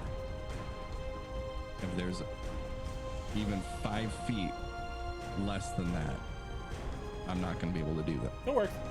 That. Okay. So then, yes, if that all works, then yeah, Giant Bree is now outside of the door holding a limp Delg. Okay. And she is also, for being a robotic being, very much beside herself because she's trying to figure out what to do next now that half of her mission has failed. But that's going to be the end of her turn. Okay. Benjor. Would handing the amulet be a free action? Yep. I'm gonna hand it to Varys. And I'm gonna 1, 2, 4, 5, 10, 15, 20, 25. And I'm gonna throw the water Eldath at this motherfucker. Okay. It's an attack? Yeah, it's an attack for throwing holy water, right? I don't I remember can what never we fucking remember. what we did for it though. Yeah, you said it's a D20 improvised plus weapon. Dex. Yeah. Yeah, D20 plus Dex, improvised ranged weapon attack. That's a 1. All right, cool. That one I'm always gonna use misses. Yep. my inspiration. Go for it. Yeah. 4. Suck my ass. Does that plus your Dex? What's your Dex? 4. So 8. So 8. Yeah. The vial just shatters to the side. Son of a bitch. I mean, no, you've seen Mecha Bree before. I was gonna say I could argue that it was Mecha Bree that did it.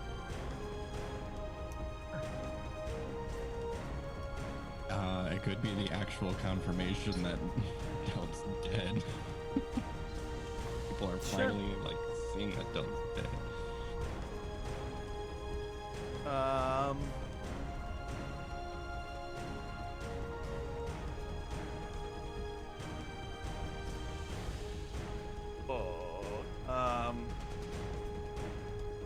Bonus action, disengage. Just 1 square. Okay.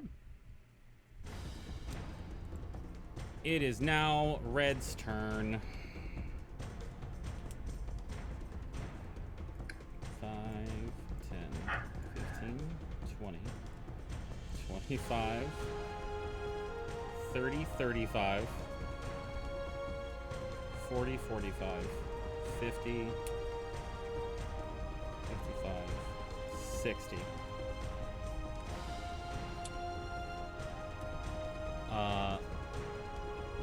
In a much different voice this time, and in harmonic unison, you hear a deep, almost growl, resonant bass voice come through. And that voice says, "Consider interest paid on the loan that my friend made." And both of them vanish.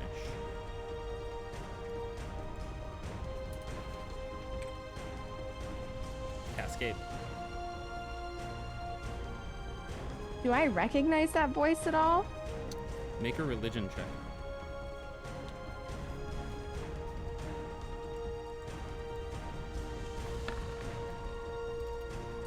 That's a 20.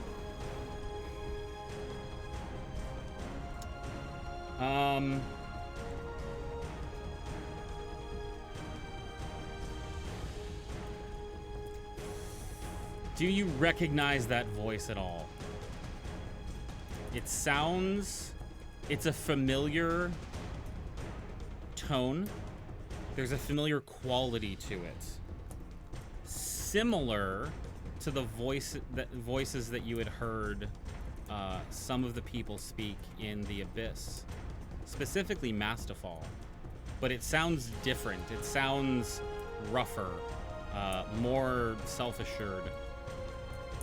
Even with a 20, I don't think you could figure out exactly who this is.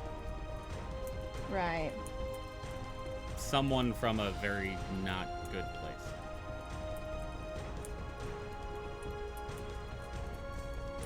Okay. So they've disappeared. Cascade is going to kind of let out a sigh of relief seeing that they're gone, and like her hands are going to stop moving over her book, and she's going to look, like, perceiving through the book, is that thing's stuck, right? Like it's not coming out, it's not trying to come out. It is actually actively trying to go back inside. Okay, it's trying to like retreat. Okay, great. She's going to like, how can I help at all? I don't think I can. Yeah, I guess she's going to, seeing that Bree has Delg's body, she's gonna pop in to the room with her movement, see what it is, look up at Hope, and just say, Delg will be needing you, as she kind of climbs up the stairs. So that's 5, 10, 15, 20. Get up to the top. Let's see. She's gonna see this clearly magical altar, and everything that's happening around it, and not wasting any time. I'm going to cast Identify, but I'm using my ability. Let's see, where'd it go? Oh my god.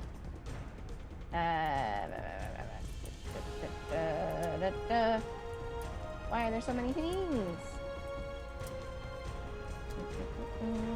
Features. I can. Where is it? Got it.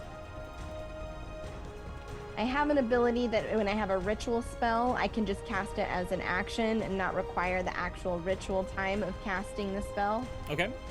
So I'm gonna burn that use, and try to identify this altar, this thing, to try and get an understanding of what the hell it is.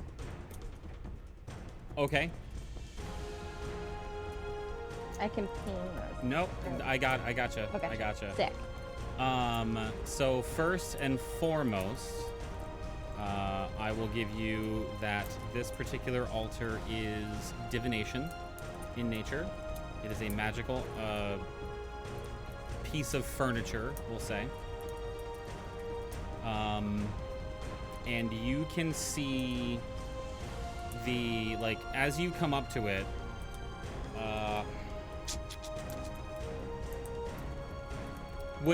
I need to know if Varys and Hope would have, like, backed away and let her do this job. Sure. Okay, so Cascade, as you cast this and go up to it, before you touch it, you can see that there's a glow of something at the bottom of it that is slightly different. It is...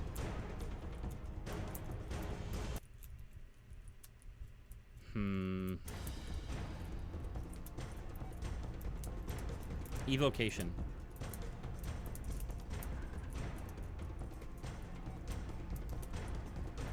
Okay. And like, let's see.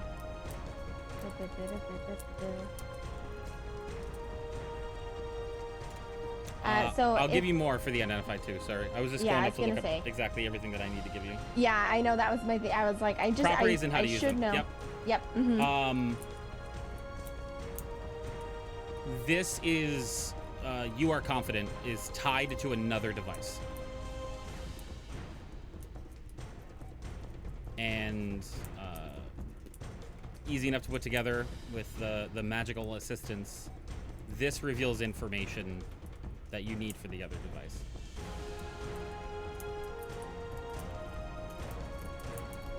Okay.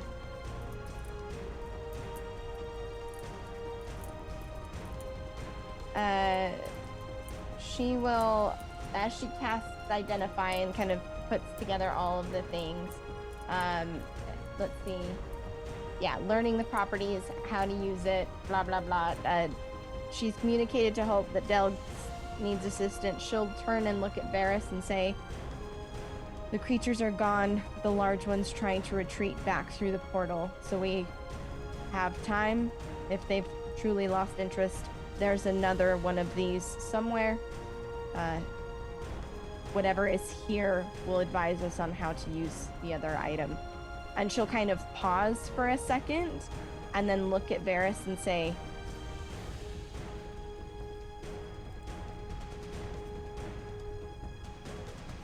you can't keep collecting interest. We will need to figure this out sooner rather than later.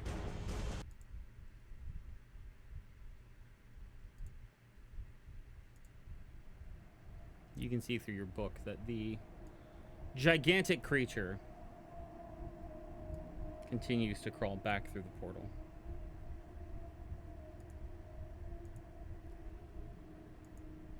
Leaving you out of initiative order. I immediately run off of the pedestal here out into the hallway to Bree, the more Delg is. Yeah, you see Mecha Bree pulling out the lifeless body of Delg. I feel like Bree the second I saw Varys, I would say, what kind of deals are you making? Bree right now is like kneeling down, just like holding his body and like lowering it for everybody to assist. Hope you have to fix it. You have to bring him back. I can't be responsible for this. As Varys is saying this, Hope is already like reaching into the pouch on her side and pulling out the diamond necessary to cast Revivify. And as she like walks up to Bree, who is cradling Delg in her giant arms, she'll just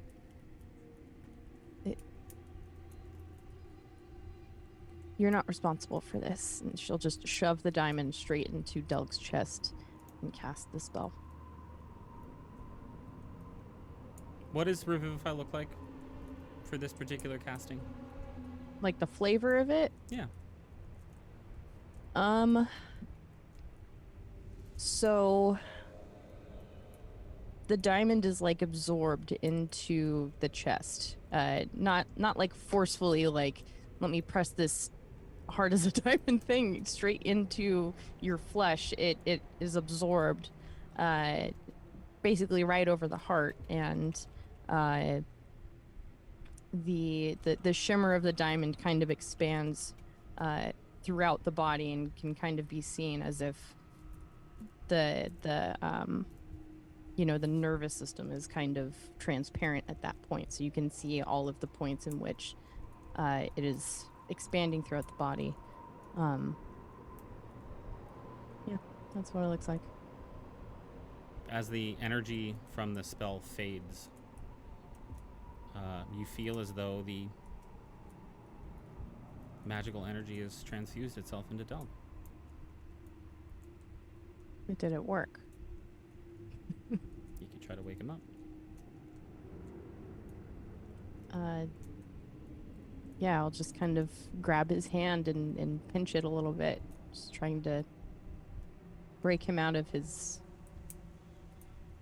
rest, I suppose. Hey, buddy. Hey, Delg?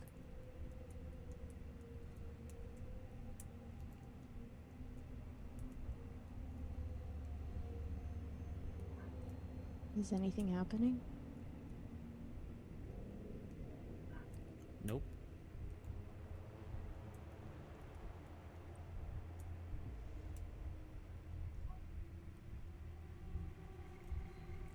So can I tell that it didn't work, or is he just asleep? Make an Arcana check. Arcana. Oh, god damn. I can help with that if you talk to me. Yeah. Hey, Varys, I don't know if it works or not. Just trying to figure it out. 19? Didn't work. Not a single part of it worked.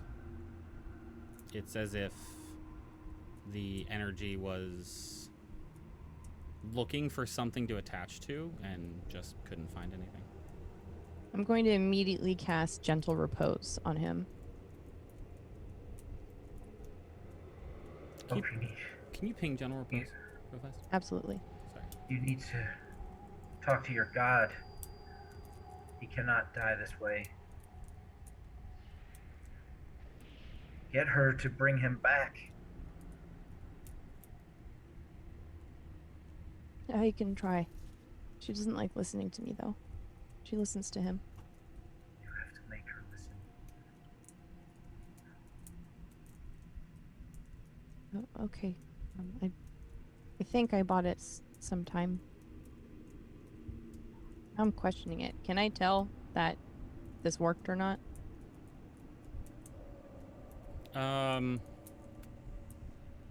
Part of it did. Part of it did. What does it mean? I'll flat out tell you. You're fairly certain the corpse isn't going to decay anymore.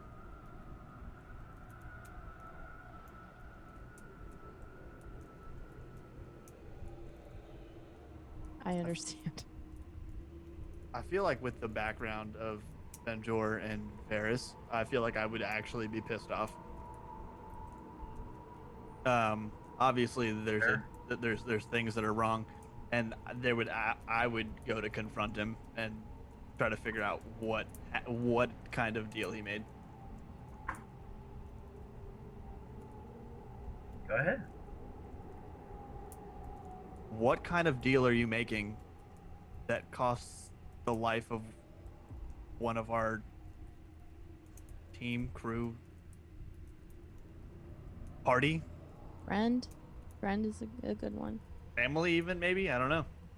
Like, what'd you promise to somebody? For what?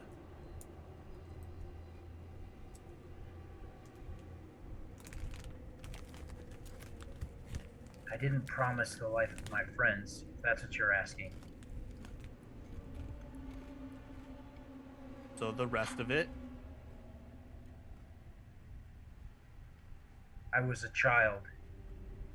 I was angry. My mother was dead. I wanted revenge. I promised myself to get that revenge. I did not promise you, or Delg, or Hope. It was way before I met any of you. This was never supposed to affect anyone but me. What was the deal? I don't know. I was a child.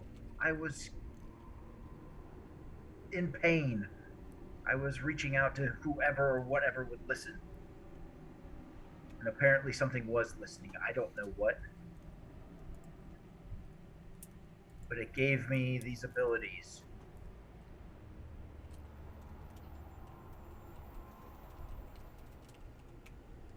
If you think this was part of any plan of mine, then you don't know me very well, brother. I feel like I would just walk away from him and go see Doug. He seems calm and peaceful. I just yell into the darkness. This was not part of our arrangement. Bring him back. Leave him be. What? Do you still have your powers? I don't feel any different. Before they disappeared, one of them called out, saying that the debt had been repaid. Consider interest paid on the loan my friend made. I don't know what that means. I didn't know I was accruing any interest or that I had taken out a loan. I thought there was an agreement. My needs or wants in exchange for whatever they would want at a time to be determined later. You misunderstand me, Varys. You made a life pact, yes? Yes? Do you have many friends who would be willing to pay interest on that? What? I don't understand what you mean. Cascade's just gonna stand a little awkwardly, hands at her side, and gesture at Delg's dead body that Hope can't bring back to life and seemingly has zero connection. What if Delg paid? How would he have? How would Delg do I anything? don't even know what this is.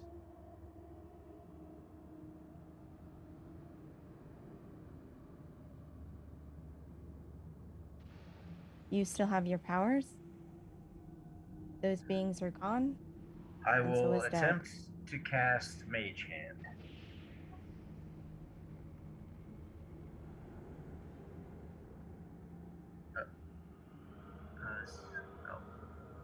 Oh, yeah, it looks like. Engaged. Hope, do you feel any connection? To Delg or Delg, yes. I don't know. I'm tired of these things not working. Maybe we're just in a bad place. Maybe something really, really bad happened to him and it's beyond my scope of understanding. I hate not knowing the answers. Mage hand worked.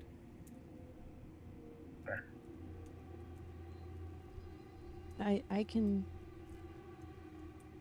can try and talk to Eldeath. I don't think she's gonna listen, but I was able to prevent him from decaying.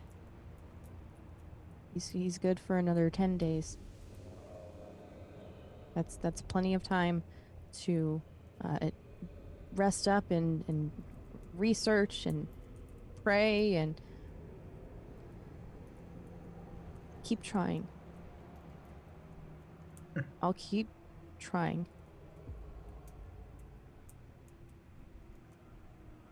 But before that, I will ask her for help.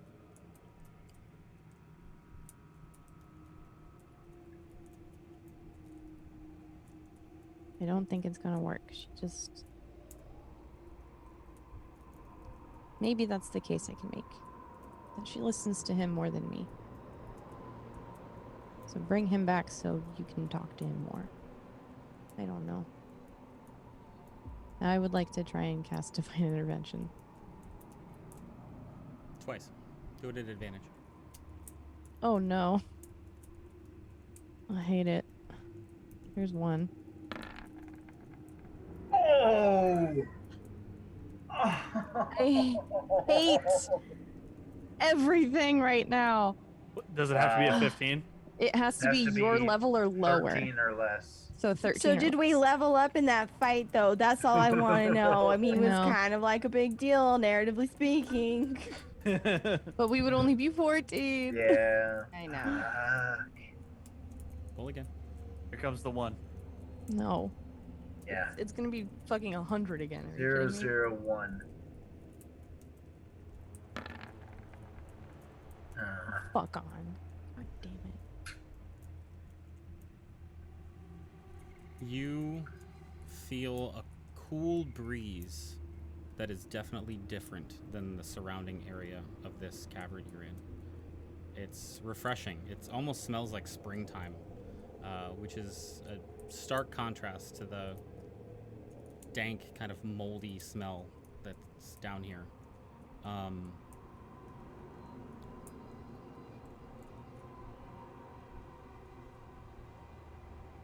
You hear a whisper in your ear, and it seems important.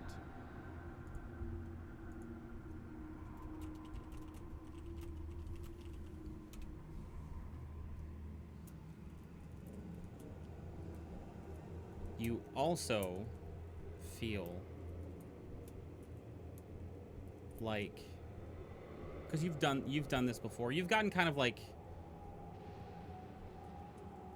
answers that were obscured. There is probably more to that message than the surface value.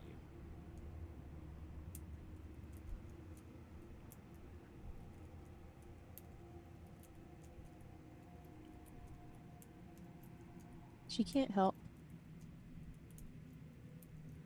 She wants to. But she can't. Why not? I don't know.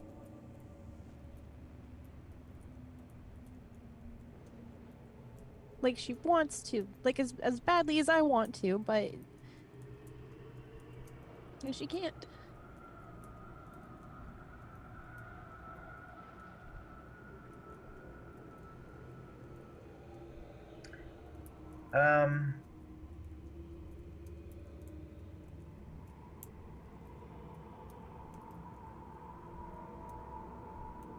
I can't let any of you pay for my sins. And Varys will start walking determinedly towards this portal in the other room. Okay.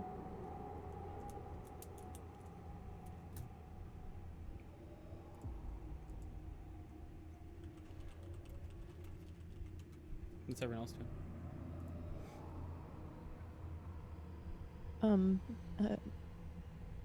Assuming Hope was like kind of kneeling over Delg. I don't know if he was like placed on the ground or anything yet. What would have Bree done with him? Bree's still holding him. Okay. Hope will kind of pat Bree's giant hand. And say, just keep him safe. Okay. Don't lose him. We gotta keep him safe. And Hope is chasing after Varys. I need everyone but Cascade to take their headsets off.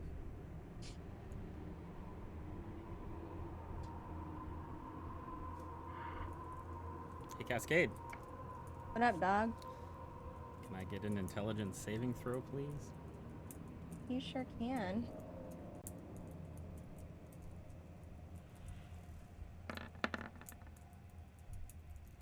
Your heart skipped a little bit before that roll hit, right? No, every time. every time. This is risky. Yep. But Well, you are for those of you in chat who can hear, Cascade has decided to ritual cast Contact Other Plane. Ask your questions. Cascade is reaching out, kind of following the lines of the interactions that we've had and the tentacles and the general vibe and the fear, and trying to use that as a channel. And Cascade is trying to reach out to Varys' patron. That's who she wants to ask these questions to. Okay. So I get, how many is it? 5. 5? And they're Right. like yes, no, maybes. Mm-hmm.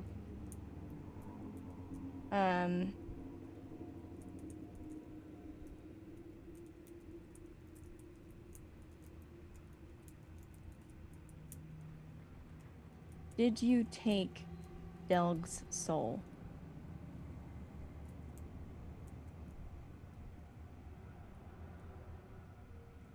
No.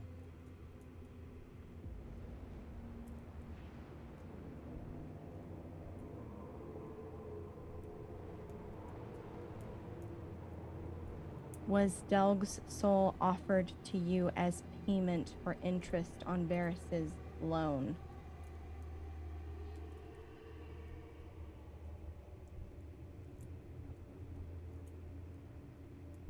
Delg's life was taken as interest on the loan I made.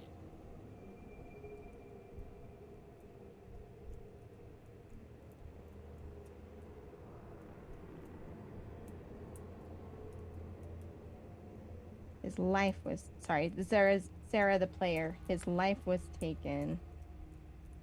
As interest for the loan I made.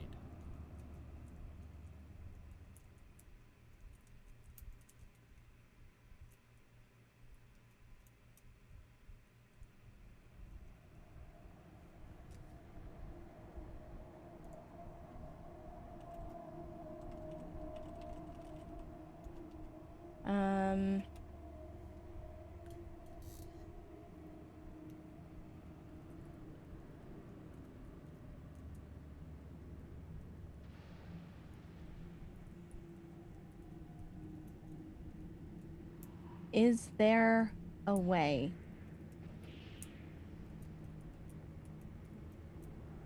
for us? No. Is there a way for me to reacquire Doug's life? If you wish.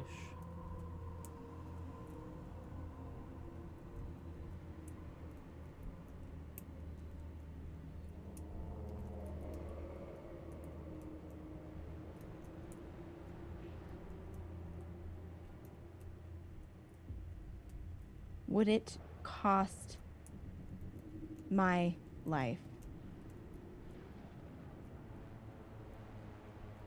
No.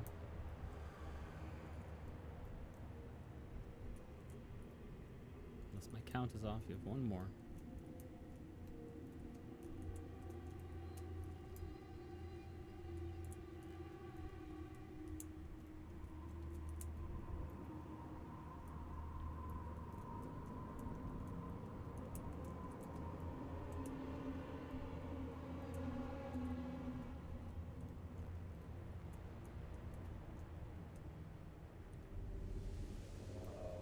Can Varys ever be free of this deal that he made as a child, unknowing of the terms and conditions?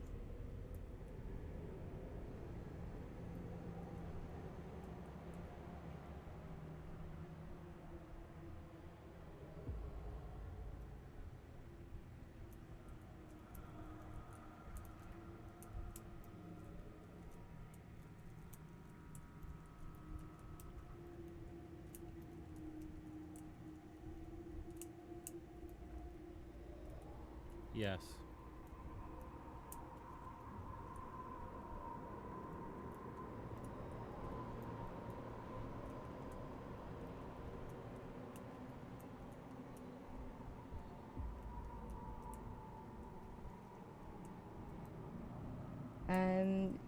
Cascade, who's kind of gone off and is sitting on the floor with her book in her hands, with her kind of, hovering over him, very focused on casting this spell and asking these questions.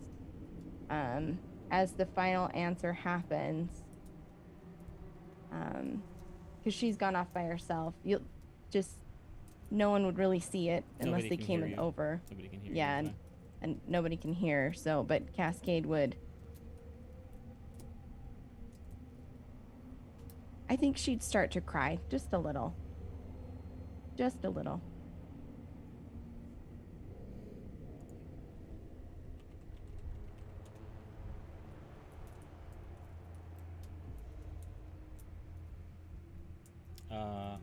So Varys is storming off towards the portal. Who was following Varys? I was. Hope.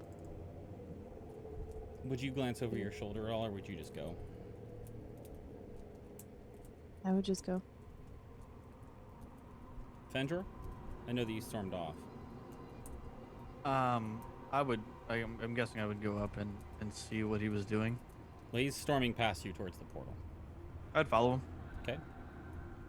Which leaves Bree as the only one who might see that over in the corner, sitting next to a huge statue of Delg that is standing at attention with its sword planted, is Cascade, sitting and crying.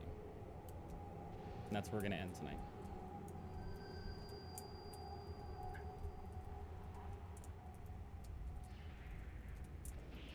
Woo!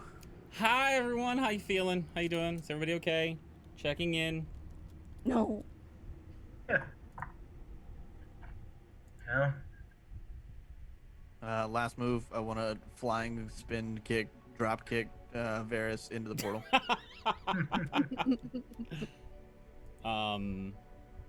Stuff happened. I want to take a nap. Oh, wait a minute. Feed him his pocket bacon. I'm gonna start carrying a, if I can get out of this, carry a one of my own kisses in a jar, so that true love's kiss can bring me back to life. Good lord. Oh my god. Wait. I have a feeling that our aftercare little chit chat is gonna be a little bit longer than normal. So I'm gonna just rush us through this part and say thank you guys for all watching. Let's go around the horn one more time and introduce ourselves and our characters. And feel free to pitch anything you've got coming up, starting with Chum. Yes, I'm Chum. I go by Chum Nation around the internet regions, and I've been playing Varys, the High Elf Warlock, who now has an even heavier conscience. So, yay! Yay! Great. Yeah. Coming up for me is just Morningstar next week, and because I don't think, actually, I think maybe we did agree on a Tides date, but I guess I'm gonna let Ash talk about that. But anyway, that's it for me. I don't have much else to say. Joe. Hello. Oh. That was Bree. Adorable. I forgot to change that off. Yes, that was Bree. I'm playing Bree, the Warforged rogue fighter. But I am Joe. I also go by the Nation of Joe on Twitch, or the Nation of Joe _, on Twitter. Coming up, I think I was still very confused on times for Morningstar, but we do have more Morningstar coming up. If it is on Sunday, then it's the D&D Sunday double feature, because back again on our bi-weekly schedule is the Tenements of the Great Rift campaign over at Dat Magic Juice's channel. It is a Princes of the Apocalypse / homebrew campaign that we run with some not so newbie D&D players anymore, myself included. So we're on a good roll there, and some wild stuff happen over there. So that's going to be happening next Sunday. And again, Morningstar either next Sunday or an alternate time, depending on scheduling. Stay tuned to your local listing for more information. Akechi. Hey everyone, I'm Ketchy. I play Delg, and I'm dead. Back to you, sir.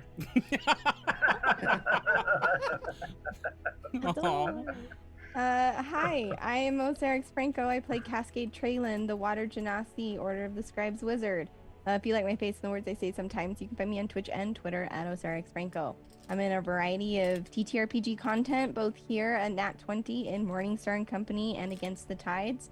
You can also find me over at TBK Roleplay, where tomorrow evening I will be in Winterhold's Finest, playing Pascal, based on my cat, a Tabaxi Rogue, who is just an absolute delight to play, and it's just, I'm so happy to be doing it again. You can also find me over on Neon Lights Roleplay this Friday for a special one-shot, A Way Out, that I'm very excited for. I'm in shows like, Dark Echoes, the Curse of Strahd campaign there. I'm in the Harpers. And I also GM my own campaign, The Bard's Refrain, which the finale will be this month, August 28th, where I will be joined by my player Saint and an incredible guest star of Ash and Rabbit. So really looking forward to it. It should be good. Also the Altered Carbons finale over at TBK Roleplay, not this Monday, but next Monday. So lots of many fun things. Can you go over to Ash? Well, hey, that's me. I'm Ash. I go by Ash and Rabbit here on Twitch and over on Twitter. I played Hope today, who's just depressed, just super depressed, you spaghetti, not having a good time. But hey, this game is awesome, and I love playing with everyone. This is really cool. Akechi, I'm gonna bring you back. God damn it. I'm gonna try my best.